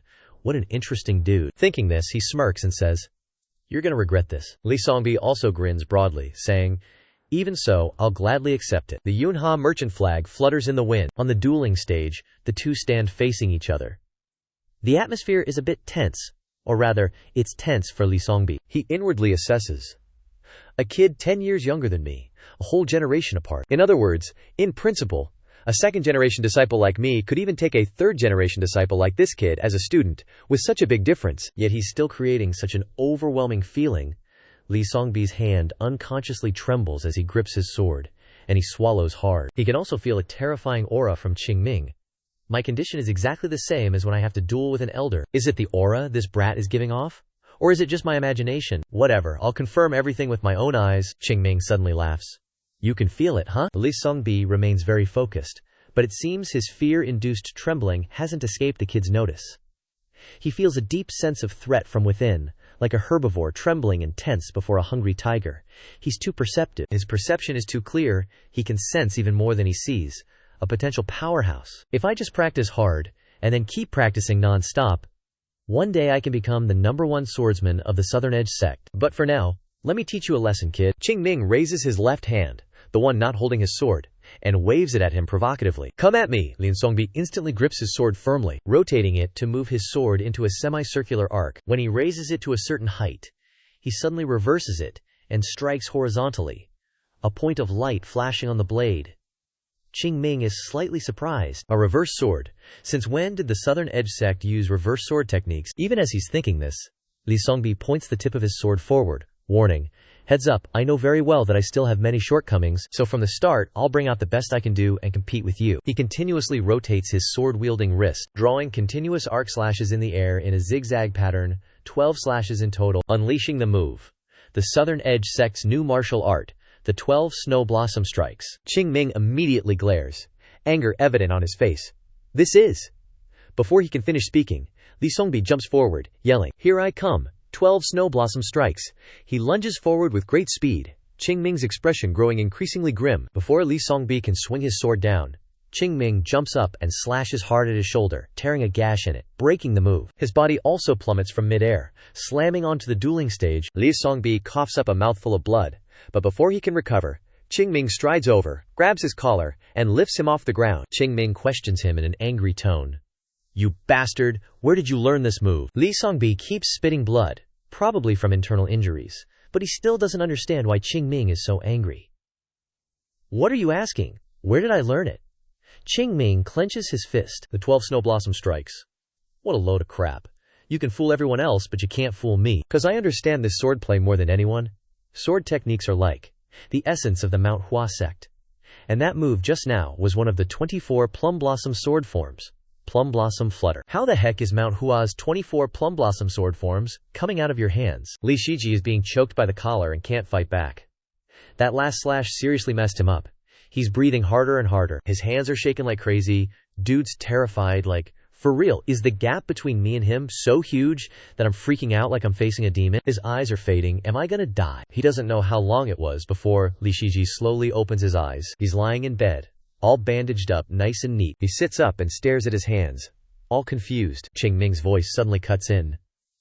"Your internal injuries will heal up soon, and your wounds will heal up too." Li Shiji just stares, speechless, while Qing Ming coldly glares back and questions him. "You said that was a new martial art from Zhongnan, the 12 snow blossom forms." He swallows hard, but still answers. "That's right." The veins on Qing Ming's face are popping. Mount Hua definitely doesn't know anything about this, because nobody at Mount Hua even remembers the 24 Plum Blossom sword forms anymore. They're straight up mocking our Mount Hua. He tries to calm down and asks, "Who did you learn that swordplay from?" Li Shiji doesn't hide anything, and replies, "All the second-generation disciples of Zhongnan learned this swordplay. So, the only people who know this swordplay are the first and second-generation disciples and the elders, right? I heard that the elders haven't even learned this swordplay. The only ones who mastered this type of swordplay are the first and second-generation disciples." Hearing this, Qing Ming suddenly goes silent, then sighs, muttering, "The elders never practiced it." So if one of the elders invented the 12 snowblossom forms, then the transfer would obviously only be to the closest generation, which is the first-generation disciples. Elder, first-generation disciples, second-generation disciples.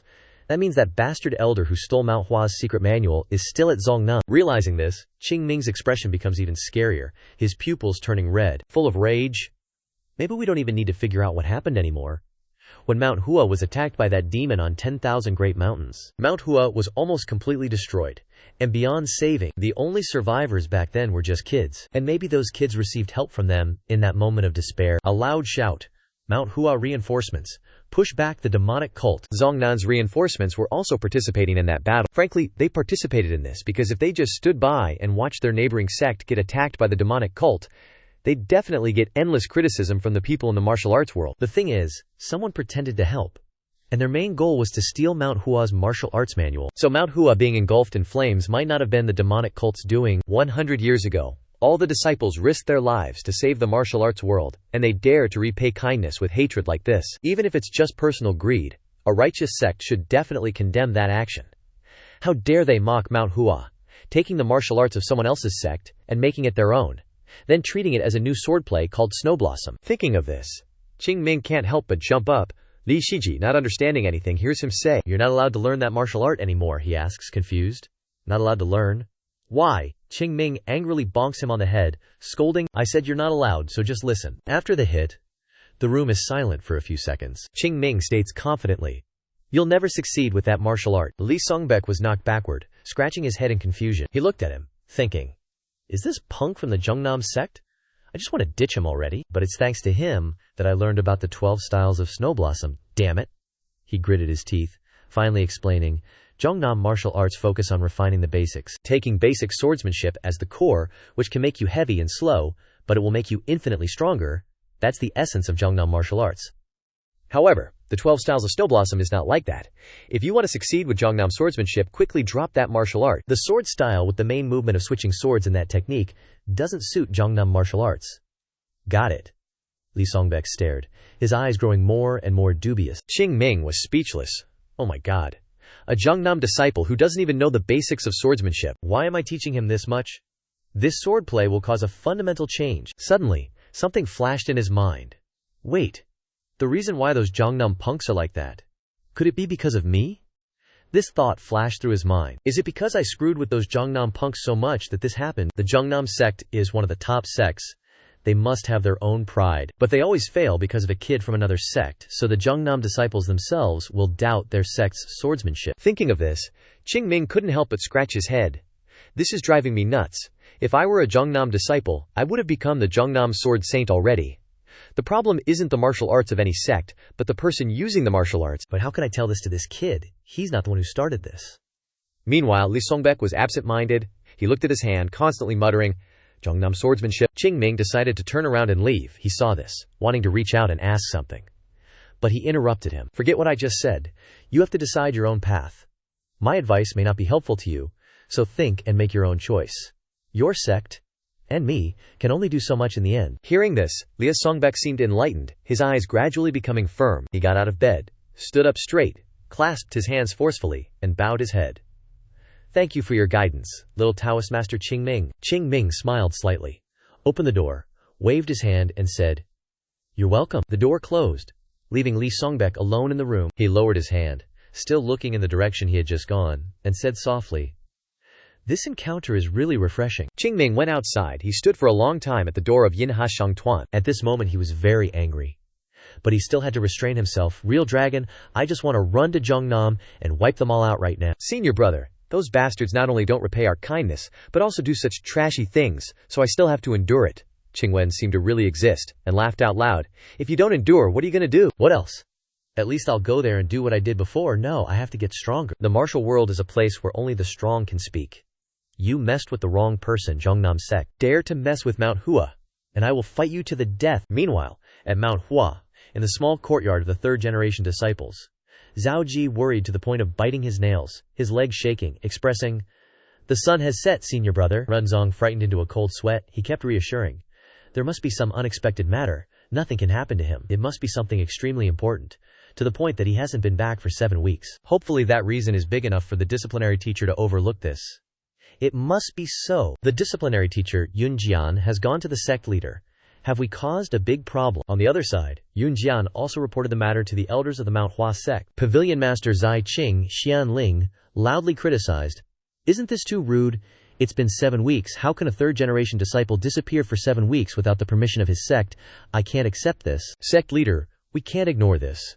We are at a crucial moment to rebuild the sect. What do you all think about this issue? Martial Arts Hall Lord Xuan Shang Takine. Hey, calm down, brother. Who knows, the kid might have run into some trouble. He immediately retorted. What kind of trouble could he run into on Mount Hua? Even if the kid did encounter some problems, the fact that he ran out of the sect on his own 2 feet is a fact. How can we ignore this? Martial Arts Hall Lord tried to explain. What if the kid slipped and fell? Slipped and fell. Our sect leader should search around the mountain, Xuanzong had agreed. It's possible. Xianling Hall Lord suddenly wondered. But why did sect leader grant him the right to freely travel down to Hua Yin in the first place? I have a reason for that. What reason, sect leader? Aren't we supposed to follow the rules of the sect, without exception? Sect leader, this is seriously affecting the foundation of Mount Hua. Since when has Mount Hua become a place where a child can enjoy special privileges? Not only that, but he's only a third-generation disciple. Even if he's a special case, this is hard to accept. The sect leader, having listened to him this whole time, finally gave a stern order. That's enough, let's drop it here. The hall lords were stunned for a few seconds. He finally calmed down, sat down, and expressed, "I apologize, brother. I was too hasty." The sect leader didn't say anything more, but he involuntarily sighed. Could it be that I misjudged that child? The Qing Ming I know would never do something like this. Yun Jian, the education officer, suggested, "I will take some disciples to scout around, maybe he is near Hua Yin." Just then, a loud shout rang out. "He's back!" Sect leader, Xuanzong, stood up abruptly and opened the door. Back. Sect leader, Qing Ming, is currently on his way back to the sect. Everyone quickly ran to the courtyard. He anxiously asked, "Qing Ming is back. Is he safe?" Yunyan replied, "Ah yes, sect leader. All his limbs are intact." The sect leader brushed past him, saying, "No, I need to confirm it myself." Zai Qing Hall Lord hurriedly reached out to stop him. "Wait a moment please, fourth brother sect leader, what's wrong?" Fourth brother sect leader, I understand that fourth brother cares about that child. The achievements the kid has brought about are truly miraculous, but... The sect leader frowned. "What are you trying to say?" He replied, "Don't coddle the child too much, fourth brother. Clear rewards and punishments are a way to manage a family, as well as a method to raise a child to be wise. If a child isn't punished appropriately, then even if they make a mistake, they won't know where they went wrong. Don't forget that the more you care, the stricter you have to be with them." Hearing this, the sect leader laughed. He said, "Do you think I don't know that? Don't worry, I'm the one who wants to raise that kid to be someone more than anyone else. I just want to see if he's safe and sound." Yun Jian, the education officer, suddenly interrupted. "That won't do. The crime of violating the rules of Bai Emiguan and not returning within 7 days is extremely serious, at least half a year at Huidong Station." Half a year, Yun Jian. Now what a third-generation disciple must do, if the disciple continues like this, the level of punishment will be even heavier. "Punish him according to the rules of Huashan, sect leader. If you do not give Qing Ming a suitable punishment, then I will do it for you." The sect leader hesitated and looked at the others, asking, "Is that what everyone else thinks?" Everyone said in unison, "Yes, that's right." Hearing this, he sighed in contemplation. Finally, his gaze became firmer. I understand. Yun Yan could understand his difficult situation, only thinking to himself, why did that kid make such a mess? Before Qing Ming negotiate everything, all four went out to see the situation. Qing Ming, with a relaxed demeanor, stepped into the sect gate. At this moment a voice came. "Welcome, sect leader." He looked up, saw the sect leader and everyone approaching, and immediately cupped his hands in salute. This disciple requests an audience with the sect leader. He looked at him for a while and then asked, "Qing Ming, what is the reason for your absence from Huashan?" He replied, "Yes, this disciple has a special reason. Usually, the sect leaders would scold this brat. Where does a third-generation disciple get off acting so recklessly? If you don't give a good reason, you'll be punished." The sect leader also reminded, "Let's hear it." "If your reason isn't convincing, I'll decide your punishment," Qing Ming mumbled. "Well, that." Sect leader Jie Guing immediately barked. "Stop stammering. Can't you just say it?" Suddenly, another voice appeared. "Please, don't be like that." The voice quickly attracted attention, and he even stared at the speaker with his mouth agape. A figure stepped inside. It was Huang Darren of the Yunha Merchant Guild. He expressed, "Please don't scold the child." Haiyan Ling's eyes widened in shock. "Huang Darren? Is that really Huang Darren?" He greeted him with a bright smile. "Are you all well?" The sect leader hurriedly went to greet him. Huang Daren, it's truly been too long since we've met like this. Just 7 days ago, I received a letter informing me that you weren't. Well, how did you manage to come here? Huang Daren explained. It's all thanks to this little Taoist priest. This little Taoist priest saved my life, so please don't be angry with the child. Sect leader Cao Jianjiang turned his head to look at Qing Ming. Huang Daren repeated, this little Taoist priest saved me and the entire Yunha merchant guild. He smiled, shrugged and nodded.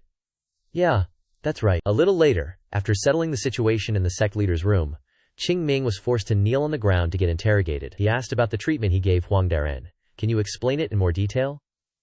Kneeling, he raised both hands high and lied without blinking. There is something called the 5 yin grass.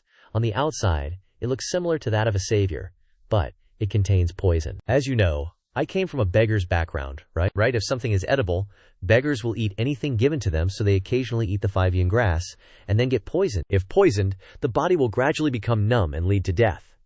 But the antidote for the 5 yin grass is simpler than we think. Just eating pickled radish will do.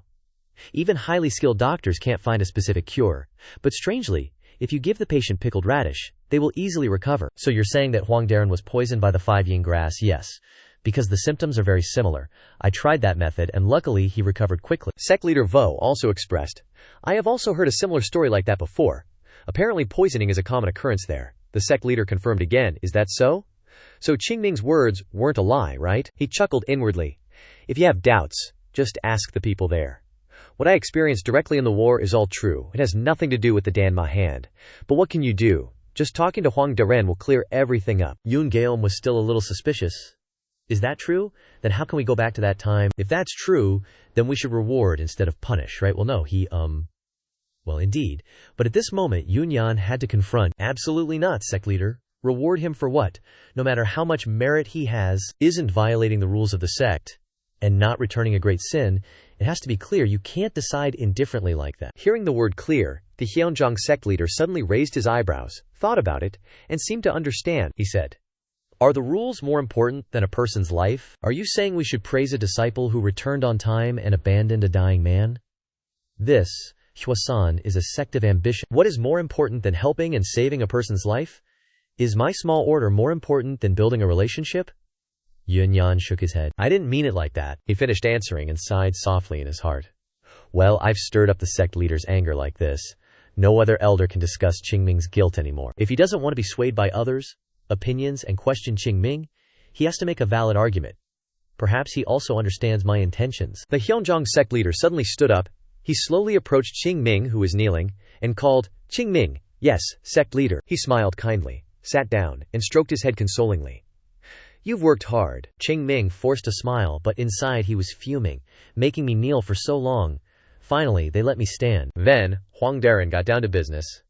I and the Yinxia Trading Company have received great favor from Mount Hua, or rather, to be exact, I received help from Taoist Qing Ming, but the Taoist credited all the work to Mount Hua. So I will repay Mount Hua. I want to invest in Mount Hua.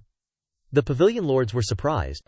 Invest, while using the word invest isn't quite right. Support might be clearer. Investing means getting a return, but support doesn't, right? The sect leader hesitated. Huang Daren is offering support. We're grateful for your enthusiasm towards Mount Hua, but Huang Daren earnestly expressed, sect leader, if it was just to thank the people of Mount Hua, I wouldn't have come here in person. I want to try putting my faith in Mount Hua now. I've brought the heads of various trading companies, so let's discuss what Mount Hua needs and what I can do to help everyone. Hearing this, the sect leader was deeply moved and bowed his head. Thank you, really thank you, Huang Daren. Then he looked at Qing Ming.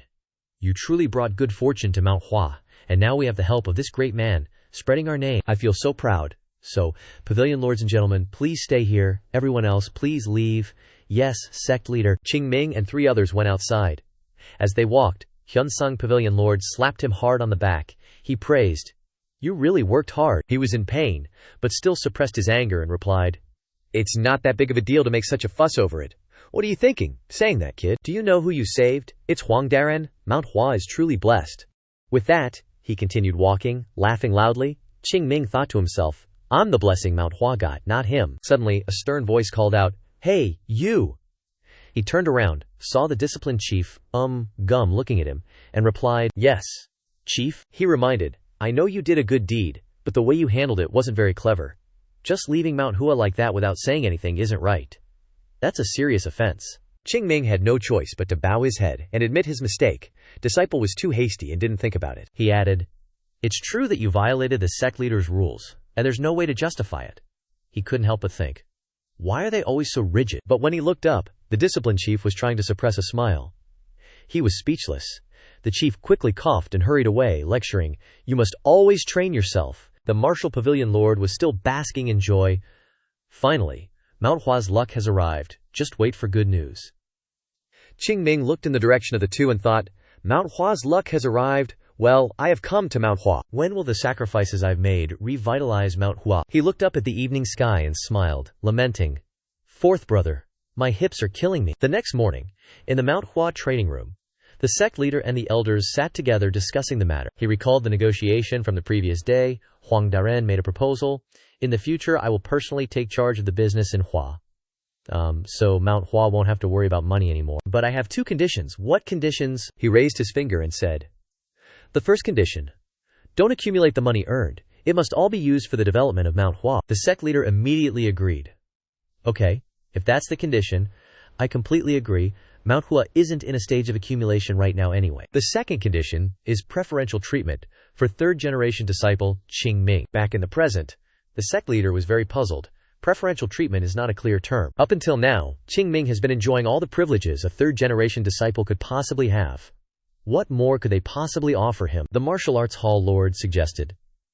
"What does head abbot think about letting Qing Ming train with the secret techniques he discovered last time?" "Are you talking about the Plum Blossom Sword and the Seven Plum Sword?"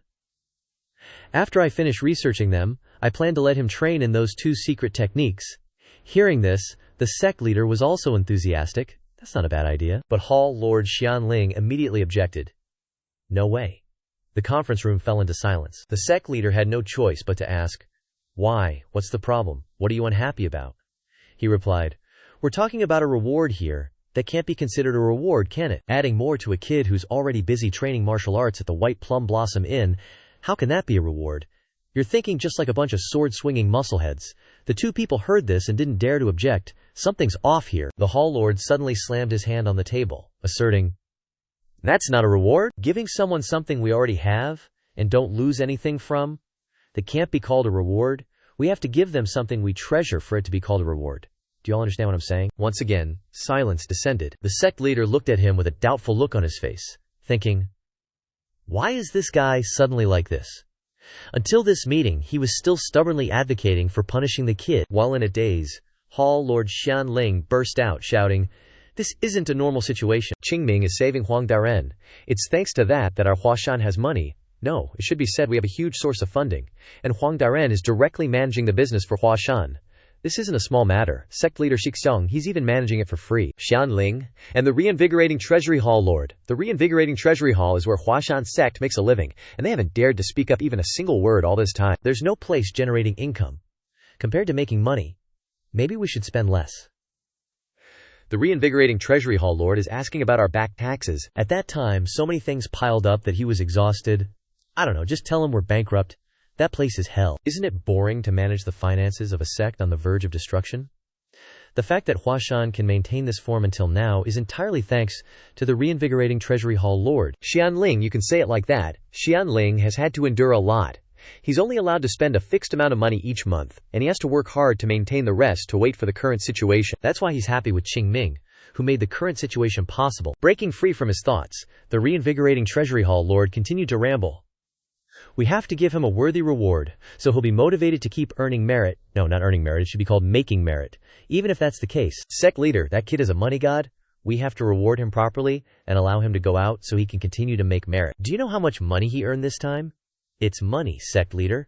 Compared to someone who can't earn a single penny like me, that kid is special. You understand what I'm saying, right? He spoke so much that his face turned red, and the martial arts hall Lord Xuanshang had to come over, hold him, and drag him away. But even as he reached the door, they could still hear him shouting, "Sect leader must reward him generously, a big reward." Finally, the door closed, and peace was restored. Sect leader Xuanzong expressed that he hoped everyone would understand him. He's had to endure too much hardship. The two people replied, "We understand, but sect leader, I think the reinvigorating treasury hall lord is right. We should give him a worthy reward so the other disciples will look up to it and learn from it, and Huashan will also have a reputation for clear rewards and punishments. But what should we reward him with? How about suggestions? If he likes going down the mountain, should we appoint him as the liaison with the Yin Xia Trading Company? The sect leader said, wouldn't that be making him do chores? That can't be considered a reward. Every time Huang Daren meets Qing Ming, he's always warmly welcomed. Of course, that's how it is. Or should we let him train in the Plum Blossom Sword? Isn't that sword art a symbol of our Hua Sect? We can also let him freely enter and exit the library. The door suddenly burst open, and the reinvigorating treasury hall lord stuck his head in and shouted, "No need, just give him money. With money he can do whatever he wants. These people are so frustrated." The martial arts hall lord had to force a gentle smile, and immediately covered his mouth and dragged him out. The door was closed again. The sect leader's expression was truly regretful, thinking that Hua Shan was becoming more and more strange. On the high mountain next to it, Qing Ming was standing looking down. Huang Daren slowly approached until he stood next to him. He sighed. "You're good at acting," he said. "Now we're all in the same boat." "Same boat? I was lucky enough to save the head of the merchant guild, but what am I? How could I be on the same boat as him?" "You should really talk to the sect leader about all this."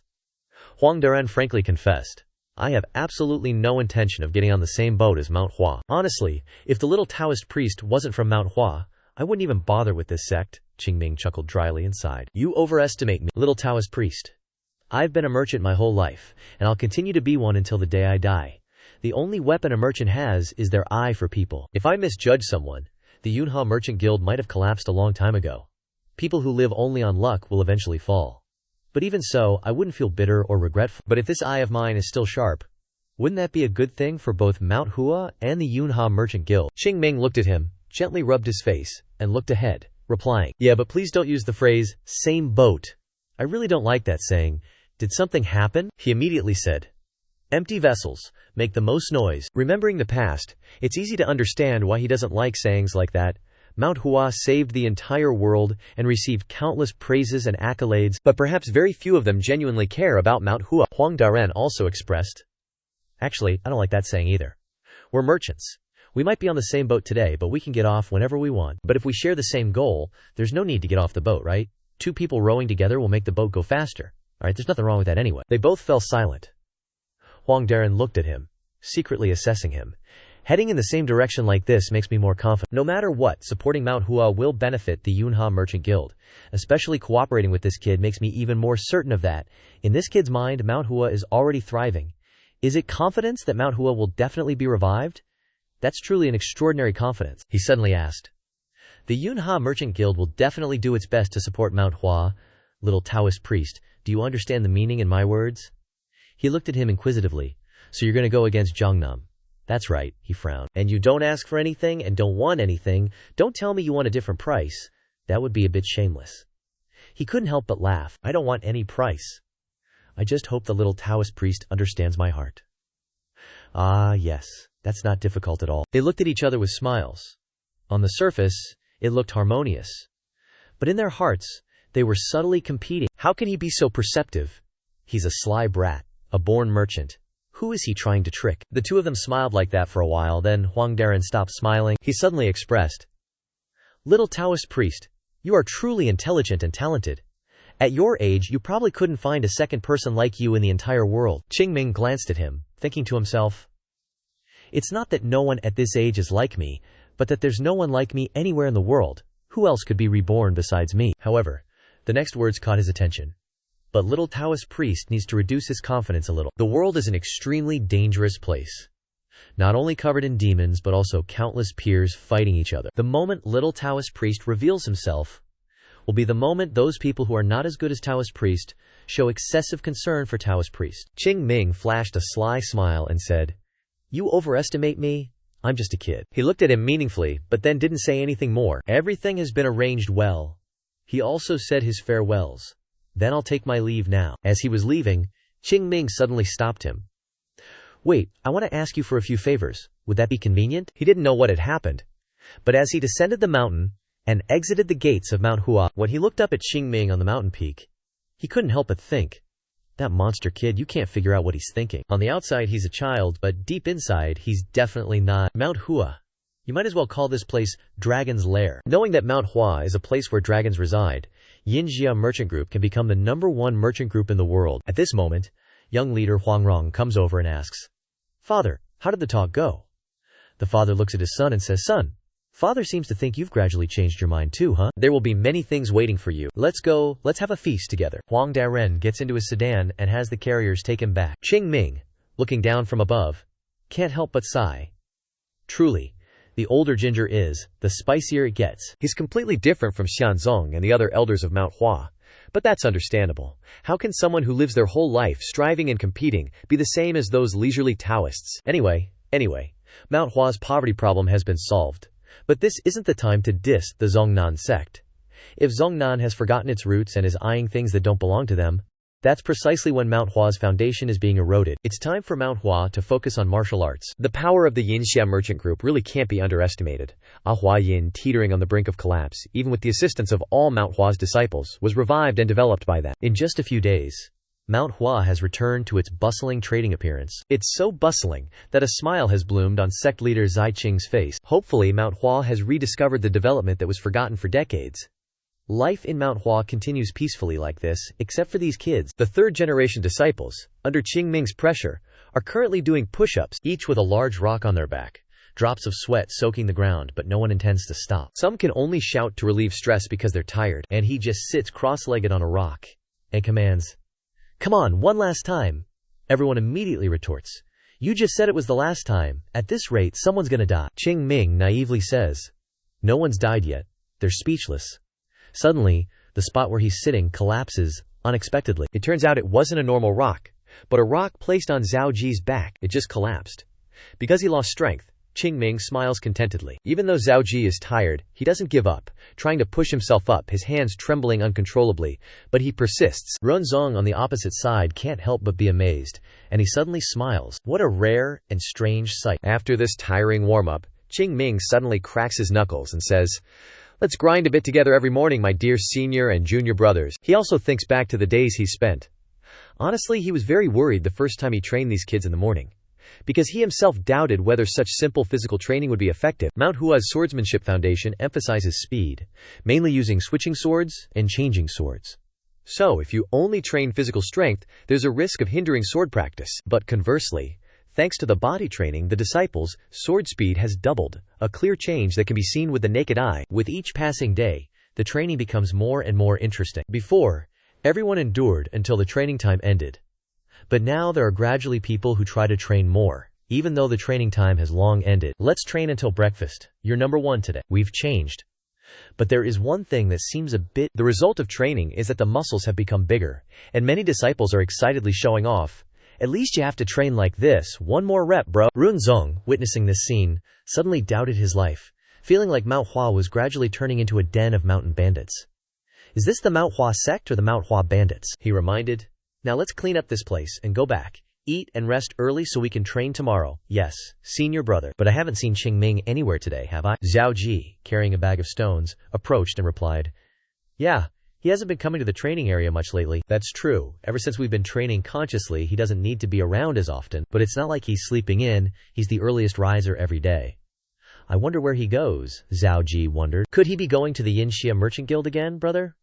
After Mount Hua stabilized, he's been going back and forth to the Yinxia Merchant Guild a lot. Honestly, isn't Qing Ming the busiest person in Mount Hua? "That's right, but senior brother, do you feel it clearly? That we've become much stronger," Runzong expressed. "Let's see. When it comes to strength, there has to be a standard for comparison. So since all the senior and junior brothers have gotten stronger, I don't feel it that clearly. But maybe we're twice as strong as before that Qing Ming brat showed up." Zhao Ji was surprised. "Twice as strong? Well, don't worry about it too much. What I said is just abstract speculation. But I can confirm that I am 3 times stronger than I was before." "Still not enough," Zhao Ji suddenly said. "You know the Grand Assembly is coming up. We have to get stronger, much stronger." Hearing this, Runzong smiled slightly and nodded in agreement. "Great, then when that Qing Ming brat comes back, let's make some suggestions to him." "Yes, senior brother, early morning, when the sun hasn't fully risen behind the mountain peaks." Qing Ming slowly opened his eyes in bed. He sat up and yawned. That was great. He went alone to the forest behind the mountain, sighing as he walked. "I know I have to get stronger. But why do I have to avoid everyone like this every morning? This training method isn't the right path. The kids need to balance their bodies and minds. This method is a bit too simple and stupid. Man and sword as one. Right now, my sword and my past senses have reached the realm of man and sword as one. On the outside, it looks like it, but in reality, it's not the same as before anymore. Imitating my past self, this is probably a side effect from my experiences. That is, to get stronger, I have to train non-stop and quickly become one with the sword. The problem is, if I show off my swordsmanship in front of the kids, I'm afraid they won't be able to train at all. Everyone has to be determined to revive Mount Hua. He jumped to the top of the mountain, lamenting, "This is so tiring. That's why I've been coming to Luo Hua Peak every morning to practice swordsmanship lately." Suddenly, he paused, as if he saw something in front of him. A figure was practicing swordsmanship. He was a little surprised. At this hour, is there anyone else here besides me? The person's hair fluttered in the wind. Each sword stroke was skillful but no less graceful. The figure moved nimbly on the ground, creating mysterious and ever-changing shadows.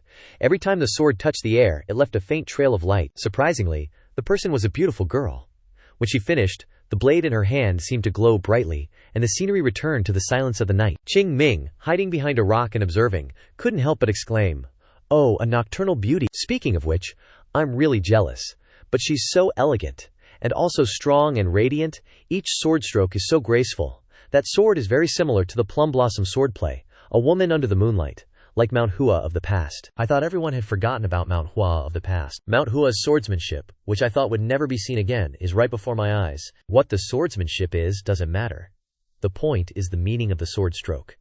Just as he was deep in thought, the girl noticed. Her eyes became sharp, and she pointed her sword and rushed towards him. "Who's there?" Qing Ming tilted his head to dodge. It was only a few centimeters away from his neck. The two maintained a posture of one standing with a sword pointed, and one sitting for a long time. He muttered, "This miss ruined my mood.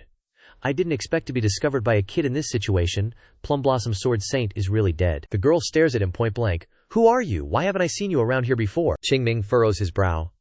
"That's what I should be asking. Just who is this young lady anyway?" Seeing the flower on her chest, he's taken aback. Looks like she's a Mount Hua disciple. But this girl sure knows how to charm a man. In my past life, I lived for over 80 years, fighting on battlefields all over the Jianghu. But I have almost no experience dealing with a beauty like this, to the point where a kid who hasn't even hit puberty like me is getting flustered and panicky. So pretty. Seeing that he's not saying anything, the girl presses the sword closer to his neck threateningly. "State your name, now." Qing Ming gets a small cut on his neck, and he finally speaks up. "Mount Hua uniform." Before the girl can react, he points at the plum blossom emblem on his own clothes, as if giving her a hint. "See that? Curious? I've never seen you before. Are you a third-generation disciple?" "Yup," she wonders. "Third-generation disciples of Mount Hua are forbidden from going out after sunset," he explains. "I got permission from the sect leader." "What, the sect leader?" "Yep. A third-generation disciple getting permission to do that?" "Yep." The girl says in disbelief. "Liar." Qing Ming doesn't want to explain much, so he responds, "If you don't believe me, go verify it. You think a Mount Hua disciple would joke around with the sect leader's name? First off, can you get that sword away from me? Another inch, and it's going to be a murder scene." He pushes the blade away, and the girl sheathes her sword. As she puts her sword away, she criticizes. "Peeking at others while they're training is a big no-no," Qing Ming retorts. "But this place was where I used to train until yesterday. You suddenly showed up and are acting like I'm the bad guy. What am I supposed to do?" She immediately said, "You should have said it as soon as you were discovered." He immediately argued with her. "Isn't it understandable to check my identity when you notice a stranger wandering around Mount Hua?" The girl furrows her brow, pursing her lips. Qing Ming notices this small action and wonders, what's up with her? Not knowing how to retort, she just bites her lip and turns her head away. He suddenly notices something interesting. Looks like she's not much of a debater. Sharp blade, dull tongue, huh? Well, she does have a pretty face, so it's understandable that she's not good with words. That's life, I guess. After a while, the girl turns back and asks, "What's your name?" "I'm Qing Ming." "Have you received your rank yet?" "No, my name is Qing Ming." "Oh, so your name is Qing Ming, not the Qing Ming rank." "Yep." He expresses, "If you get a rank, it'll definitely be Qing Ming, then." The girl is surprised, then nods as if she understands. "I see." Qing Ming looks at her and is even more certain. Dumb. She's definitely a dork. After thinking for a bit, the girl turns to look at him again. This time, she introduces herself. "I'm Liu Leshu, a second-generation disciple. If you're really a third-generation disciple of Mount Hua, then it looks like I'm your senior martial aunt." He widens his eyes. "Senior martial aunt. Balayek Jia, huh?" At Mount Hua, the rankings are Qing Ming, Haiyan Un, Bayek Un, Jia, and then of course there's Bayek Jia, but I haven't seen a single Bayek Jia since I returned to Mount Hua. Depending on Mount Hua's situation, they might skip ranks, who knows? Liu Leshu asks curiously. That's it, no greeting. He instantly gets annoyed in his heart. Damn it, being young is a crime. Qing Ming grits his teeth and bows. "Yeah, nice to meet you, senior martial aunt. Now scram before the sun comes up." Taking over other people's training spots and wasting time too. Liu Leshu leaves, not forgetting to warn him. I'm going to check with the sect leader to verify what you said. If you dare lie to me, don't blame me. After walking a bit, she suddenly stops, looks at him again, and mutters, "What a strange kid." Qing Ming, looking bewildered. "Me? Who? Me?" He shrugged it off, glancing at the sky before deciding, "Guess I gotta find a new training spot anyway." High noon at Mount Hua's dining hall. Every disciple was sighing dramatically, like they were carrying the weight of the world. Qing Ming, sensing the gloom, widened his eyes in confusion. "What's with this? Where's all this doom and gloom coming from? Ever since I kicked things off at the White Plum Temple, we haven't had this kind of crap." He nudged Runzong, "Senior bro, what's with everyone?" Runzong replied, "The elders are coming back." Bai Zihi.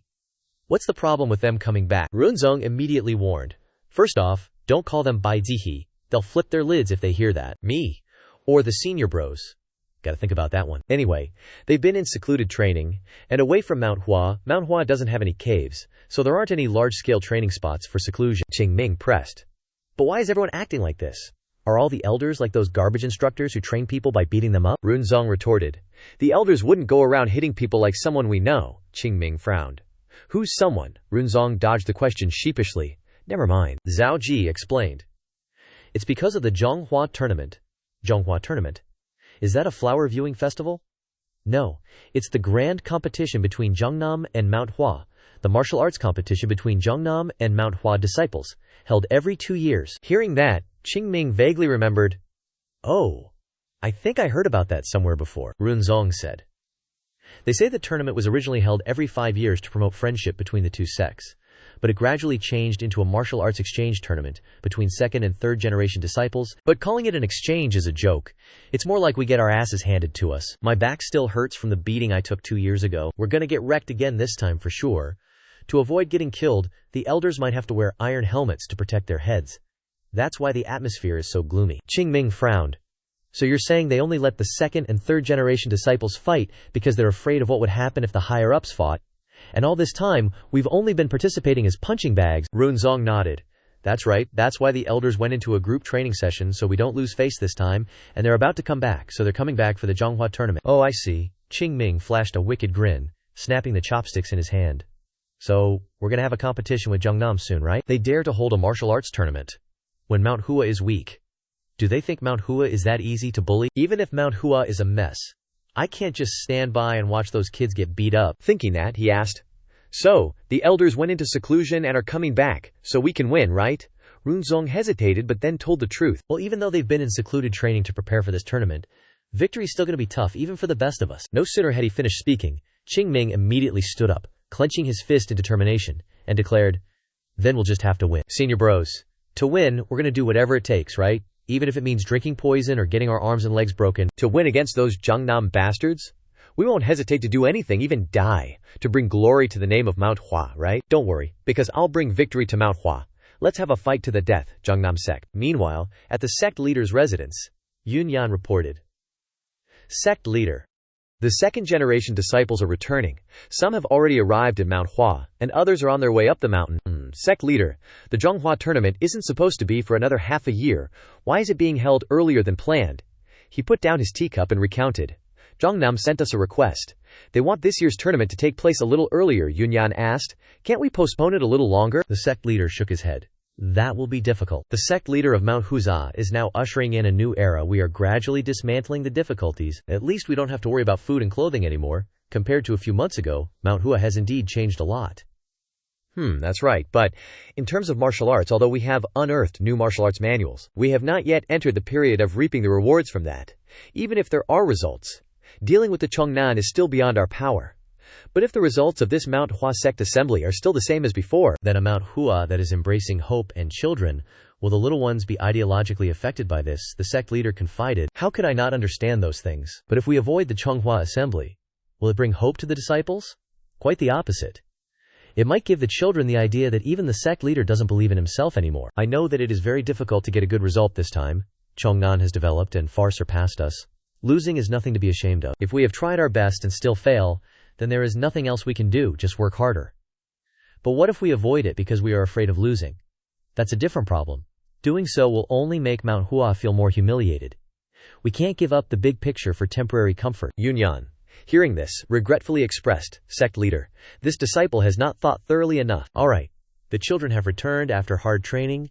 Let's throw a banquet and open some wine to welcome them back. Yes, sect leader, I'll go prepare. Accepting the order, he left the room, leaving him alone in the large room.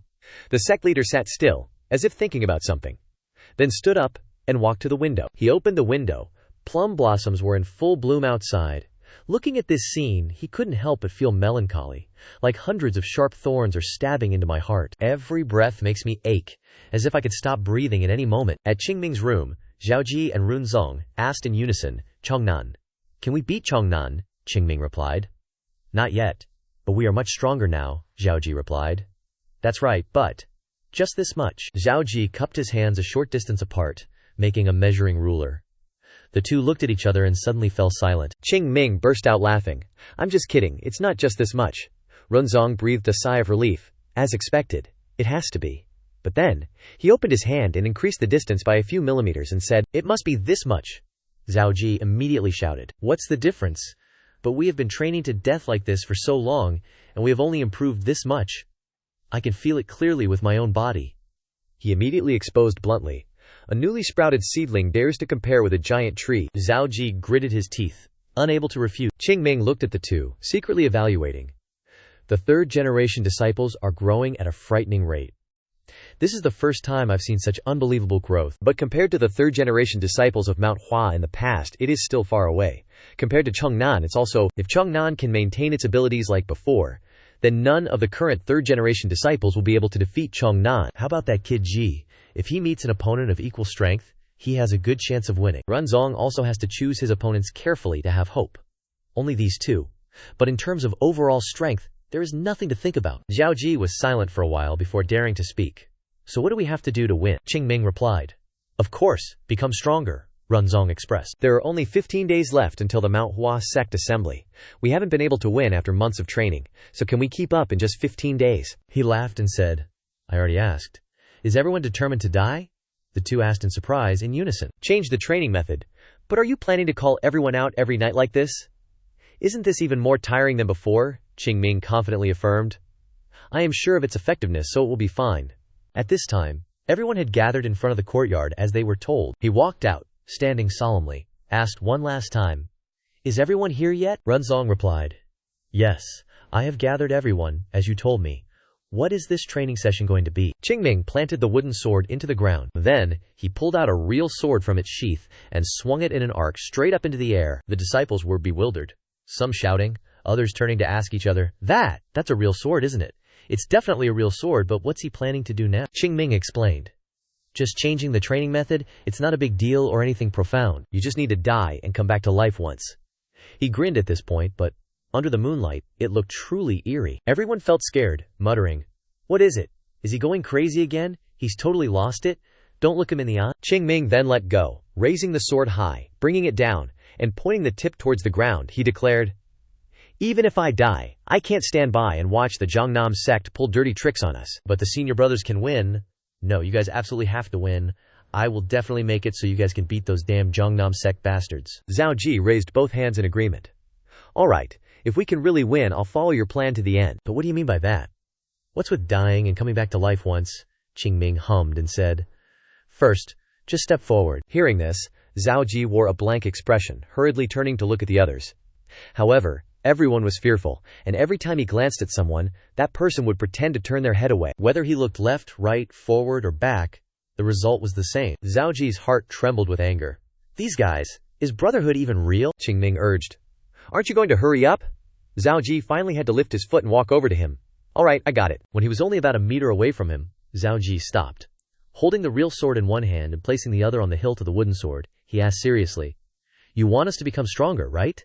Zhaoji nodded decisively. Of course, Qing Ming then stated frankly, Actually, this is kind of weird to say, but you senior brothers are already strong enough. While everyone was staring in bewilderment, he continued, The hard training you've been doing all this time has definitely produced results. Zhaoji wondered, Didn't you say that we still can't beat the Jiangnam sect? He also confirmed, That's right, then we have to get even stronger, don't we? If Li Zhongbai is considered strong in the Jiangnam sect, then it can be said that the Jiangnam sect's strength is still the same as before. Zhaoji can at least try to win by using his physical strength. Runzong needs more luck, but the other third-generation disciples definitely don't have a chance of winning. Rely on heavenly luck. No. Even with the help of the heavens, Mount Hua must paint its own picture of victory. The reason why Mount Hua can't beat the Zhongnam sect is because you senior brothers are too weak. Although your physical condition has improved, your actions and behaviors are still the same as before. Zhao Ji was confused. Still the same as before? What's wrong with acting like we do now? He then asked back. Have you senior brothers ever thought about why you're learning swordsmanship? At Mount Hua, there are things that must be firmly established in your mind. Using swordsmanship to master your body, and ultimately aiming for enlightenment.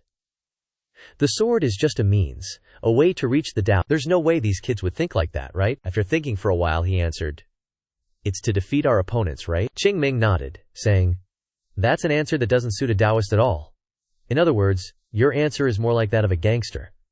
Alright, he thought to himself, obviously they'd answer like that. You're half right. It's true that it's to win. Then how do you win with a sword? Of course you have to become stronger. That's right, we have to be stronger than our opponents to win. But the meaning I'm talking about is a bit different, Zhao Ji expressed. Sounds complicated. Qing Ming threw the wooden sword towards him, saying, It's simple. From now on, you senior brothers will compete with me. Whatever you senior brothers can do, try your best to use it all, and I'll only swing my sword down once. Zhao Ji asked, doubtful. Swing the sword just once, he nodded firmly. Yep. He glanced down at the wooden sword in his hand, his eyes still a little hazy. Even though winning against this kid is impossible, if he's only swinging the sword once, then the story's a little different. He gripped the sword hilt, foot forward, shifting his weight. Zhao Ji was still hesitant, asking, But you're really using a real sword? Qing Ming chuckled. You worried? He questioned. I'm not gonna chop you. Immediately interrupted. Why would you do that? The ambiguous answer was baffling. Why not answer clearly, and leave it open-ended like that? This kid isn't gonna chop me to death, is he? What's he thinking? Zhao Ji swallowed hard and then said, Let's start, shall we? He laughed in admiration. Senior brother seems pretty confident. Didn't I say I'd train you, till you drop dead? Qing Ming suddenly narrowed his eyes, noticing his trembling arm, and smirked to himself. Confident, huh? As soon as the shouts rang out, Zhao Ji immediately jumped high. Remembering what Qing Ming had done to him, he suddenly boiled with rage and shouted, Eat this, I don't mean any harm. Falling Blossom Sword. He slashed down hard from the air towards where Qing Ming was standing, but he lightly dodged to the side, the sword still casually slung over his shoulder. He frowned, thinking, My intent was filled with anger and malice. Did I do something wrong? Not stopping there, Zhao Ji twisted his ankle, aiming at where he'd just dodged, and used the 7-star steps to dash over quickly. Once again, he used the Falling Blossom Sword to attack, but as before, Qing Ming dodged it perfectly. Oh, using 7-star steps to move, and combining it with the Falling Blossom Sword, huh? You've definitely got talent. Speaking of talent, this kid's definitely not inferior to Li Songbai. All he needs is confidence. But at this moment, Zhao Ji continued, WHOSH, the sword. The two figures moved constantly, one attacking, one dodging. The others, watching, kept exclaiming, Whoa. Senior brother Zhao Ji is attacking relentlessly and overwhelming him. He's more skilled than we thought, right? Senior brother Runzong reminded. Watch closely. He's overwhelming him but hasn't touched a single hair on Qing Ming's head. He began to analyze inwardly. There's nothing particularly special about it, just that every footstep of Qing Ming follows Zhao Ji's sword path. It's so graceful that the viewers feel like Zhao Ji's sword is intentionally avoiding Qing Ming. But can this kid really grasp all of his opponent's movements? Qing Ming's only been in Mount Hua for a few months. This is the first time I've seen him compete with anyone. Even though he's not attacking and only dodging, I can feel that there's a huge difference in skill level between Qing Ming and the third-generation disciples of Mount Hua. How much of that kid's movements can I even read right now? On the other side, Zhao Ji finished his barrage of attacks with a horizontal slash. Qing Ming jumped back to dodge, and landed effortlessly. Zhao Ji was exhausted at this point, breathing heavily, with sweat dripping down his face. Recalling his attacks just now, he couldn't help but doubt. Just a single sword swing and constant dodging. It's like he knew where my sword would go. Even the way he shook his head showed how easily he could nullify my sword. This is too much. I've worked so hard, I thought I'd grown stronger. But is this all I can do? He trembled as he kept repeating. This can't be happening. Like all the pent-up anger erupting into new energy, a surge of Qia suddenly flowed from his body into the wooden sword in his hand, causing it to glow. The others gaped, exclaiming, It's sword Qi! Senior brother Zhao Ji can use sword Qi. He suddenly shot forward. Just centimeters away from Qing Ming, Zhao Ji slashed down with his sword Qi. However, Qing Ming still dodged it this time. The sword struck the ground, creating a powerful tremor. A pillar of dust rose higher than the houses. The brothers stared in disbelief at the long sunken line on the ground and the large dent in the wall. The space became eerily silent, with only Zhao Ji's exhausted breathing audible. He was still in the position of bringing down his sword, while Qing Ming began to move, the sword's edge glinting. Raised high in the night, his face was cold, his lips moving. It's over, With that, he slashed down, the blade aimed at Zhao Ji's astonished face. When the blade was just millimeters away from his face, Qing Ming stopped, but the sword still created a powerful gust of wind, spreading in a circle around where they stood. Dust swirling in all directions, Zhao Ji froze, then collapsed to the ground, his whole body trembling, his face pale. Qing Ming sheathed his sword, slung it over his shoulder, and asked, "How was it? Did you feel like you died and came back to life?" He stammered. You're a damned donkey." He grinned and instructed, "Senior brother, take a rest," and then turned his head to look at the people behind. Next up. Everyone flinched. Runzong scratched his head, glanced sideways, and called out, "Song Shu, I think he's calling you?" Song Shu, sweating profusely, retorted, "It's obvious he's calling senior brother." Seeing their hesitation, Qing Ming reminded them, "Come on, senior brothers, think carefully. Do you think you can avoid this situation? If you don't step up, I'll have to take the initiative." With that, he jumped almost instantly. "I'm coming!" Everyone screamed in fright. Under the bright moonlight, only desperate cries could be heard. "Come here, number." Before long, everyone was sprawled on the ground, beaten to a pulp, some even foaming at the mouth. Qing Ming walked over to Zhao Ji and asked, "Why didn't you block it?" Making him wonder. "Block what?" he repeated. "I told you beforehand that I was going to swing my sword, didn't I?" "Why couldn't you block it?" Zhao Ji frowned and yelled angrily. "Because it was too fast. Your sword strike was too fast and powerful, so of course I couldn't block it. Even a toddler knows that," he interrupted. "That's right. So why don't you senior brothers do what I did?" He suddenly raised his sword high and slashed straight down. "Simple, right?" Zhao Ji asked in surprise. "Is that what the sword move I saw earlier was like?" he replied. "That's the difference between having the sword falling on your head and just standing by watching. In other words, if you can put yourself in the same mindset as the other senior brothers, it's just a basic sword move that anyone can do." He also demonstrated. First, the stance, fixing the lower body firmly to prevent the body from shaking, concentrating the power in the fingertips, and merging it with the inner energy of the body, and swinging the sword down like this. Zhao Ji was stunned after seeing it. His eyes stared straight at the sword in front of him as he recalled. So, the sword technique that was so fast that the naked eye could barely follow wasn't some kind of high-level skill after all. It was simply a fast and direct sword strike. Runzong, who was on the opposite side, also sat up and said, "I understand what you mean now. Instead of trying to learn fancy moves that are half-assed, we should focus on simple sword strikes, using a solid foundation as the base, right?" Qing Ming stated, "That is the determination of one strike, certain kill. The determination to not need to swing the sword a second time. The determination that if you don't kill the opponent this time, you'll be the one who dies next." I want you guys to understand all of this. After hearing this, Runzong couldn't help but admire him. Seeing is believing.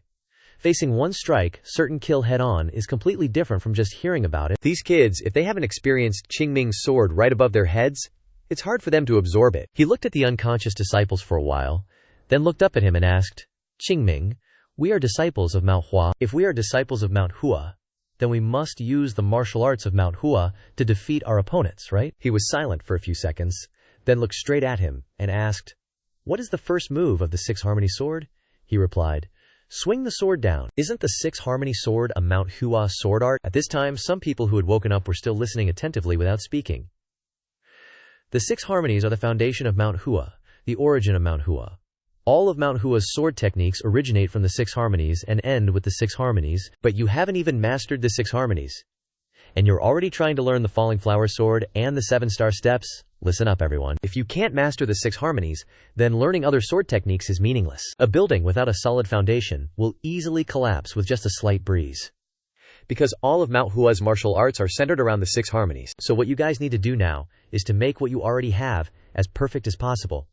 Zhao Ji stood up and said, "I understand the importance of the Six Harmonies now, but we are not you. Only you can use the Six Harmonies and deliver such a powerful blow." Saying this might sound stupid, but we need the power to defeat those Jiangnam bastards more than a distant future. So I want to ask you this, if I do as you say, will I gain the strength to escape the humiliation that the Jiangnam guys brought? Seeing the determination in his eyes, a spark of excitement flashed in Qing Ming's eyes as well. He ran over, grabbed his collar, and raised his fist to threaten him. "You want to throw hands already?" Zhao Ji cried out in fear. "Why are you hitting me?" he sneered and said, "Lost to Jiangnam. You don't deserve to live for saying that. Mount Hua's disciples losing to those Jiangnam guys? I already said it, I will definitely make you guys able to win. There's no such thing as a temporary defeat. When we fight, we have to win. Even if we exhaust ourselves or sweat blood, we must win." He pushed Zhao Ji to the ground, mocking. Secret manuals, what a joke. You guys think there's some kind of secret manual that can fall from the sky and help you win? There's no such ridiculous thing. Ugh, you guys are rotten from the inside out, can't do shit. Everyone pick up your swords, we're gonna start practicing. Swing the sword down 10,000 times, start. Everyone shuddered upon hearing this and asked. 10,000 times, Qing Ming immediately shouted. Do you want to lose and die? Or die right now? Rewind. Back then the elders were all worried and went to find sect leader Qing Wen to persuade him. Sect leader, if Qing Ming doesn't take any disciples, his sword techniques won't be passed down to future generations. His swordsmanship is really amazing. He sighed and said, I'm very worried about that too. I'm also human, so I can't become his disciple, and neither can those other kids. What did they do to deserve such punishment? He said that whoever becomes his disciple will be beaten half to death, and then forced to plant banana trees all over the place. No human can do such things. Anyway, he's a Taoist priest of our sect, so remember to keep it to yourselves. As he was speaking, Qing Ming suddenly appeared and said, Senior brother, let me take the rear. Qing Ming feigned surprise. Oh, you were there. Back in reality, he frowned, thinking. Just thinking about it makes my mood drop. What did I do wrong? I took good care of those kids, didn't I? It's just like teaching toddlers to walk, only slightly different from holding their hands and helping them step by step. At this rate, I'll get sick and die. But if I die from illness, I don't need some dramatic ending like in plays. As long as Huashan can continue, Huashan's spirit, a play, no matter how beautiful like flower petals, will vanish in an instant. Spirit is like the roots of a tree. It's not visible, but it's what helps the tree survive and grow. I know that, but things are never as easy as I make them out to be. At this point, he walked to a clearing in the forest. After looking around, he thought to himself, guess that girl isn't coming today, huh? Even if she's crazy about training, she wouldn't come up the mountain at this ungodly hour, would she? Qing Ming drew his sword, his stance firm as he looked straight ahead. I have to get stronger, not to find my former self. I'm only missing one thing. I still can't beat Tianma. If he's still teaming up with those mountain climbers, and his strength is still like that, I'm definitely no match for him. I'm hailed as the world's greatest swordsman, yet I still can't duel Tianma one-on-one. What if I could defeat Tianma alone? If that's the case, no one has to die. Head disciple, and the other disciples, everyone will have a peaceful and healthy life. If I were stronger, those horrible things wouldn't have happened. There's no guarantee that a guy like Tianma won't be reborn. There might even be someone worse than Tianma appearing in the Jianghu, who knows? I must protect Huashan from all those dangers. Qing Ming imagined layers upon layers of Tianma's demonic aura covering the sky. He continuously unleashed his sword, slashing streaks of light that danced and tore through the thick mist. He secretly made up his mind. I must become stronger. Stronger than anyone else in this world, stronger than even my past self, and stronger than that Tianma bastard. His moves unleashed like a whirlwind, sweeping away the black mist, slicing through the night sky, cutting the Tianma in his memory in two. The image quickly faded, leaving behind a sky filled with falling plum blossoms. Tianma's martial arts shattered everything I thought I knew. I thought that as long as I followed the path laid out by the masters before me, I could win, but it turns out that's not the case at all. He landed on the ground, the falling petals illuminating the sky above him. I must overcome my own limits. Qing Ming stood there quietly, unaware that Liu Leishu had witnessed everything from behind a tree. She looked at the falling plum blossoms, lost in thought. Over there, Qing Ming stopped practicing. He looked at his sword, pondering, I have to surpass my limits and find a new method and make it my own, in order to achieve that wish. It seems like I might find it, but, well, it's still far away from me. It's not about creating a new sword technique, but about exploring a new territory. That won't be easy. Suddenly, Liu Leishu's face loomed large in front of him.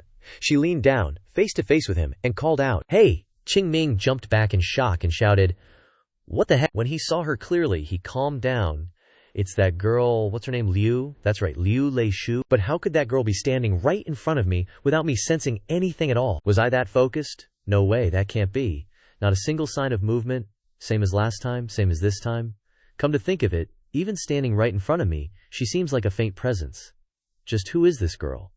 Did she learn an invisibility technique or something? Anyway, how could this be happening? I wonder how much she heard. Liu Lexu suddenly said, Rice flour. He despaired. She heard everything. Damn it! First, I'll act like nothing happened. Seeing him draw his sword, she cautiously held her sword hilt and questioned, Are you going to silence me? Qing Ming's mouth twitched. What? Kill someone? Are you crazy? Suddenly realizing something, he guiltily covered his mouth. The atmosphere between the two became completely silent. He sweated, thinking, Why the hell did I say that now?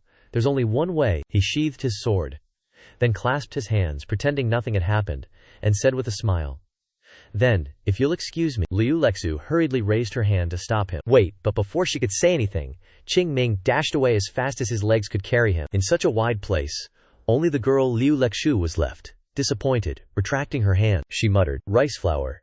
Qing Ming cursed while running. Damn, that scared me. Only one person heard it this time, so no one will probably believe it. But what if we have a three-way confrontation? I need to be more careful when I meet Shigu in the future. Suddenly, he slammed on the brakes, stopping abruptly, causing the ground to be scraped for quite a distance. He wondered. But before Shigu comes back, shouldn't I do something? He stroked his chin, then suddenly turned in one direction. I have to complete this before returning to Hua Mountain. At Huayin, the streets were still bustling. In a restaurant, calls rang out continuously. Waiter, bring me a jar of chilled Zhao Hongxiao. Yes, sir. Sitting in the corner, Qing Ming had a feast all to himself. He took a refreshing gulp of wine, his face excited as he exclaimed, "This is the taste." Well, let's see. He picked up a piece of meat on the plate and savored it, then recalled the glorious past after he brought wine back from Cinemountain Cave. I'm already used to drinking wine after it was all used up. But this is a privilege granted to me by the sect leader, so I must know how to make the most of it, right? Let everything flow naturally. But why does the sect prohibit so many things? Just drinking a little wine is so troublesome. But oh well, they are all Taoists. Qing Ming picked up his glass and drank it all in one gulp again. In his subconscious, an image of sect leader Qing Wen appeared, reminding him, "You're a Taoist too, kid." He laughed and replied, "I'm different from them, Shixiong. I'm almost 100 years old." Silently pouring another glass of wine, looking at his reflection in the full glass, Qing Ming suddenly sighed. But its taste is no longer the same as before. Shixiong, its taste was the best when I secretly drank it behind your back. It's funny, I've never thought about the person who sat facing the Zixia building his whole life. But why do I remember him now?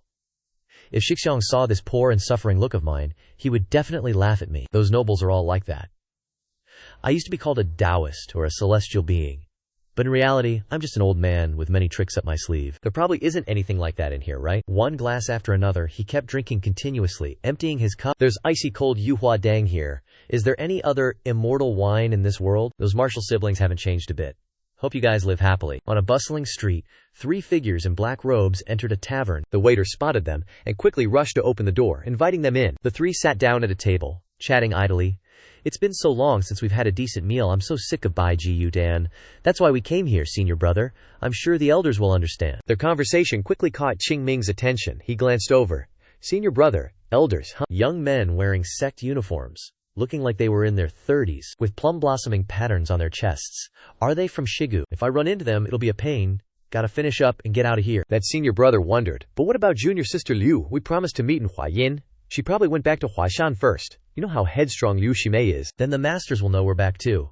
It's fine. Everyone knows junior sister Liu is a bit of an oddball. One of the three waved down the waiter. Give us your best dishes today, portions for 3. And bring us some wine too. Sitting to the side, Qing Ming couldn't help but sigh. Trutsk, trutsk. Only the second-generation disciples have the guts to drink in the middle of Huayin these days. Even if you come back to the sect, there should be limits. Back in my day, if you got caught, you'd be locked in the repentance cave for a week, just staring at the 4 walls and swinging your sword. TCH, these kids these days.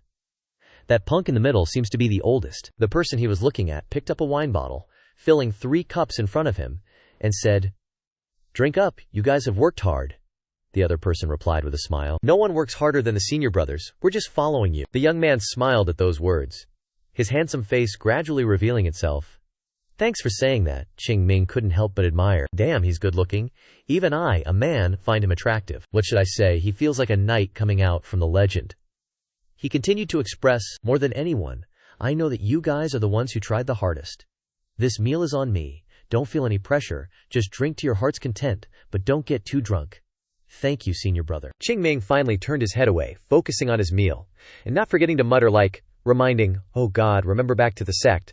But not for a long time. His ears perked up listening to the story. Senior brother, so what's our current level of strength?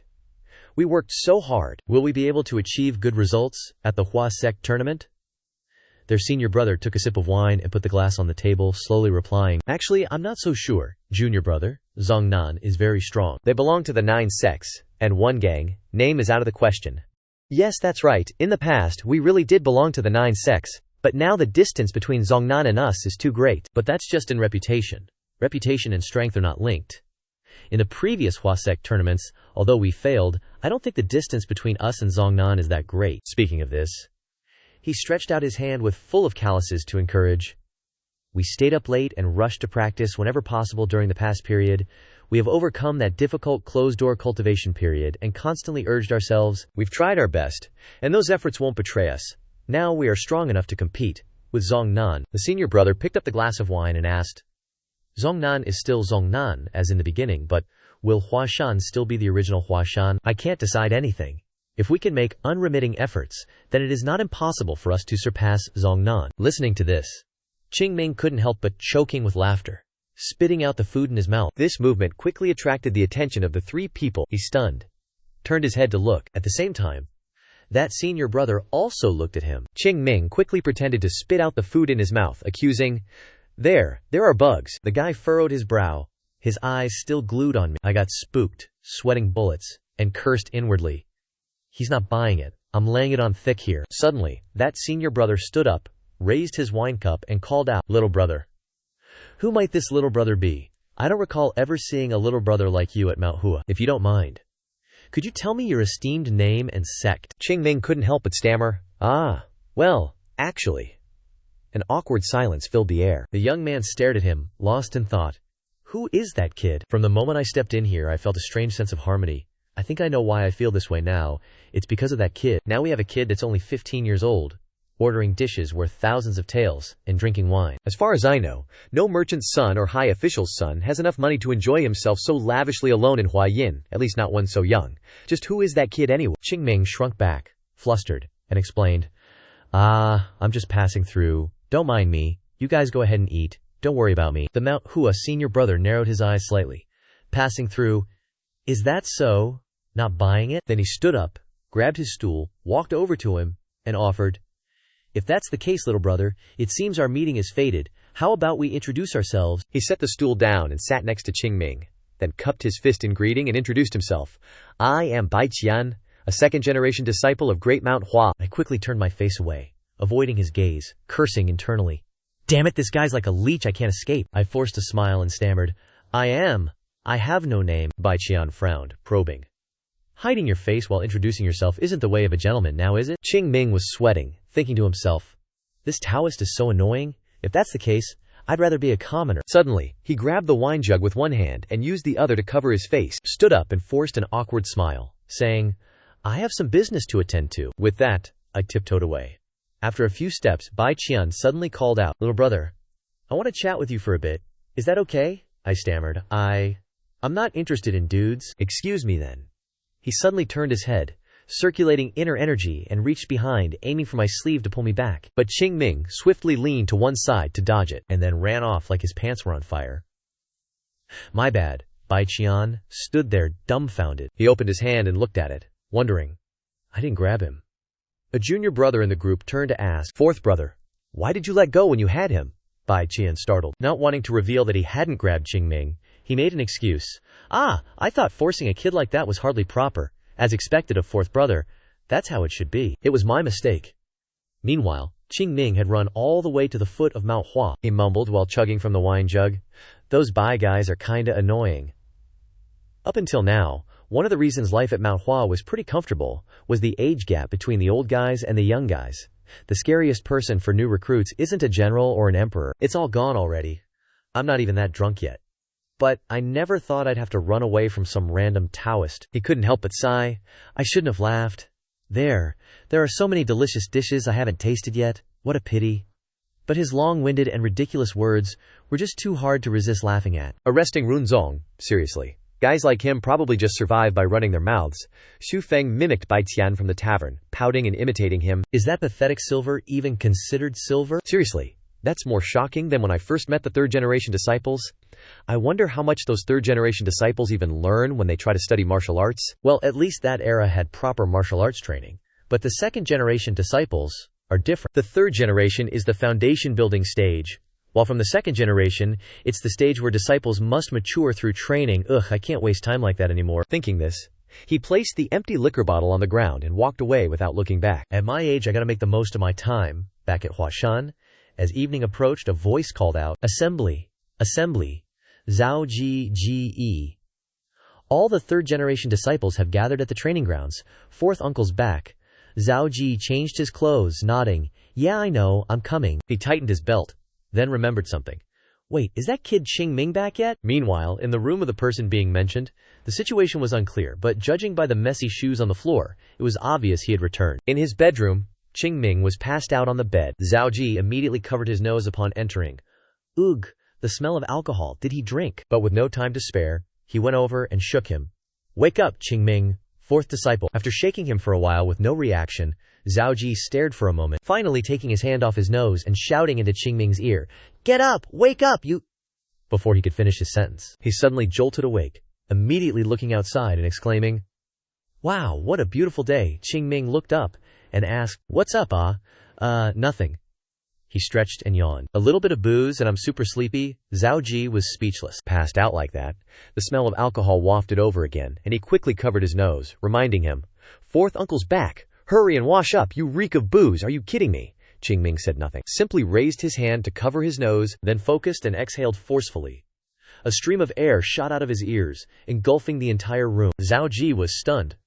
Whoa, the smell of alcohol is gone. In the haze, Qing Ming had somehow changed clothes. He stood up, feigning innocence. What do you mean? Why are you talking nonsense about such generosity, purity, and sacredness? Just get out of here, man. You'll get your ass beat if you're late. As the two walked out together, Qing Ming wondered. But why do we have to attend the welcome ceremony for the second-generation disciples? Zhao Ji explained. We still have to welcome them. They're the ones who have returned after enduring arduous training. He sighed inwardly. Give me a break. Just stay in some dark place like Nine Great Sect, do nothing but swing a sword a few times, and say, I've cultivated, really, while snacking on tasty treats. Swinging a sword a few times, and having those boozy bastards brag about their cultivation. Is that considered hard work? Zhao Ji started recounting. This time, the fourth uncles really aren't carrying swords anymore. No matter what, they're going to put the fear of God into you guys. The sect leader is determined and supportive of your training. You better watch your attitude. Fourth uncle Bai Tianyan is different, so just act normal and he won't get angry. Qing Ming shrugged, pretending to understand. See, I told you you'd get a serious scolding. Yeah, I know. At the sect gates, at the entrance to Mount Hua, the third-generation disciples were lined up in 2 rows, and the sect leader and the various hall leaders were already waiting. Looking at the 2 people standing in the line, Runzong casually asked, They're here? Yes, bro. Just then, an announcement rang out. Second-generation disciples have arrived. Open the mountain gate. The doors slowly creaked open. In front, the second-generation disciples slowly entered, and one of them exclaimed, Oh, they're here. Their aura is different. The third-generation disciples applauded in unison to welcome them. Qing Ming stood still, glancing towards the entrance. Leading the second-generation disciples was Bai Tian. After looking at him, he secretly concluded, Indeed, no matter how you look at it, he's seriously handsome. I vaguely remember hearing this congratulatory applause before, but standing here now, maybe it suits me. The young ladies line up, after doing their makeup. Suddenly, the spirit of sect leader Qing Wen awakened and whispered in his ear, Conscience?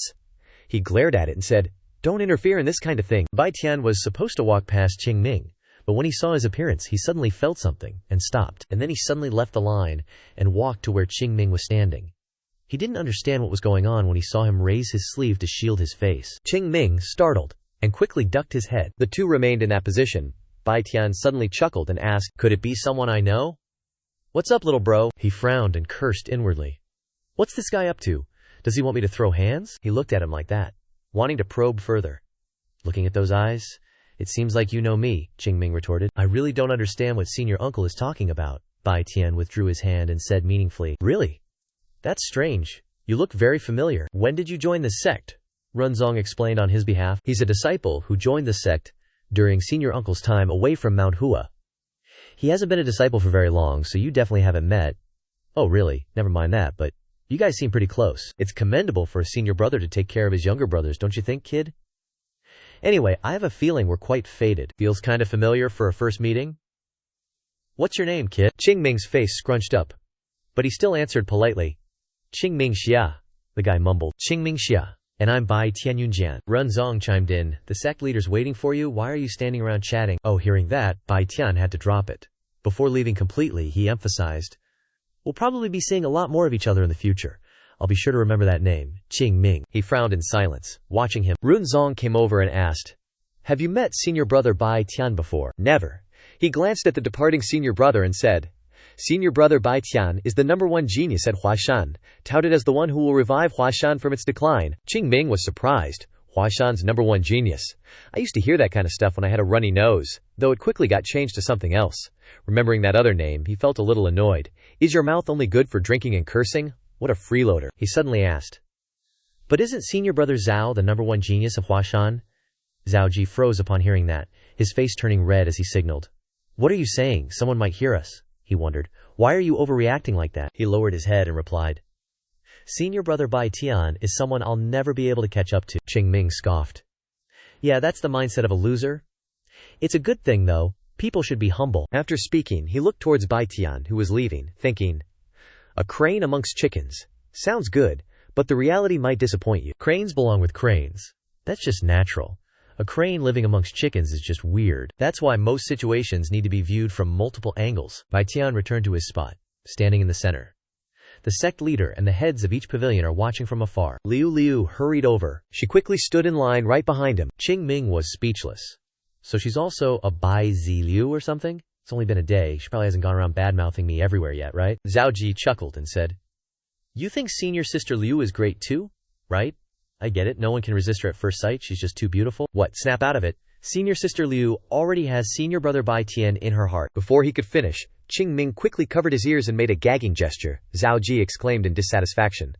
Did I say anything wrong? Both of you were just looking at senior sister Liu, weren't you? At this point, senior sister Liu could be called the #1 beauty of Western Island. He sighed and lamented. This sect is so weird. What's with the #1 genius of Huashan and the #1 beauty of Western Island? People will laugh in our faces if they hear that. Instead of spending your time being nosy about other people's love lives, you should go practice your swordsmanship. Maybe you can carve your name with a sword by now, instead of sowing heartache in people's hearts like that, senior brother. I'm not saying anything anymore. On the other side, Bai Tian clasped his hands together, making a loud sound. He loudly paid respect. Greetings, sect leader. Following that, everyone else did the same. Greetings, sect leader. He smiled kindly and asked, You've all worked hard. Are you tired from training? Bai Tian replied, Not tired at all.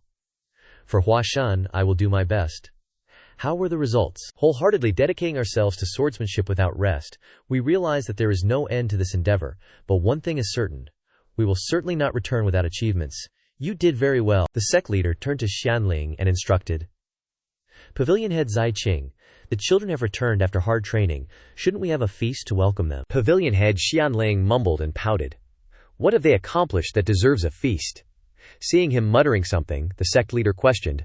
Pavilion head Zai Qing. He then spoke up and replied, Nothing at all.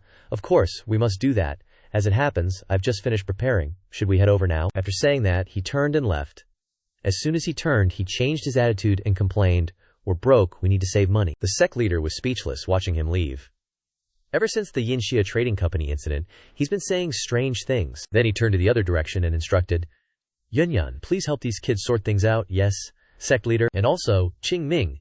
Hearing his name called, he flinched. Yes. Turning around, he saw the sect leader yell, Come to my room for a bit. I have something to discuss with you, he shouted back. Again. Hearing this, Bai Tian froze. Again, how dare that brat talk to the sect leader like that? He said, I've prepared candy for you. Come quickly, Qing Ming replied wearily. Yes, I know. He quickly ran to his side and they left together. Bai Tian watched in confusion, unable to stop himself from asking, Shishu, who exactly is that child? Yunjian Shishu smiled and advised, Ignoring that kid will do wonders for your health. Yes. He patted his shoulder, saying, I'm only saying these things for your own good. After speaking, he left, leaving Bai Tian dumbfounded. Is this really the Mount Hua Sect I know? The banquet was quickly prepared with delicious and beautiful dishes. Bai Tian's eyes widened. Meat? Where did they get the money to buy this? A disciple sitting next to him exclaimed. While we were away, the kitchen hall and the entire dining area must have changed a lot. It's been a while since I've been back, and it feels unfamiliar. But I have to admit, Mount Hua has become much fancier, another person expressed. While we were away, it seems like Mount Hua found a god of wealth. Look at the kids' reactions. Bai Tian turned to look. The third-generation disciples were complaining. We're tired of meat. Isn't there anything more novel, like fish? He was surprised to hear that. What's wrong with these guys? Complaining about meat. These words really don't suit Mount Hua at all. As far as I know, Mount Hua is the #1 beggar sect in the world. Moreover, it's the only sect that argues with the beggar clan about who's poorer. No, actually, Mount Hua is even poorer than the beggar clan. The beggar clan is mainly a group of beggars. But the clan itself isn't poor. So now Mount Hua has this much wealth. Yunjian Shishu saw his dazed expression and asked, What's wrong? Is the food not to your liking? Bai Tian shook his head. No, it's not that. It's just that I don't understand the current situation. While we were away, what exactly happened to Mount Hua? He laughed upon hearing this and said, Ah, I see. It's understandable that you find it confusing from your perspective. It's a rather long story. You'll gradually find out. For now, you just need to know that Huang Fu has fallen into the gates of Mount Hua. Huang Fu. Just then, the door was kicked open by someone. Qing Ming, full of anger, strode into the room.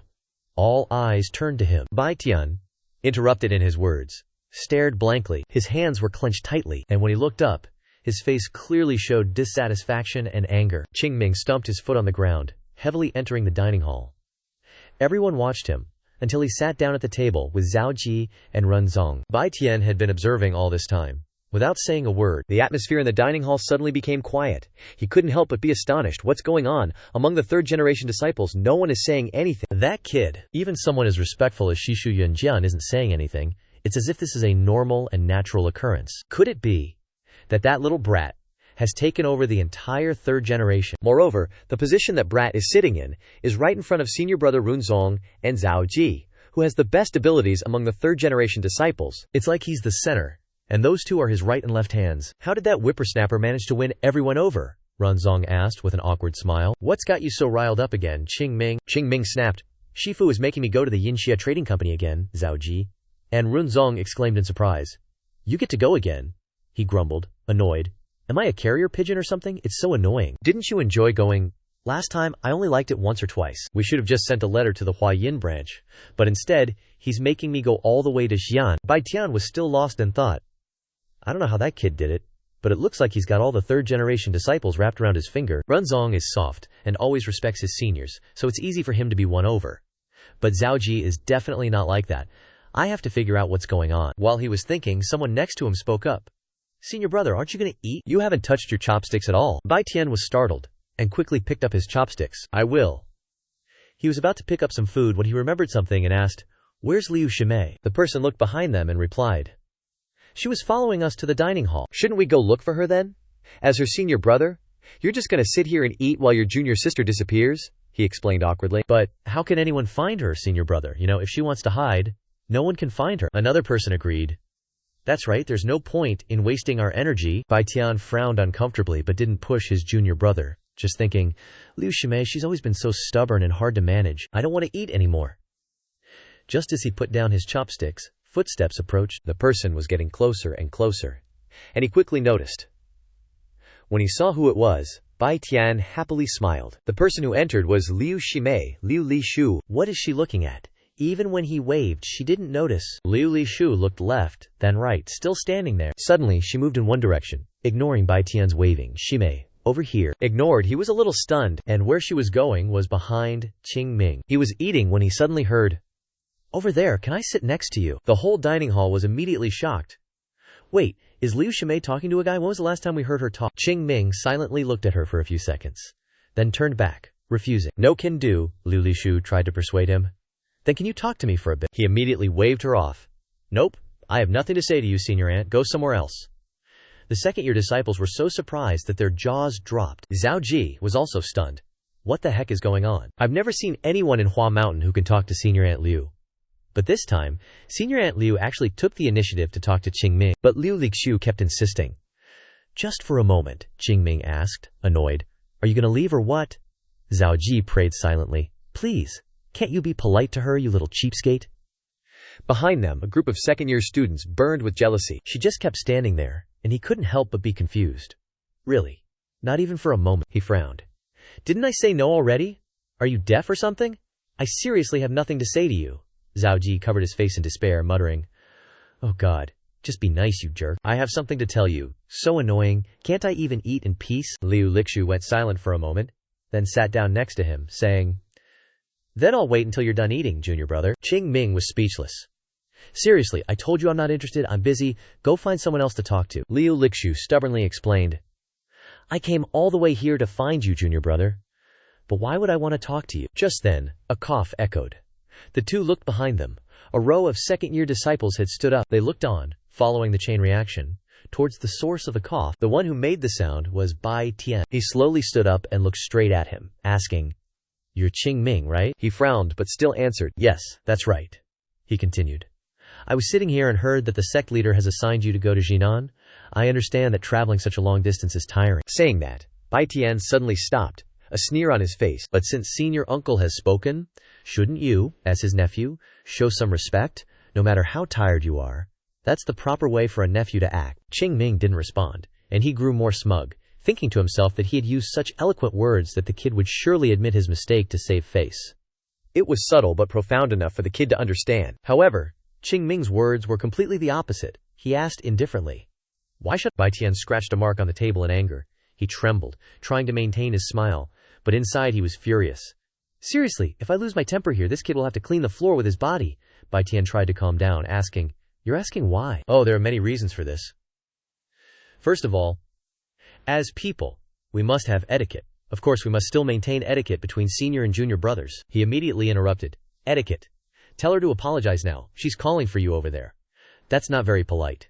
He said this to Liu Lixu. She pointed to herself, questioning. Me? Qing Ming nodded firmly. Yes, you. Apologize now. Today is the celebration of the second-generation disciples' return, yet you're using a personal matter like this. That's why senior uncle Bai Tian is angry, isn't it? Liu Lixu seemed to understand. She immediately stood up and bowed, expressing, I apologize, senior brother. I didn't think things through. Bai Tian quickly waved his hand. No, that's not what I meant, junior sister. Qing Ming waved his hand, reminding. Hey, don't apologize to him. You have to apologize to your senior uncles. Hearing this, Liu Lixu turned around and bowed to the instructors. I sincerely apologize, senior uncles. I didn't think things through. Yun Yan smiled and said, It's all right. Just relax. Bai Tian finally couldn't hold back anymore. He clenched his fists in anger. Runzong, sensing something dangerous, I have to stop this. Thinking this, he quickly stood up to defuse the situation. Congratulations on your return, senior uncle. You must have worked very hard, right? Zhao Ji also stood up, chiming in. Today is indeed a beautiful day, isn't it? Even senior Uncle Liu is here. Let's all shout out a congratulatory cheer together. The two played their parts, trying to force a smile and dispel the tense atmosphere. This is really good, you think so too? Bai Tian took a deep breath and exhaled, his voice regaining some vitality. You're Qing Ming, right? The two turned pale, screaming in their hearts. Damn it, I knew it would be like this, Qing Ming. Please, silence is golden. Just this once.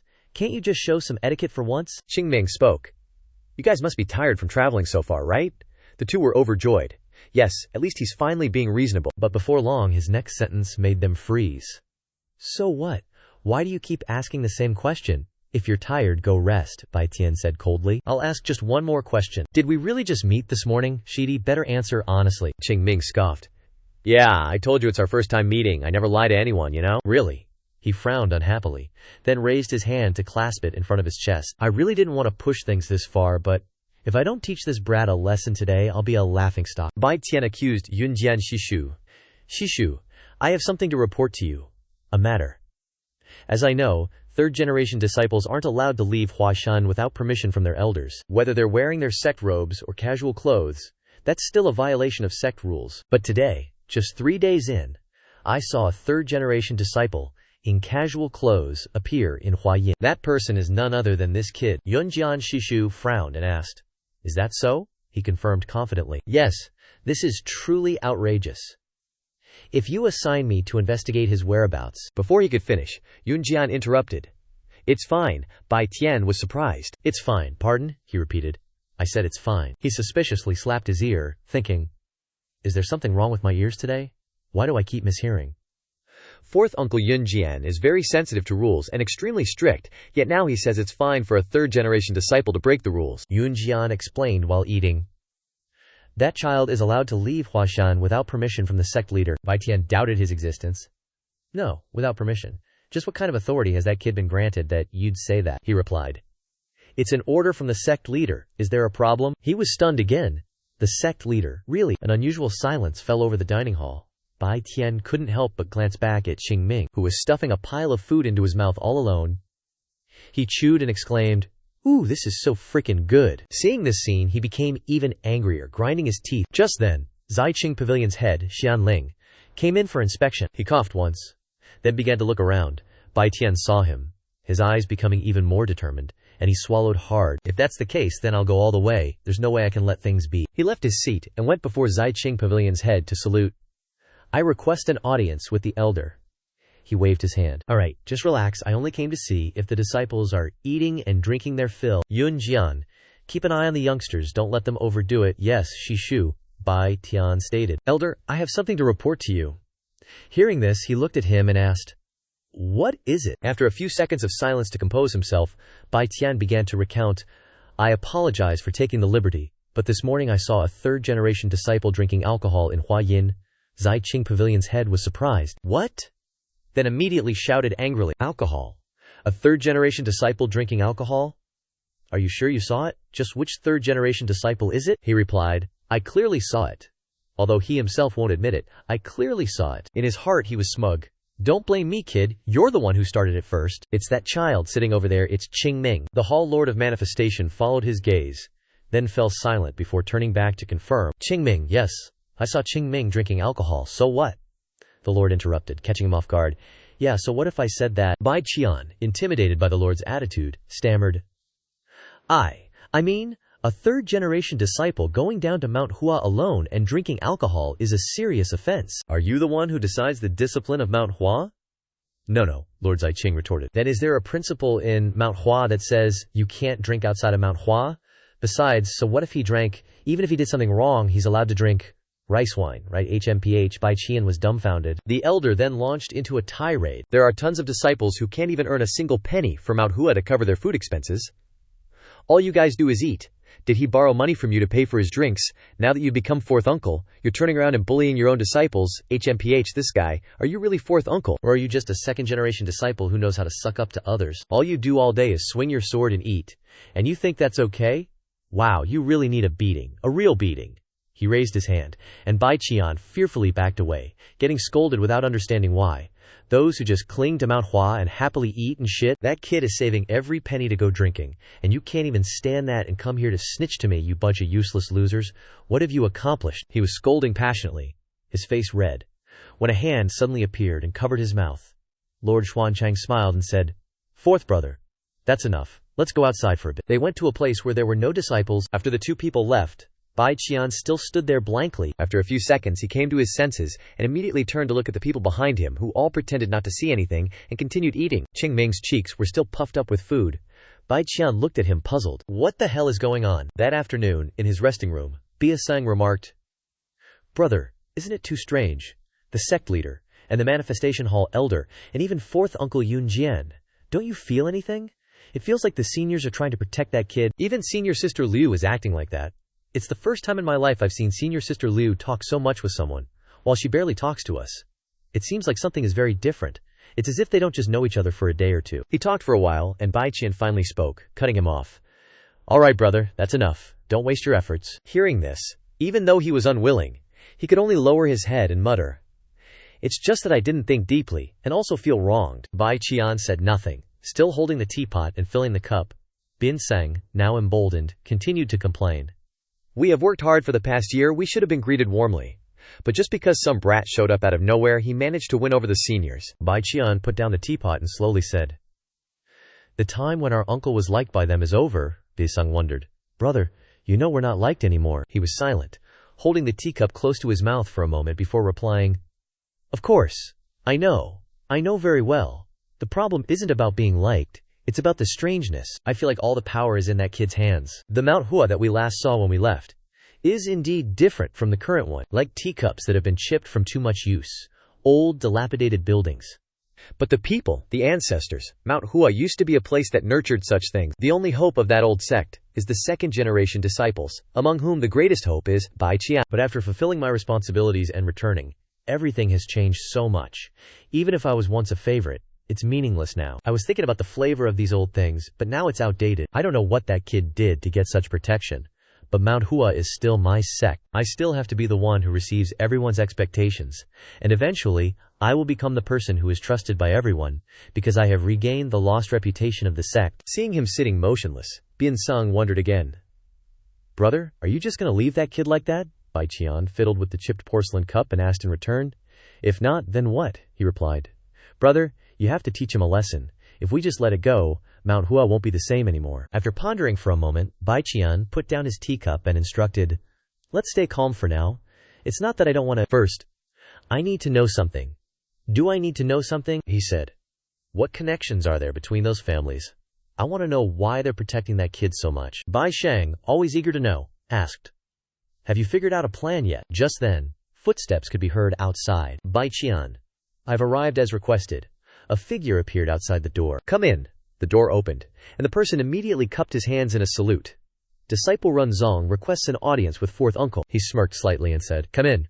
As soon as Runzong entered, Bai Qian threw him a loaded and sarcastic remark. While he was away from Mount Hua, the senior third-generation disciple Runzong must have been working hard to take care of Mount Hua. Runzong swallowed the sarcasm and replied, That's what I should do. Not giving Runzong any face, Bai Qian continued to sneer, saying, It's only natural for Runzong to do it, it's nothing to brag about. Then came the direct question.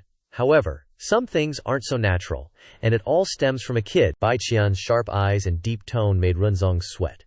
He seemed to know that if he didn't tell the truth, his end would be tragic. At this moment, even ordinary movements like pouring tea by Shishu Bai Qian, the sound of the tea pouring from the teapot into the cup, was enough to increase the pressure on Runzong, making him sweat. Without daring to hesitate any longer, Runzong asked, Is the person Shishu is referring to Qing Ming? Before Bai Qian could answer, Runzong dumped all the blame on himself.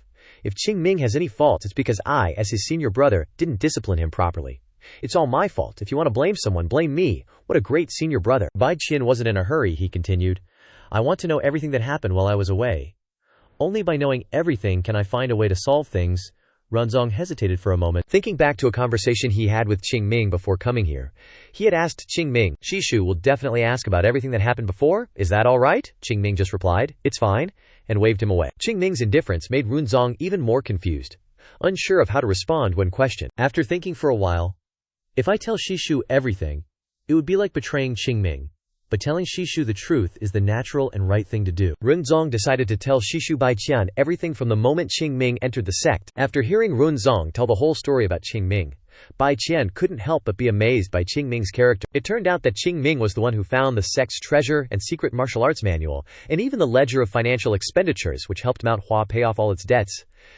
Even the business premises were recovered. Not only that, the little brat Qing Ming was also the one who saved Huangda Ren. Because of this, in order to repay the debt, the Yin Xia Merchant Guild took charge of Mount Hua's finances, helping Mount Hua overcome its difficult period and prosper again. After hearing everything about Qing Ming, Shishu Baiqian nodded and had to secretly acknowledge the talent of this third-generation disciple. After getting what he wanted to know, he dismissed Runzong to return to his room and continued talking with his shidi, Bai Shang. He also secretly understood why the elders of the sect favored the kid Qing Ming so much.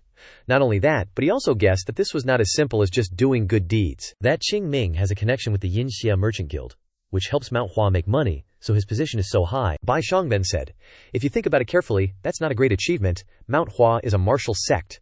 A martial sect isn't a place where a kid who makes money gets attention and priority, right? Unless Mount Hua is turned upside down, how could that happen? Bai Qian interrupted his shidi. I think you should be careful with your words. What you're saying is touching on the Shishus and elders. Bai Shang immediately denied that intention. I didn't mean that, Bai Qian continued. Of course, what you said isn't wrong. Mount Hua is naturally a martial sect. Even if that kid makes a lot of money, this place is still a martial sect, not a merchant guild. Martial arts are still the most important thing for a martial sect. Moreover, the Hua Sect assembly is coming up. And by then, will the elders still care about those Qing Z generation brats? Let's focus on learning martial arts first. After a while, Mount Hua will return to its roots. Hearing Bai Qian mention the Hua Sect assembly, Bai Shang said, aren't the third-generation disciples also participating in the competition?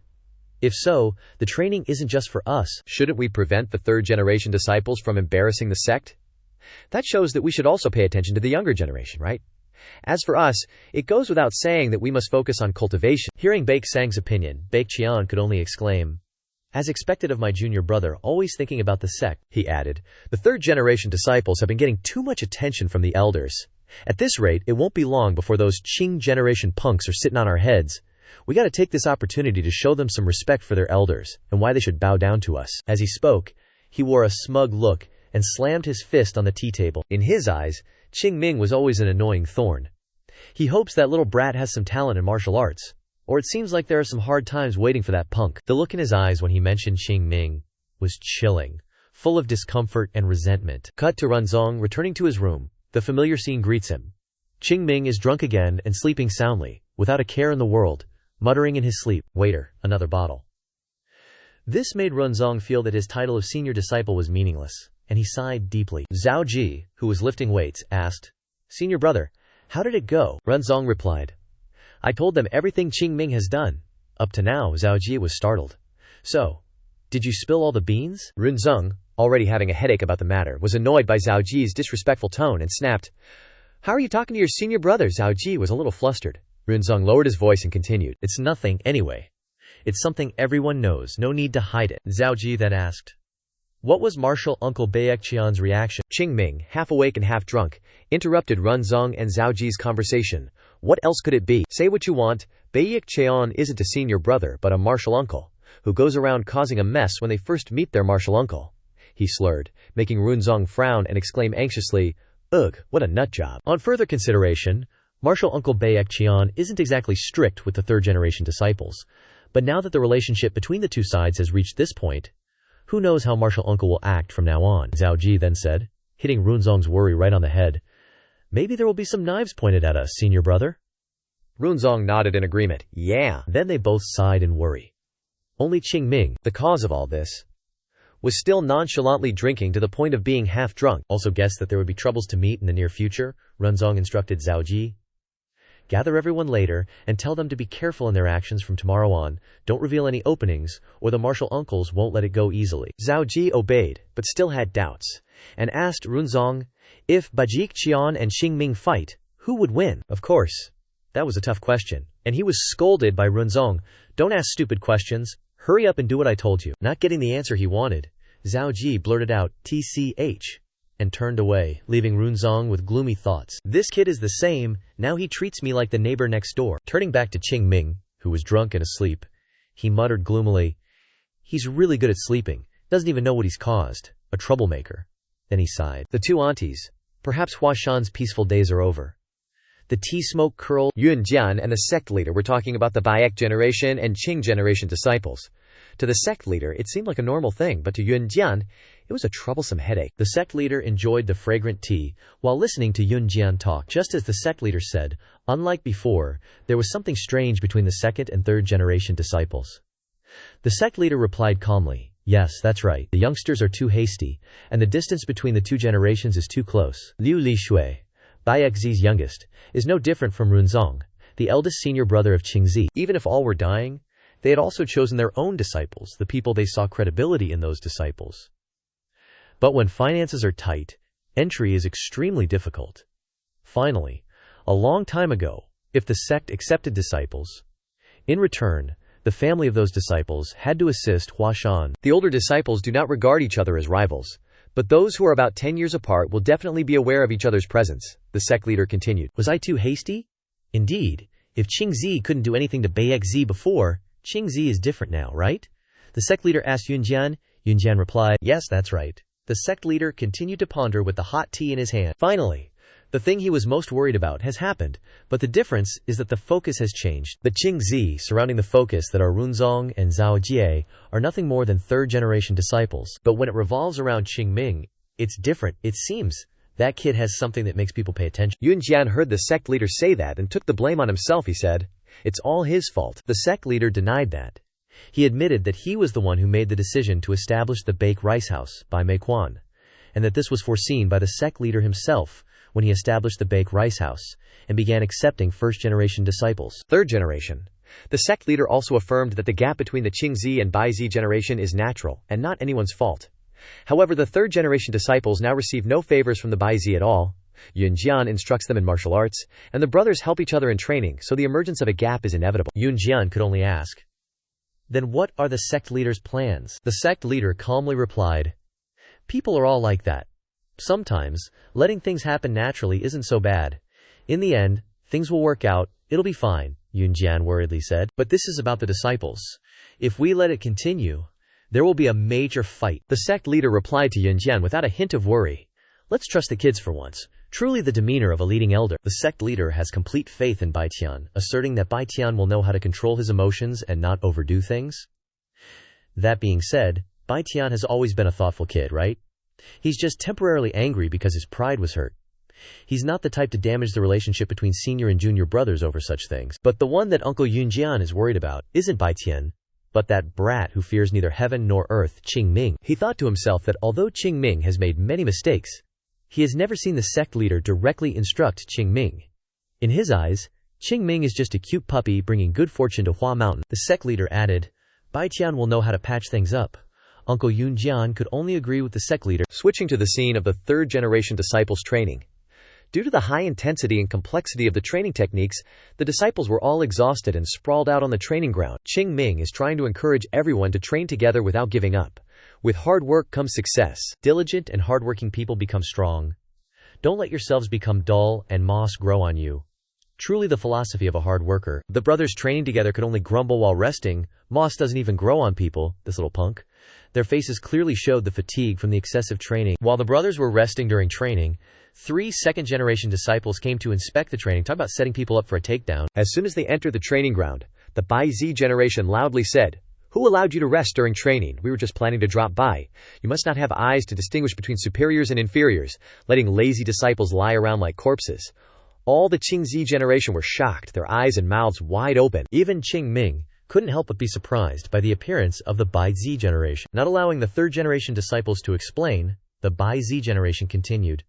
The Hua Sect assembly is not far away. How can you act like this? After finishing training today, clean the doors until there isn't a single speck of dust left. That's the punishment for your laziness. After speaking, the Bai Z generation elegantly turned and left, leaving the Qing Z generation confused about what just happened to them. Back at the training ground, everyone started whispering and asking each other, What just rushed past? What do they mean clean? Everyone was hesitant, not believing their ears, and could only quietly accept the punishment. Zhao Ji asked himself while trying to start a conversation with Qing Ming, What did the fourth uncles eat wrong? Could it be? He looked at Qing Ming while thinking. Qing Ming looked back at Zhu Jie. What are you looking at? Zhao Ji didn't voice his thoughts to Qing Ming. He thought to himself, Deep down, does this evil brat have any conscience? Not only were they cleaning doors, but there were also many other rules set, causing the Qing Z generation to be dissatisfied. When walking, they had to straighten their knees and walk at the correct angle. They were only allowed to drink water when permitted. Zhao Ji couldn't take it anymore. He paced around the room, muttering, All those ridiculous rules. He stopped and spoke his mind. How petty and mean. I'm used to getting punished, but how can I follow these things? I didn't expect the fourth uncles to be like this. I used to respect them so much. Runzong was equally depressed, his face full of sadness and helplessness. Adding to what Zhu Ji said, They're even trying to drag out all the old rules to bully us. Zhao Ji said again, The disciples of Hua Mountain used to have a principle of never letting go of their swords, taking baths, eating, and even sleeping while carrying their swords. How can we do that? They're bored, so they gather together, and if one person makes a mistake, everyone has to suffer. Senior brother, what should we do? After hearing Zhao Ji's urging, Runzong could only stand still with his arms crossed. What can we do now? This is a bit much. Clearly intentionally tormenting us, so they're nitpicking such small things. While Runzong and Zhu Ji were talking, Qing Ming was also there. He lay there like a soulless corpse, not complaining or participating in any conversation, which only increased the dissatisfaction of the two brothers. Runzong glanced at Qing Ming lying on the bed and asked him, Shouldn't we do something, Qing Ming? What's up? Qing Ming feigned ignorance and asked back. Qing Ming stopped pretending and cut straight to the chase. Those fourth uncles, don't you think I know what they want? Isn't it as clear as day? Qing Ming suddenly sat up, his eyes full of suspicion, and asked, You know a lot, huh? Runzong solemnly advised. I'm not asking you to change your personality or to submit to the masters or anything. Just try to please them a little, okay? Before he could finish speaking, Qing Ming cut him off, not letting Runzong continue. Please them. His eyes were sharp as he stared at Runzong, as if the words Runzong had just spoken were absurd. Runzong chuckled awkwardly, haha, and explained that he had used the wrong words and was about to continue explaining, but Qing Ming was now like a wild beast being restrained, straining to break free from its chain. He didn't let Runzong say anything more. As he spoke, he slowly stood up and walked out of the room. Bro, I know a better way than what you said. Just follow it, and everything will be resolved, Runzong then asked. What way? Qing Ming opened the door and said, What other way is there? Go beat those uncles up, he said with an enthusiastic expression, as if that was the only way to solve the problem.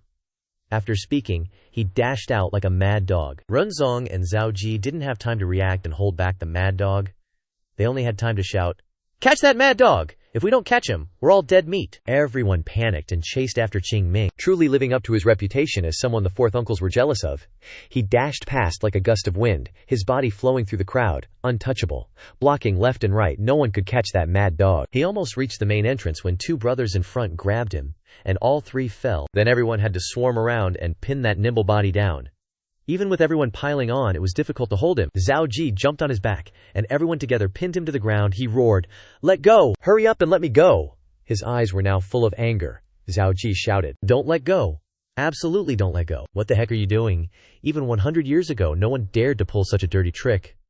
Qing Ming still struggled, his eyes wild as he looked towards the main entrance and yelled, "Just one! I'll only throw one punch!" He was so strong that all the brothers holding his arms and legs had to brace themselves with all their strength. Everyone told each other, "Hold on tighter," Zhao Ji persuaded him. "Qing Ming, calm down. If you hit the uncles, you'll be expelled from the sect." He still screamed madly, "Release me now!" Runzong could no longer stand by and watch, and he shouted, "Qing Ming, I understand how you feel, but you can't do that." Qing Ming's heart was ignoring everyone's words. He roared, "Do you think doing that is okay? Are you not going to let go before I go crazy?" Runzong persistently explained to him. "The sect assembly is coming up soon," he yelled. "So what?" Continuing to persist, he said, "Think about it. Fourth Uncle Bai Tian is the representative for the second-generation disciples. If he gets beaten up and can't participate in the competition, what are you going to do?" he continued. "I'll just hit him without injuring him too badly. Don't you know that's my specialty?" Runzong sighed and thought to himself, "I know. I've been beaten like that before." He continued to explain to that crazy guy, "That won't work either. After being beaten like that, will the uncle still have any confidence? Let's just endure it a little longer. It's better to be bullied by Bai Tian now than to be looked down upon by those Zhongnan guys." Qing Ming still insisted on fighting. "I think it might be better to give them a good beating." Seeing that being tough was useless, Runzong decided to be gentle. "Let's let it go this time. After all, the sect assembly is a big deal." Runzong's plea had cooled Qing Ming down, and he no longer resisted. Everyone let him go, and he lay there on the ground. "So, like you said, I'll only endure until the sect assembly ends." Runzong immediately nodded and replied, "Yes, just endure until the sect assembly ends." The crazy guy calmed down and slowly sat up. "I know. After all, senior apprentice brother has been working hard lately, so I have to agree to this small request," Runzong thought to himself. "Right, so touching? I owe you one?" As he was thinking, he interrupted his train of thought. "It's more like catching a cold than being touched. But what if they start a fight first?" Runzong immediately denied. "That won't happen. You're on your own then. I don't know." When Qing Ming heard that answer from Runzong, a sly smile appeared on the corner of his mouth, and his eyes were full of cunning. "Is that so? Then okay." On the top of the high mountain, Bai Chang approached Bai Tian, who was standing there. "He knew you were coming, but asked anyway, how did it go?" "It's beyond my expectations, Shixiang. They didn't do anything." An angry expression was clearly visible, but they didn't resist at all. They didn't even say a disrespectful word. Hearing that, Bai Tian sighed and replied, "Is that so?" he thought to himself. "It's a bit different than I expected, huh? I thought that just teasing them a little would make them explode. I was even planning to subtly provoke the third-generation disciples, cleverly framing those kids for disrespect so they wouldn't dare think about resisting anymore. That brat must be enduring it." "Good," he suddenly asked. "Could it be that we're being too soft?" Bai Chang replied. "We're not allowed to go any harder. If we escalate things, then our side will have issues with what's right and wrong." Bai Tian sighed, thinking, "So that little punk isn't some hothead who doesn't think." Then he turned and asked, "What about the other third-generation disciples? Looking at them, all I see is them practicing strange moves. Shixiang, we can't keep dragging this on. I don't know if they'll have to see the annoyed faces of the Shishus one day. How long until the sect assembly? From now on we have to prepare for the sect assembly, right?" Bai Tian replied, "I know that. The porridge has been cooked long enough. It's time to serve it, right?" "What do you mean? You know it too. The Qingzi kids are originally good children, aren't they?" "That's right. Before leaving Mount Hua, they were just innocent kids. I didn't expect them to change like that in a year. Their bodies are different, and their personalities have changed too. That's what they call wearing black clothes under white. Actually, we don't need to keep an eye on all the third-generation disciples. The problem lies with that brat Qing Ming," Bai Chang blankly asked. "So what are you planning to do now?" Bai Tian replied. "Isn't what we're doing now protecting the rules of Mount Hua? Qing Ming is also a valuable disciple that we must cherish. Although he's a bit of a mess, he has great talent, but the problem is his methods. I don't want to use any violent methods, but time doesn't allow it, so I have no other choice. Sometimes you don't need force, right?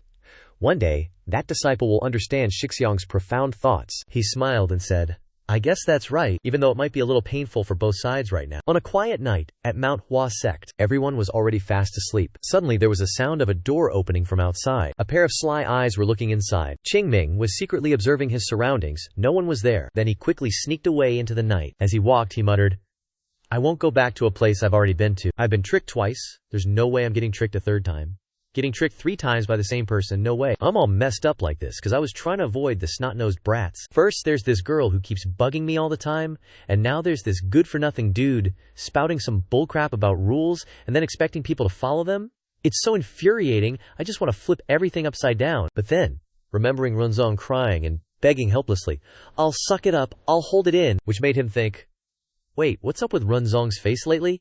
Doesn't it kinda look like Zheng Menbro's face? Not the face itself, but the expression. It's so similar.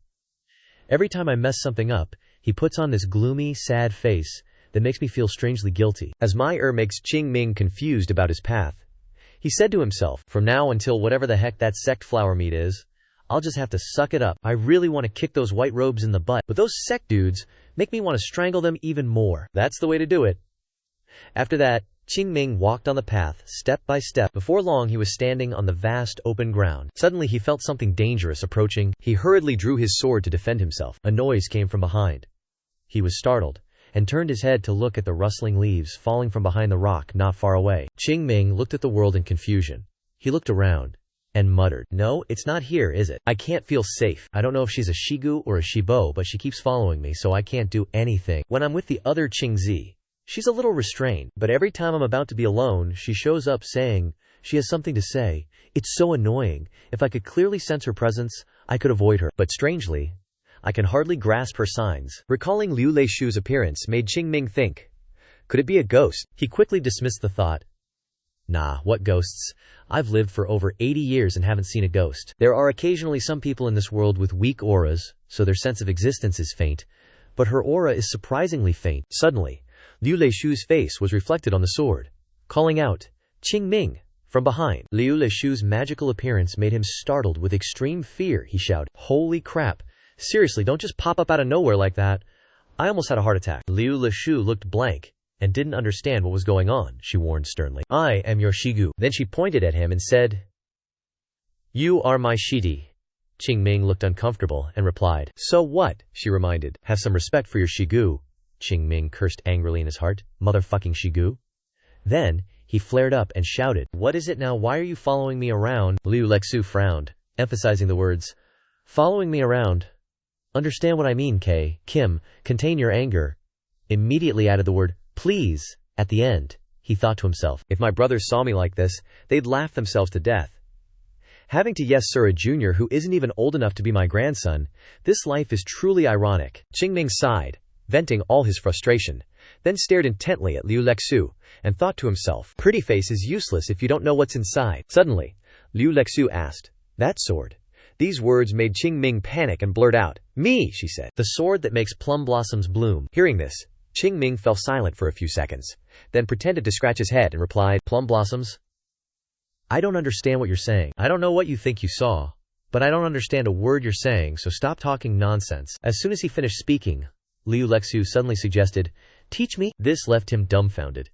He pretended to cup his hand to his ear and asked, What did you say?" Liu Lexu pondered for a moment, then said, "Teach me. The move that makes plum blossoms bloom." Qing Ming wondered to himself, is that the only reason she's following me? I thought she'd ask me questions like, why are you learning martial arts that don't belong to Huashan? Why are you learning those evil techniques and causing trouble for the fourth uncles? He wondered. So you know about that? No. Qing Ming tried to recall the appropriate words, then replied, "I told you, I don't know what you're talking about. I'll tell the uncles if you want, and if you believe them, they'll believe you. I'll tell the sect leader too. Yes, do whatever you want." He thought to himself, can you believe it? A little kid who hasn't been in Huashan for half a year can already perform a few sword moves that make plum blossoms bloom all over Lotus Peak. Qing Ming asked blankly. "And you said you were a senior apprentice sister, right?" He pointed at Liu Lexu and said, "You're the senior apprentice sister. I'm the junior apprentice brother. What can a junior apprentice brother teach a senior apprentice sister? Isn't it me who needs to learn?" Liu Lexu thought for a moment, then replied, "It doesn't matter. Teach me. If you're learning, what does seniority matter?" Hearing this, he frowned and muttered, "Can't you understand what I'm saying?" He sighed and replied, I don't know what you saw, but you must have been hallucinating. Or maybe it was too bright, and you saw it wrong. I really don't know what you're talking about, so let's end this here. And you should go home, Liu Lexu replied firmly. There's no way I could have seen it wrong. She gripped the sword in her hand. Because I've seen it before. He frowned in astonishment. What? A sword technique that makes plum blossoms bloom. Plum blossom swordplay. There are many sword techniques that imitate plum blossoms in Mount Hua, but very few can actually make them bloom. Plum blossom swordplay doesn't have a set rank, it's not a secret manual, but is only passed down verbally, and no swordplay is passed down to ordinary disciples. At least an elder is needed to learn it. But that day, all the elders of Mount Hua died at the summit of the 10,000 Great Mountains. No one thought that they would all be wiped out, not even leaving behind the oral instructions. But how could someone besides me have seen the sword technique that makes plum blossoms bloom? Which means that Qing Ming, getting worked up, angrily shouted, What's your connection to the Zhongnam sect? Liu Lexu and Qing Ming stared at each other. Liu Lexu looking bewildered. Zhongnam what? Hearing this, Qing Ming angrily drew his sword. The moonlight flashed, reflecting off the shining sword. She wondered, why suddenly mention Zhongnam here? He frowned, thinking, is she acting? She still looked puzzled, at a loss for words. He frowned, muttering, this crazy chick has a face like she doesn't know anything. It's so perfect, it doesn't look like acting at all. That's right. At Zhongnam's level, they can at most practice the 12 forms of snowflowers. There's no way they could reach the level of plum blossom swordplay. Because to reach that level, it has to be combined with Mount Hua's internal energy. He wondered. What did senior uncle say before? What did she say? Senior uncle saw the swordplay there. Where and when? She replied. I've seen it before. A long, long time ago. Qing Ming doubted. A long time ago. Liu Lexu lowered her voice and begged. Teach me. As soon as she finished speaking, he sighed and lamented. Here we go again. I already said I don't understand what senior uncle is talking about. Is that so? Qing Ming wondered. Is she agreeing with me? Has she finally given up? Suddenly, Liu Lexu drew her sword, shocking him. She said, Then I have no other choice. Qing Ming shouted in horror. Why did senior uncle suddenly draw her sword? She threw down the scabbard and asked, So, nephew is determined not to teach me, he thought in horror. She seems to be going crazy. But even so, he stubbornly shouted, I won't teach you. But why did senior uncle draw her sword like this? Senior brother is right. I am your senior uncle, and you are my senior brother. As she spoke, she swept her leg back, lowered her center of gravity into a stance, and fiercely declared war. Then let your senior uncle teach you a lesson. Looking at that appearance, Qing Ming was speechless, thinking, no wonder she and those white-robed guys aren't close at all, because her sanity is completely off. After getting ready, she yelled, I'm coming, Qing Ming shouted. Coming for what? Before he could even finish the word coming, she was already stabbing her sword straight at him. Qing Ming hastily leaned back to dodge. Looking deep into her eyes, he saw a fierceness that even surprised him. Liu Lexu kept swinging her sword, and he quickly flipped and tumbled around. Qing Ming, with a look of alarm, thought to himself, that was close. She really wants to kill me. But what kind of martial aunt attacks her martial nephew with swordplay like this? Liu Lexu coldly replied, Because you're stronger than me. Then, she spun on her sturdy legs and leaped high into the air, rushing towards Qing Ming. He quickly leaned to the side, and this time he saw Liu Lexu's hand movements with the sword, just like he had sensed before. Her sword path was fast and clean, like switching swords and suddenly infiltrating the opponent's weak point to attack. I've seen Qing Zi and even Yun Zi wield their swords, but this is the first time I've seen swordplay that reaches the essence of Mount Hua. Suddenly, Liu Lexu shouted loudly, Weakness! Startling Qing Ming. He quickly turned his head and saw the sword coming at him. Luckily, he managed to tilt his head in time, so the sword only grazed his hair, and strands of hair fluttered down. An expression of panic and tension appeared on his face, reflected in the sword. At this moment, he couldn't hold back his anger, and yelled, You crazy martial ant! Are you out of your mind? If I hadn't dodged, wouldn't I be dead already? Liu Lexu frowned, and replied, There's no way you couldn't dodge, right? Martial ant is pretty confident about that thought, huh? Take this. Then, she charged again, one attacking, one dodging. Qing Ming thought to himself, If she weren't related to the Mount Hua Sect, and I accidentally swung my sword off course, I'd become a degenerate for daring to hit my martial aunt. That's why I've only dared to dodge to protect my Qinglong undying white plum blossom from getting hurt so far. Suddenly, Liu Lexu's expression changed. She started using even more ruthless moves, and it seemed like there was no sign of stopping. Qing Ming shouted in fear, I told you not to use fatal moves. This woman. At the same time, Liu Lexu was exhausted. She was panting heavily, and said weakly, I'm your martial aunt. Before she could finish, Qing Ming yelled, What kind of martial aunt tries to kill her martial nephew? There's definitely something wrong with your head. Suddenly, he saw that her complexion was a bit off, and he thought to himself, What's this?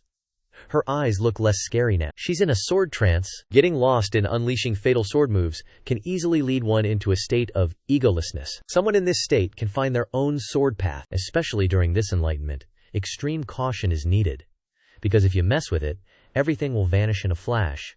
Or you might end up in the worst-case scenario of QA deviation. Normal people wouldn't dare interfere and would just retreat hastily. The speed is fast, but the attack reveals many openings. Yo, this move needs to be tilted a bit more like this. After figuring everything out, Qing Ming dodged and analyzed Liu Leishu's move. For some reason, she suddenly paused after a spin. A circular mark appeared on the ground, and Liu Leishu stood still in the middle. He exclaimed in admiration.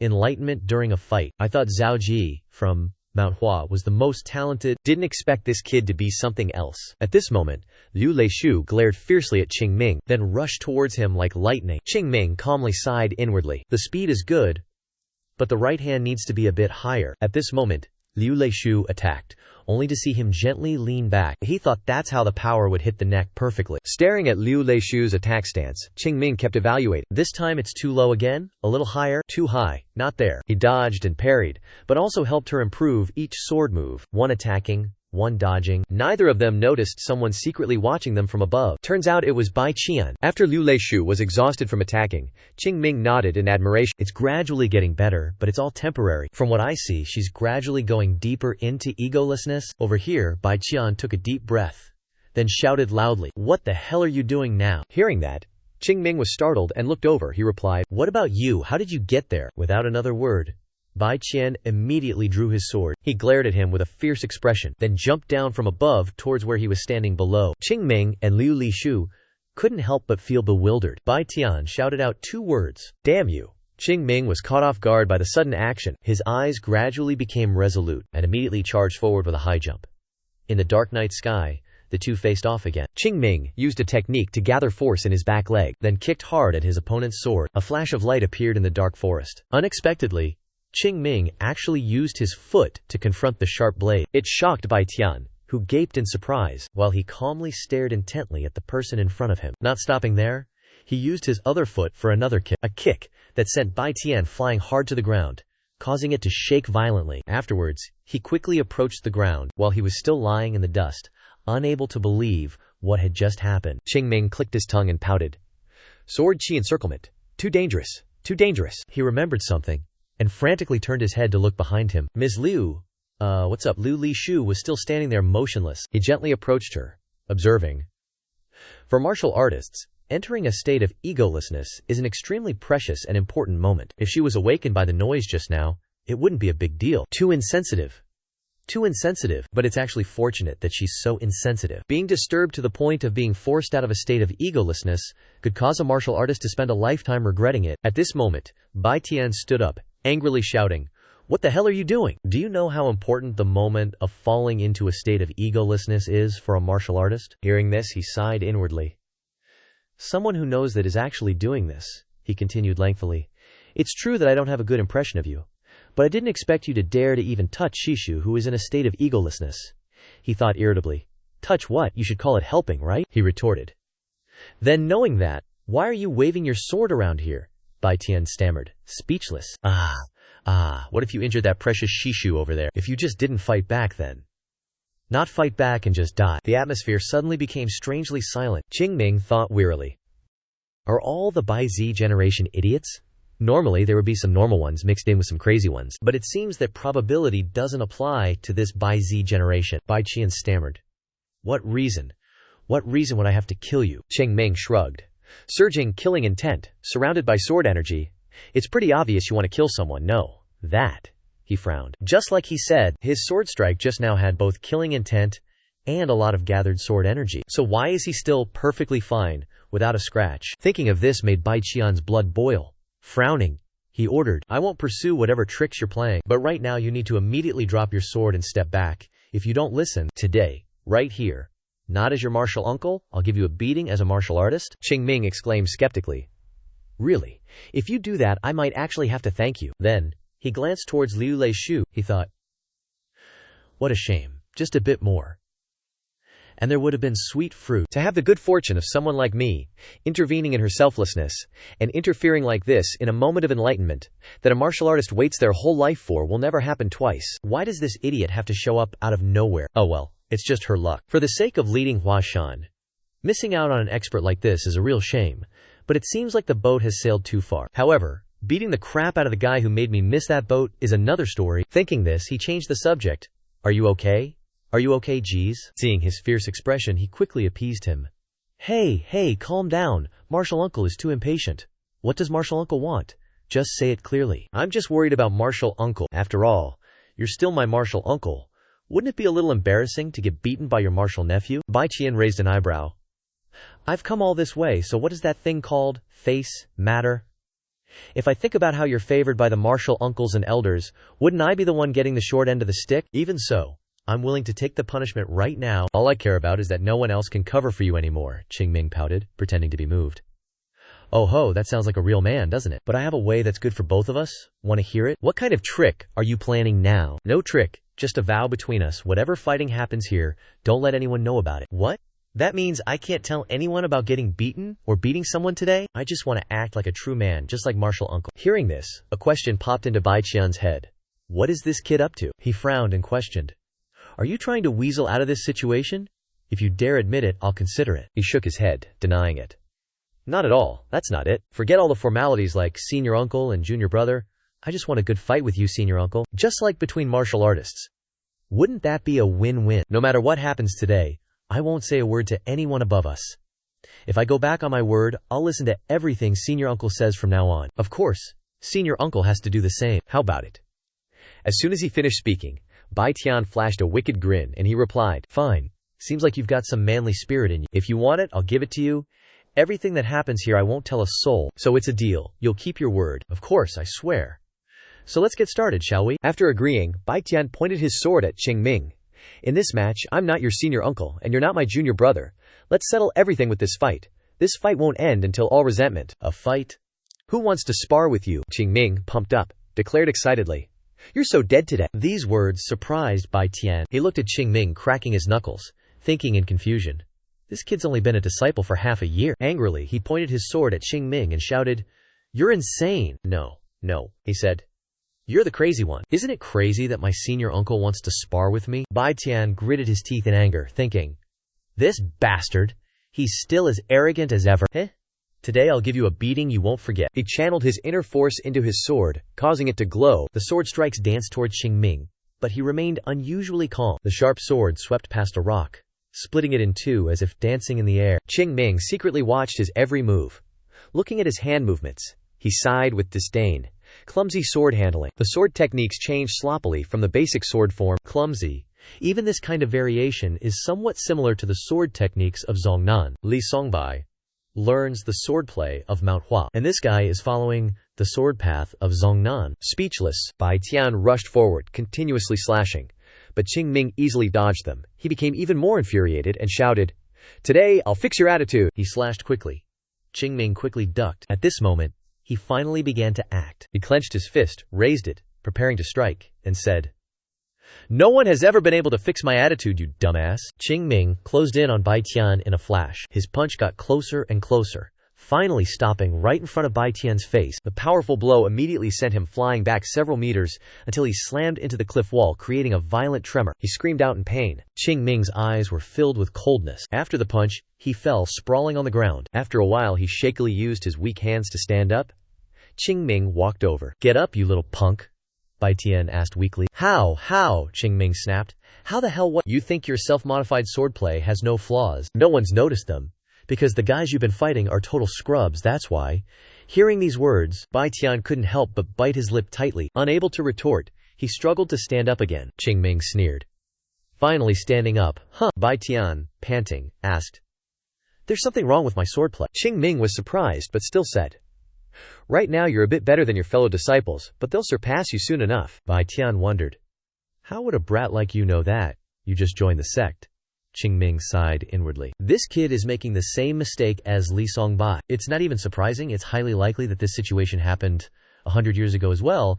It's just that I couldn't foresee the consequences of this transformation reaching a certain point. People who gain enough experience will have a different view and realize many things. Qing Ming then stepped closer and said, "You should thank me for being a disciple of the Huashan sect. Although I really want to beat you to death since I'm such a lovable Huashan disciple, even if I beat you, it'll be in a way that helps you. Don't worry, I won't use my fists anymore, I'll use my sword." What? Qing Ming drew his sword and continued. Some guys try to make Huashan swordplay look like plum blossoms, and take that as their goal in martial arts. But only those who don't know jack about Huashan swordplay would say that Huashan swordplay isn't about imitating plum blossoms. Oh well.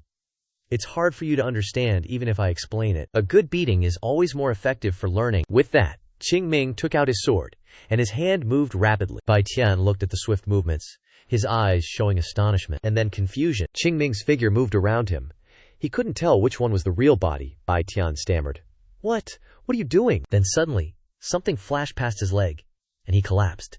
Qing Ming's voice rang out. Lower body shot. Bai Tian clenched his teeth in pain. Qing Ming continuously struck certain points to adjust, such as Bai Tian's wrists, shoulders, not only that but also his waist, knees, ankles. Bai Tian was kneeling on one knee, another hit to the shoulder, and this time he collapsed completely. Bai Tian quickly propped himself up with his hand, head lowered.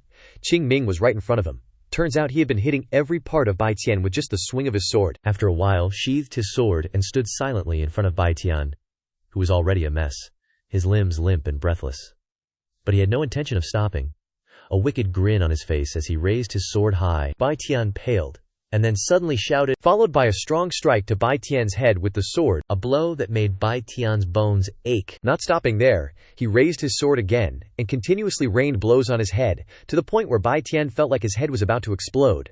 Another earth-shattering blow, the ground seemed to tremble. Qing Ming secretly landed one last blow. He no longer had the strength to even sit. He fell backwards. The ribbon on his forehead fell off and fluttered in the night breeze. Bai Tian's inner monologue. Why 6 hits? When there were only 5 chances. At the same time, the white ribbon fell down, and he lost consciousness and fainted. Quite some time passed, and finally, Bai Tian woke up. He drowsily opened his eyes. The blurry images gradually came into focus, and suddenly, Qing Ming's smiling face appeared. He asked, "You're awake?" Seeing that, Bai Tian panicked, startled, and quickly closed his eyes, moaning. He giggled with amusement and asked, "Startled? Weren't you?" Bai Tian gasped, trying to open his eyes again, looking at Qing Ming without saying a word. He thought to himself, "I lost.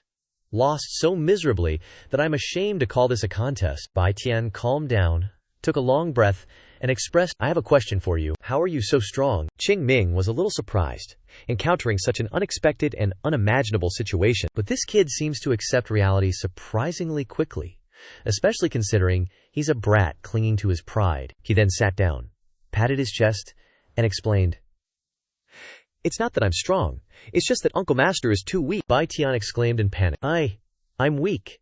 He nodded. "Yep." As soon as he finished speaking, Bai Tian snapped, "Don't you look down on me." Before he could finish his sentence, the injuries on his body silenced him. Seeing that, Qing Ming couldn't help but panic. He tried to force himself to continue. "I am Bai Tian, the senior brother of Bai Zibei, the #1 expert of Hua Mountain. One day I will become the sect leader of Hua Mountain and lead this sect, that's right. But that's not a basis to prove that Uncle Master isn't weak, is it?" At this point, Bai Tian had to swallow his anger at those words. He pointed a finger at him and said, "A frog in a well, that saying really suits Shishu. Moreover, the bottom of that well is so cramped that even passing frogs don't want to jump in, and Shishu is a bloated frog in that well." As soon as he finished speaking, Bai Tian angrily roared, "You dare call me a frog?" Before he could finish, he painfully collapsed again. "Shishu, you know that Huashan is declining, right?" Bai Tian sighed and replied, "I know, but I've been trying so hard, I'll revive Huashan at all costs." Before he could finish, he jumped in. "What have you been trying to do, Shishu, when, from what I see, you haven't been trying at all, have you? You went into seclusion with those guys, hanging out with them. When you came back, you even had a few cups of wine to cool down. Not only that, but you even tried to bother your shitty when the Hua Sect assembly is just around the corner. Are those the efforts you're talking about?" It seems like Shishu doesn't even know what effort is. You just do what you like, and then invest the leftover time in Huashan and call it effort. No, boo. You have to reduce the time doing what you want for the greater good. That is effort, Shishu. Shishu isn't making any effort at all. What you want is just to be the king of a small kingdom called Huashan. No competitors, no superiors nagging, and combat. At most, you've only fought decently with the sect's simps. The second-generation disciples of the 9 sects in one hall are already blessed by the heavens. Shishu only knows how to run a little and already thinks he's strong. Strong in what way? Don't get ahead of yourself, you frog in a well. It's not that I'm strong, it's just that you guys are too weak. Hearing these words, Bai Qian fell into deep thought. He frowned, expressing, so other sects have many people who are even more skilled than you, Qing Ming replied. What nonsense. I'm naturally the strongest. Bai Qian twitched incessantly. He continued, it's just that the reason Shishu got beaten up today isn't because I'm strong. Shishu's current abilities can't beat the Zhongnan faction at all. Of course, you can't compare to places full of geniuses like Shaolin, Wudang, and the Nangong family either. In short, there are many people who can beat Shishu half to death like this. Got it. After careful consideration, he replied, I understand, I know. But there's no other way. I'm not a disciple of Wudang or the Nangong family. After all, I can only try my best with what I have. He angrily said, this guy, I told you, you're not making any effort. Again, Shishu isn't making any effort. Even the direction you're going in is wrong. Do you think anyone can become a master just by putting in effort? Then you might as well go hit training dummies. Hit them for about 500 years, and maybe you'll realize something. Bai Qian seemed to realize something. So you know the right direction to go in, right? At least I'm better than Shishu, so you can help me become stronger, right? Hearing these words, Qing Ming smiled smugly. He confidently replied, of course I can. With everything cleared up, Bai Qian felt much lighter than before. He braced himself with his hand, falling backward, then slowly raised his hand, clasped them together, knelt down, and said earnestly with a bow, then please, help me become stronger. I'll listen to whatever you say. As long as I get stronger, I don't mind learning martial arts from my enemy's teacher. If you feel awkward, I'll treat you like my senior brother. Qing Ming casually cut him off. Not interested. Bai Qian was dumbfounded. He repeated, I said, not interested. Why? He wondered. If not, wouldn't everything you've said so far just be pointing me down the right path? He retorted. Why should I teach you? It's such a pain in the ass. With that, the atmosphere fell silent again. Qing Ming finally pushed himself up from his knees. I think you and this old fart are misunderstanding something. It's not over yet. Bai Qian blankly didn't understand, but after a second, his face turned pale. Before Bai Qian was a scene akin to a Asura hell. Qing Ming drew his sharp sword from its sheath, his voice calm but full of threat. Not thinking about what you did, just picking the right time to compromise, then telling yourself that this much is enough of a price to pay. Well, that's true, old fart has paid enough. That's enough to get rid of the habit of lecturing and bullying the third-generation disciples. But my fury hasn't stopped there. Still can't wrap your head around it, can you? Bai Qian screamed in horror. No, I understand very well. He trembled all over. But Qing Ming had no intention of being lenient. Not at all. You don't understand everything. Clearly, with that expression, you don't know what's going on, do you? Don't worry, the night is young. Let me enlighten you thoroughly. Why is fourth uncle so weak? Why is your swordsmanship flawed? And why you couldn't even touch me up to this point? With that, Qing Ming rushed forward and swung his sword down, a ghostly image in the dark night. A heaven-piercing scream of despair rang out. After a fight, Qing Ming lazily stretched and loosened his muscles. He comfortably sprawled on the ground, full of excitement. It's been so long since I've had a fight like that. Suddenly, he jumped up and turned his head back. Over there, Bai Qian was covered in blood, with mosaic effects even used to cover some of the scene. Qing Ming thought to himself, talk about overreacting, it's not like I hit him that hard, but to the point where he can't even move. Well, this is your business. Isn't it better to have a comfortable fight like this? I'm overthinking again. Suddenly, a face loomed large before his eyes. Qing Ming startled and screamed loudly. Hugging his weak heart, he shouted, revealing a bit of his aura. Please, give me a break, Liu Lexu innocently replied. But I already did. When? Shane pointed towards Bai Tian, who was lying down. Just now, when we were fighting, Qing Ming stared at her and asked, you saw everything. I only saw a bit. Hearing that, he fell silent. Liu Lexu asked curiously, are you planning to kill me to silence me? Qing Ming raised his voice and retorted, of course not. That's a bit much. Why would I go that far? His eyes suddenly turned profound as he looked at the top of her head. Liu Lexu hugged her head, asking suspiciously, what's wrong with my head?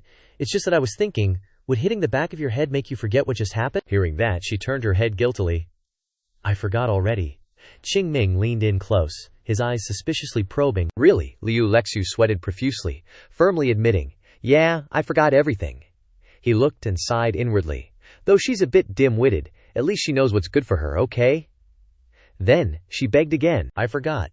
So teach me swordsmanship instead. He was helpless. Here we go again. Now that she's witnessed me beating up Bai Tian, there's no way I can just brush this off. Taking a deep breath, Qing Ming looked straight at her and asked, why do you want to learn that, Reverend? Liu Lexu was caught off guard by the question and remained silent for a few seconds. She expressed, although I can't tell you the reason. I must learn that swordsmanship at all costs. It seems like she doesn't want to learn it just because she thinks plum blossoms are beautiful. Thinking that, he looked straight at her and asked again.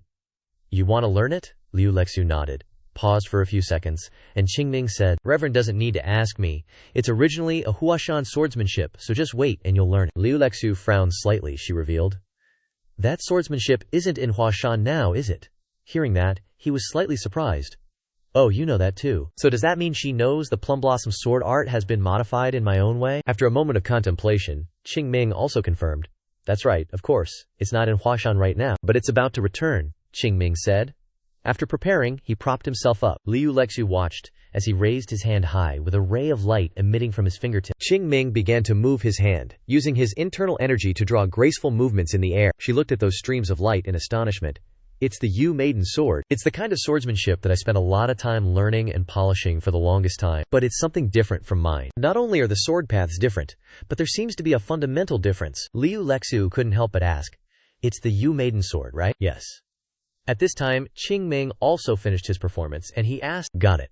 She shook her head. Nope. Didn't get a word of that, but I know what you're getting at. You mean if I don't reach a certain level, I can't learn it? And now I have to let go of what I have and build a solid foundation first, right? He smiled. I thought she was dumb, but she's got brains after all. You know what? I get it now. Instead, you can't tell anyone about what happened today. Or, I won't teach you, Liu Leishu promised. I won't tell a soul. Qing Ming nodded in satisfaction. Good. Listen. Well, listen up, she frowned, reminding him. I'm your martial aunt, and you're my martial nephew. Yeah, I know. He walked past her, gently patting her head, praising her. Good girl. Listening to her martial aunt, Liu Leishu got annoyed and was about to do something when he said, And throw that dumbass into my cave, or he'll catch a cold and die lying there. With that, he left, leaving Liu Leishu sitting alone, dazed. An image gradually came back to her mind. Manhwa's dad, the man who once said, I will definitely restore this sword technique, and someday I'll return to Mount Hua, to atone. He reached out to her, gently saying, I fear, come with Dad, Mount Hua is the best place ever. Now after recalling this, Liu Leishu stood up. She walked and said to herself, I have to learn it at all costs. Meanwhile, Qing Ming returned to Bai Mi Temple alone. As soon as he entered the room, Runzong and Zhao Ji turned around at the same time, and he announced, I'm back, what's up, still awake at this hour? Looks like the training schedule is too easy, huh? Zhao Ji said seriously. That's not it, something big happened. What big deal? Martial Uncle Bai Tian is missing. The other martial uncles have come to Bai Mi Temple to search. What? Qing Ming frowned, puzzled. What does Bai Tian's disappearance have to do with Bai Mi Temple? Do they think I kidnapped him and locked him up here? Smart move, huh? Why didn't I think of that? It would have been much easier, he complained, disgruntled. Why suspect others like that? How annoying, Runzong asked with a smile. So, this has nothing to do with you, right? He casually admitted. It does. They both broke out in a cold sweat, thinking, then why is he annoyed? This guy, why is he annoyed if he did it? Then, realizing something was off, Runzong asked in surprise. You were with Martial Uncle Bai Tian. Yeah, maybe it's not what I think it is. What exactly do you think? He smiled faintly, reassuring himself. How could that be? I'm a reasonable person, so that definitely wouldn't happen. But I'm still worried. What if you hit Martial Uncle, or punched Martial Uncle in the face? Qing Ming scratched his face, puzzled. What's the difference between those two? Zhao Ji explained. Attacking the face obviously gets extra points. He shrugged, waving his hand, saying, I'm not a kid. Hearing that, the two were happy. Right, Qing Ming. I believe in you. Even if you're a little crazy, there's no way you'd hit a martial uncle. Qing Ming said calmly. I didn't hit him. I just kept pounding him like I was beating a mad dog. Runzong sighed. Well, Shishu Baiqian was kinda like a mad dog sometimes anyway. He was talking when he suddenly paused, feeling like something was off. After processing what he just said, he was so shocked he turned pale in the darkness. A sky-piercing scream erupted. This crazy bastard! Runzong grabbed his collar and dragged him up, scolding. Even if you're crazy, there's a limit. How dare you hit your own Shishu? You're disrespecting your elders. Do you know you've committed a grave sin? Qing Ming lifted his foot and kicked him away, saying, so dramatic. I'm not stupid, don't worry, I've taken care of everything smoothly. Who do you think I am? Runzong teared up, thinking, I know all too well. Holy crap. Even psychos have limits, right? How can you just beat up Shishu like that? Shishu is a person, he deserves basic respect. Zhao Ji patted him on the back, comforting him. He's never had any respect. So what did Shishu say? Oh, he probably can't even open his mouth yet, huh? Qing Ming recounted. Shishu even asked me to help him become stronger. What? No way. Zhao Ji scratched his head, saying, thinking about it, it makes sense. We were like that too, Runzong said suspiciously. But he's still Shishu, he said. We are also Shixiang. The room fell into silence for a moment. Finally, he raised his head to look at him, and continued asking, So what did you say? Qing Ming shrugged, replying, What did I say? I just pounded him. Both Shixiang were shocked, and said in unison, What? He explained. Isn't it because I hadn't vented all my anger yet, so I had to keep pounding him until I was satisfied? You don't need to worry about anything, just sleep soundly. You'll understand everything when you wake up. I'm going to sleep now. Runzong watched him leave, but he still couldn't quite believe it and wondered, Did you really beat up Shishu? Are you kidding me? Zhao Ji suddenly said. Shixiang, I just realized something about Qing Ming. He's crazy and talks nonsense, but he never lies. Hearing this, Runzong also wilted. Ah yeah, that's a great discovery. Even Bai Zibei has been swallowed by that monster. Where is Hua Shan going? The next morning, the martial arts training ground was strangely quiet. Runzong and Zhao Ji stared at the entrance in fear. He swallowed hard, thinking, Why aren't they showing up? Shouldn't they be sneaking around here to harass and torment us by now? Remembering what Qing Ming said about taking care of everything smoothly, Runzong was half believing, half doubting. Is it true? I don't know if he really took care of everything smoothly, but it seems like the taking care part is true. Solving the problem between Shidi and Shishu by beating up Shishu. This way of thinking is unimaginable. Zhao Ji opened his mouth to ask, It's too quiet today, isn't it? Does that mean Qing Ming really beat Shishu Bai Qian? Runzong replied, That brat isn't lying. If he were, things wouldn't have changed this much. So does that mean Qing Ming is stronger than even martial uncle Bai Tian? Senior brother, why do you keep asking that question? He awkwardly expressed. I just want to be sure. Then how is that brat compared to Zhang Nan? Compared to Zhang Nan, Qing Ming isn't lacking at all, right? Even martial uncle Bai Tian was overwhelmed by him. If Qing Ming participates in the Mount Hua assembly this time, Runzong sighed and asked, What difference would it make if Qing Ming wins against Zhang Nan? Zhao Ji questioned. Why wouldn't it make a difference? He explained. It's great for a sect to have an expert, but in the martial world, one expert alone can't accomplish much. Of course, Qing Ming will bring great fame to the sect, but the moment Qing Ming disappears is the moment Mount Hua returns to its former weakness. If you really want to revive Mount Hua, don't rely on Qing Ming. We ourselves have to become stronger. Only when no one dares to look down on Mount Hua's disciples will Mount Hua be truly revived. Hearing these words, Zhao Ji fell into a silent contemplation. A few seconds later he admitted, You're right. Runzong smiled encouragingly. Hearing you say that makes me quite curious about this Mount Hua assembly. I'm sure everything will be clear there. What do you mean? Is Qing Ming truly a hero who can change Mount Hua? Or just a loser in this small Mount Hua? All will be revealed at this Mount Hua assembly. While they were talking, a loud voice echoed. Seriously, please, just use that already. I told you I have nothing to teach you, martial uncle. Liu Leishu chased after Qing Ming, saying, Yue Envy Sword? He persuaded while running. Go ask Elder Yun Jian to teach you. Why are you following me? She said. Yue Envy Sword is a sword technique for women. Martial uncle Yun Jian doesn't understand the Yue Envy Sword stance. Am I a woman? Am I a woman or something that you're sticking to me? Teach me. Qing Ming shouted helplessly. Seriously, why do I always run into this kind of thing? Looking at the two playing chase, Zhao Ji couldn't help but wonder, is martial aunt Liu usually this talkative? Runzong was speechless, refrained from commenting, and just urged little Ji, let's train. Yes, senior brother. On the top of the mountain, two people were looking down at the training ground. Qing Ming was still being clung to by Liu Leishu like a leech. Damn it, go somewhere else. Bai Jiang looked at this scene with discomfort and asked, Senior brother, are you just going to let things be like this? That brat doesn't seem to show any remorse at all. Shouldn't we punish him? Bai Tian's face was pale, as if his injuries hadn't fully healed. He frowned and said, Punish him. Bai Jiang was confused and clueless. He suddenly realized he was taking his anger out on the wrong person, and quickly explained, No, it's nothing. Bai Tian clutched his injured waist, thinking to himself, I can't tell him that doing that would just get us beaten up? Fine. This is just getting more annoying. How can he hurt people so badly? But there's not a single visible wound like this on the outside. You evil bastard. While he was thinking, his junior brother turned around and wondered, Why did you suddenly order us not to touch the third-generation disciples anymore? I really don't understand what you mean, senior brother. Bai Tian cursed inwardly. What the hell? Of course I got my ass beat. What else would it be? Even so, he still had to come up with a convincing reason on the surface. The Hua Sect assembly is just around the corner. I just realized that I should think this through carefully for the sake of Mount Hua. We can train the third-generation disciples any time, but the Hua Sect assembly only happens once every 2 years. Internal matters are of course important, but matters related to Mount Hua's honor to the outside world are much more important. If we think about the meaning of the Hua Sect assembly, we have to put aside all other matters and put all our effort into it. Don't you think so? Hearing this, Bai Jiang also felt it made sense, replying, That's right. Bai Tian reminded him. Remember, our enemy is not the third-generation disciples, but the Zhongnam sect. Have you already forgotten the reason we went into closed-door training? He expressed. Senior brother's words are right. I must have lost my mind. Bai Tian secretly sighed in relief. I'm the one who's lost my mind. Anyway, I'm glad I managed to fool him. If he had asked me if I wasn't the one who started all this, I wouldn't know how to justify myself. Thanks to you, the matter of the third-generation disciples is temporarily put aside. The important thing now is that we must win at the Hua Sect assembly. You guys should review and ponder everything one last time yourselves. Yes, senior brother. Watching him leave, Bai Tian lowered his head and sighed. He looked into the distance, thinking, after the Changhua assembly ends, I'll have to give up on tormenting the third-generation disciples, because I will see unbelievable things, and it won't just be us who are surprised.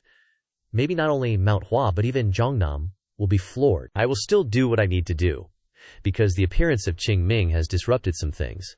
But since 2 years ago, my goal has been to prove my ability at this Hua Sect assembly, so I don't have time to think about things like that anymore. This time, I will definitely prove my worth. In the sect leader's room, the sect leader put the plum blossom petals into the teacup and asked, The disciples of Zhongnam are coming today. Is everything ready? Yunjian replied, Yes, sect leader. There will be no problem with receiving the Zhongnam sect this time. Is that so? After hearing this, he unconsciously pondered, This time will be different from the past. Only simple meals and a desolate training ground. At least we won't lose face. Thinking this, he picked up the teacup and said, The more I think about it, the more I realize that kid Qing Ming has helped us a lot. Not just with food and drink. That kid has also helped Mount Hua regain face. Yunjian did not answer, only silently picked up the teacup and took a sip. The sect leader watched him finish drinking, and curiously asked, How does the tea taste? He smiled and replied, The fragrance seems to be richer. It's been dried for a long time, but the fragrance has only faded a little. Dried plum petals have a richer scent than petals that have been dried for 10 years. And I'm only realizing it now. Is Mount Hua still the same after all?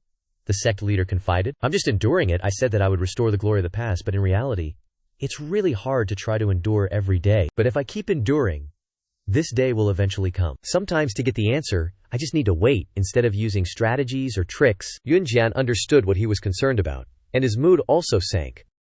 People are becoming better, so it's not just us. Sometimes I mistakenly think things are done, but people keep getting better until they kick the bucket. Sect leader.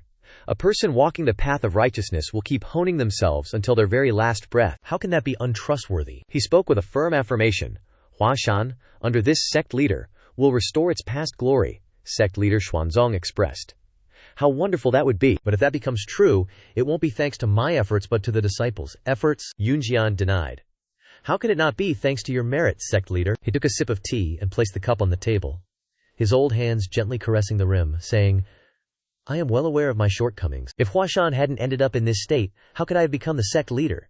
If my senior brothers hadn't abandoned Huashan, I'd probably just memorize some sword manual and live day by day. Yunjian retorted. Their leaving Huashan proves that they weren't qualified to be sect leader. You are truly the rightful sect leader of Huashan. Hearing these words, he smiled as if comforted. Outside, plum blossoms continued to bloom, while inside, people continued to talk. What about the second-generation disciples now? I've finished my training, I'm keeping my mind clear, the sect leader confessed. This humble one is a bit scared. Scared? You think the second-generation disciples aren't strong enough to face the Zhongnan disciples? Yunjian was silent for a moment, but then honestly expressed, This humble one also wants to believe in them, but, sect leader. With a sigh, he took another sip of tea and continued to ask, What about the situation with the third-generation disciples? Seeing Yunjian still not saying anything, he repeated, The third-generation disciples aren't participating in the Hua Sect assembly, so are they well prepared? At this time, Uncle Yun said, Yes, they are all putting in their best effort. They are even more enthusiastic than anyone else, but they haven't been initiated for very long. Sect leader knows, he asked with concern, what to do if there is a mountain in front of us? Yunjian was a little surprised at first, then replied, What? Without waiting for him to answer, the sect leader picked up the teapot and said, We just have to overcome it. If there's a road, we'll turn back. If there's time, we'll rest before going. But if there's neither, then we just have to cross that mountain, right? Yunjian fell into silence again, and after a few seconds he confided, This humble one is afraid that we won't be able to overcome it, the sect leader encouraged. Even if we can't overcome it, we'll gain experience, right? Then they will be able to cross the mountain more easily next time.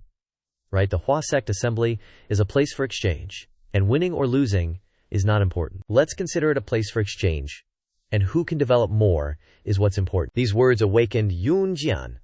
Sect leader is right. He continued to instruct. They are traveling a long way, so try to prepare a warm welcome for them. Patrol Commander Huang Daren of the Yinjia Trading Company will help us, so there shouldn't be any problems. But I'm afraid Zhongnan won't let us off easily. The sect leader nodded and reassured. Don't worry too much, everything will proceed in an orderly manner. Yunjian bowed his head to show that he understood. Yes, then this humble one will take his leave. I will go and do a final check. As he left, the door closed. In the large room, only the sect leader of the Huashan sect remained, sitting alone and drinking tea. Taking a small sip, he sank back into silence. Winning or losing doesn't matter. So becoming a Taoist means lying without batting an eye, huh? If anything's different from the old days, it's the 7 Plum Sword records that Qing Ming found, but Elder Haiwa is scared. Returning to its golden age with just the 7 Plum Sword records is almost impossible. If only we had the Plum Blossom Sword technique. Oh, ancestors, please bless Mount Hua. Meanwhile, on the streets of Hua the familiar sight of people coming and going remained. Runzong's disciple, Zhao Ji of the Zhongnan sect, furrowed his brow, shielding his eyes to gaze up at the high mountain before him. He turned his head and asked his senior brother, was Mount Hua really once one of the 9 sects and one gang? A sect that was once part of the 9 sects and one gang, surrounded by such small and desolate villages like this. The senior brother he addressed, Jinlong, also a second-generation disciple of the Zhongnan sect, gave a somewhat mocking smile and said, it's the other way around. It's thanks to Mount Hua that there's a village like this here. The fact that they came to Mount Hua and developed this place into what it is now is enough to show how strong Mount Hua's position used to be. Zhao Ji feigned surprise, but his demeanor was still contemptuous. Indeed. But now it's way too shabby, isn't it? I really don't understand why they're holding this meaningless event. What good is it to fight with those weak Mount Hua guys? It'd be better to spend that time swinging my sword. Jinlong frowned, reminding him. The elders want to make it happen. We have to participate. Got it. Watch your mouth. That's true, but, well. Just as he was about to say something, Zhao Ji suddenly stopped. He tilted his head to look, and it turned out to be Song Bai walking behind him. Immediately, he said meaningfully, ah, the Zonghua assembly still has its own meaning. This is a very good opportunity for us to avenge the disciples who were humiliated. Li Songbai heard it but didn't say anything. Zhao Ji was a little dissatisfied in his heart. No reaction at all. Ever since he caused that big trouble, he's become a lot calmer, not interesting at all. Even so, he deliberately taunted. It's been 100 years since Mount Hua humiliated us, so we must take revenge. Senior brother Jin Long followed behind and agreed. We will. After the two walked for a while, Li Songbai unconsciously stopped. He looked up at the high mountain in front of him, sighing inwardly. Is that Mount Hua? Back when I came here, this place was just a small village. Now every time I look at Mount Hua, I think of a certain person. Maybe we and the disciples are walking into the lion's den, who knows? The Zhongnan sect continued their journey up Mount Hua. Halfway through the tiring climb, they set up camp in a flat area to rest. Sun Qinghan sighed. What kind of mountain is this? What were those guys thinking? Building a Taoist temple in a place like this? No wonder it's falling apart. Jin Long said. Aren't Taoist temples supposed to be places to get away from the secular world and be closer to nature? Isn't it natural to choose a place that outsiders can't easily access to study Taoist scriptures? What kind of Taoist temple is Huashan? Aren't half of them lay people? If Wudang was in a place like this, it would make sense, but Huashan, you're right. Another person sat down on the ground, expressing discontent. If we're going to go through the trouble of climbing to a high place like this, there should be something to make up for it. Instead, we have to eat tree roots and stay in dilapidated halls. The person next to him sighed. I don't expect to eat anything fancy, I just want a good night's sleep, but their halls are even worse than a beggar's den. Seriously, senior brother, shouldn't we just stop this pointless sect gathering? We had to come all the way to remote Huashan to suffer, only those Huashan guys are happy? Jin Long smiled encouragingly. I know you guys have a lot of complaints, but calm down. You also know that our elders have a special connection with Huashan. I just can't understand it. Why are the elders so obsessed with a sect that's fallen so far? He paused, then offered an opinion. Maybe they have some kind of potential. The disciple burst out laughing mockingly. Potential? If they had potential, they would have been able to find their place a long time ago. 100 years have passed, and they're still stuck in the same spot. So it seems like their supposed special status is all they'll ever have. What sect hasn't experienced a golden age? The most important thing is the reality of the present. Hearing this, the others agreed. That's right. Maybe they'll still be like this in another 100 years. How can a sect have no room for growth like that? After so many battles with us, their strength is getting weaker and weaker. 9 sects, 1 gang, my foot. I'm even worried that we're going to get kicked out of that list. While everyone was buzzing with comments, Lin Songbai spoke up to remind them, I don't think you should underestimate Huashan so much, because if you're not careful, you'll be thoroughly humiliated. With that, The lively atmosphere suddenly fell silent. Sun Xinhan suddenly chuckled. He asked, like senior brother was. Senior brother doesn't have to worry, because we won't do anything to help Huashan regain momentum like you did. On the contrary, we'll make sure Huashan doesn't have any momentum left, including the momentum you created for them. Li Songbai frowned, but didn't want to argue further, only emphasizing, I'm just saying you shouldn't be careless. He shrugged dismissively, replying, if we're careless, what difference will it make? There, Huashan, suit yourself. If you guys are negligent, you'll pay the price for it yourselves. Suddenly another voice rang out. Songbai is right. Following that, Elder Zhongnan, Sima Sheng, slowly walked over. The disciples immediately stood up straight, looking serious. He looked around and said, everyone, take a break. Have you already forgotten about the incident at the Yinjia Trading Company? Jin Long lowered his head and replied, we haven't forgot. Sima Sheng reiterated, we were humiliated by a sect on the verge of collapse. Do you remember how furious that made the sect leader? Once is enough to have our face dragged through the mud by Mount Hua. How long are we, the Tongnan sect, a sect about to become famous throughout the world, going to squabble with a third-rate sect like Mount Hua? The sect leader wants to put an end to our relationship with Mount Hua with this Tonghua tournament. He glanced at Songbai, hinting, if someone, due to some carelessness, allows the disciples of Mount Hua to humiliate us, I will never forgive them. A general on the battlefield will never leave loose ends, just as a lion uses its full strength, even when hunting a rabbit. This Tonghua tournament is not just about defeating Mount Hua. We must crush their morale as well. Everyone, remember that. After he finished speaking, all the disciples said in unison, yes, Elder. He reminded them, if you've rested enough, let's continue on our way. We need to get there before they get tired of waiting. And so, the group continued their journey, climbing the mountain road. After quite some time, they finally arrived at the mountain gate of Mount Hua. The group stopped in front of the gate. Sun Qianhan, panting, looked up in surprise. What's this? Doesn't the entrance look brighter and more magnificent than before? Jin Long frowned, thinking, I know that Yinxia Commerce has invested in Mount Hua, but it hasn't been that long. Yet in such a short amount of time, all their financial problems have been solved. They even rebuilt the mountain gate. Impossible. Elder Sima Sheng walked forward, saying, perhaps they just spruced up the mountain gate for appearances. Looks like they've made some money from somewhere. Don't need to worry about it. Even if they change the mountain gate, their true nature remains the same. Mount Hua is still just making a fuss over nothing. Suddenly, the gate opened, and the Wu Ge chief appeared. He stood in the middle of the mountain gate, respectfully cupping his hands and bowing. Elder Sima, you must be tired from your long journey. I am Elder Xuansheng of Mount Hua. We have met before. It's a pleasure to see you again, Elder. Sima Sheng frowned. He arrogantly asked, isn't the sect leader coming out to greet us? Elder Xuansheng raised his head and calmly replied, the sect leader is inside. Hearing this, he clicked his tongue in dissatisfaction. With guests from afar, the sect leader doesn't even bother to come out and greet them. The Wu Ge chief was furious inside, an elder demanding that the sect leader of another sect come out to greet him, truly lacking in manners. Judging by this attitude, it's clear they've made up their minds this time. He took a deep breath, trying to remain calm, and extended his hand in a guiding gesture. This way, please. We have prepared a banquet to welcome the disciples of the Tongnan sect. Sima Sheng sneered, a look of utter contempt on his face. A banquet.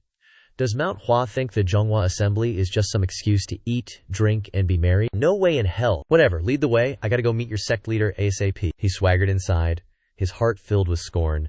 So they got some aid? Big deal. It's all just for show. Bet they used that measly bit of cash to patch up the most urgent stuff, like the front gates or a fresh coat of paint, but the inner halls will still be. However, his next thought abruptly halted as he stepped inside. Sima Sheng's eyebrows furrowed deeper and deeper, his face twisting in displeasure. The training grounds aren't supposed to be just dirt, are they? The inner halls are also way grander than before. Weren't they just supposed to rebuild the gates? As if knowing his thoughts, Elder Hyunsung deliberately asked, is something the matter, Elder? Sima Sheng subtly inquired. Things are pretty different from how I remember. Did Mount Hua get that much funding? Those so-called righteous sects wouldn't pull a fast one, would they? Marshal Hall Lord blanked. Pull a fast one. Realizing the jab hidden in those words, he couldn't help but get pissed. Elder, watch your damn mouth. Pull a fast one. How could you even say TH? Before he could finish, a curse suddenly echoed. Talking straight out of yo ass. Qing Ming, who appeared out of nowhere, drawled with emphasis, I'll beat the crap out twata ya. Turns out, Mount Hua's third-generation disciples were doing laps around the training grounds. By chance, he overheard what the guy said, so he stopped on purpose. After those words, the entire training ground fell silent. After a moment, Sima Sheng finally reacted, exploding in rage. What was that just now? What the hell are you talking about? Qing Ming feigned innocence. Huh, he repeated. I asked you. What did you just say? Ah, that. He glanced at Zhao Ji, who was running past, and then asked pointedly, "You guys haven't been running for long, and you're already slacking off like that, you." He was so tired his vision was blurry. Before he could even say anything, Qing Ming kicked him in the shin. "Don't be talking nonsense, run properly." Zhao Ji collapsed onto the ground in pain, clutching his shin and moaning, "When did I say that?" Qing Ming ignored him, and turned to Sima Sheng with a smile. "That's what it was. Sorry for letting you overhear that." He obviously didn't believe it, veins popping on his forehead as he ground his teeth. "You think you can pull the wool over my eyes?" Just as he was about to speak, Kim Long arrived. "Elder, please calm down. Bickering with that kid isn't a good look."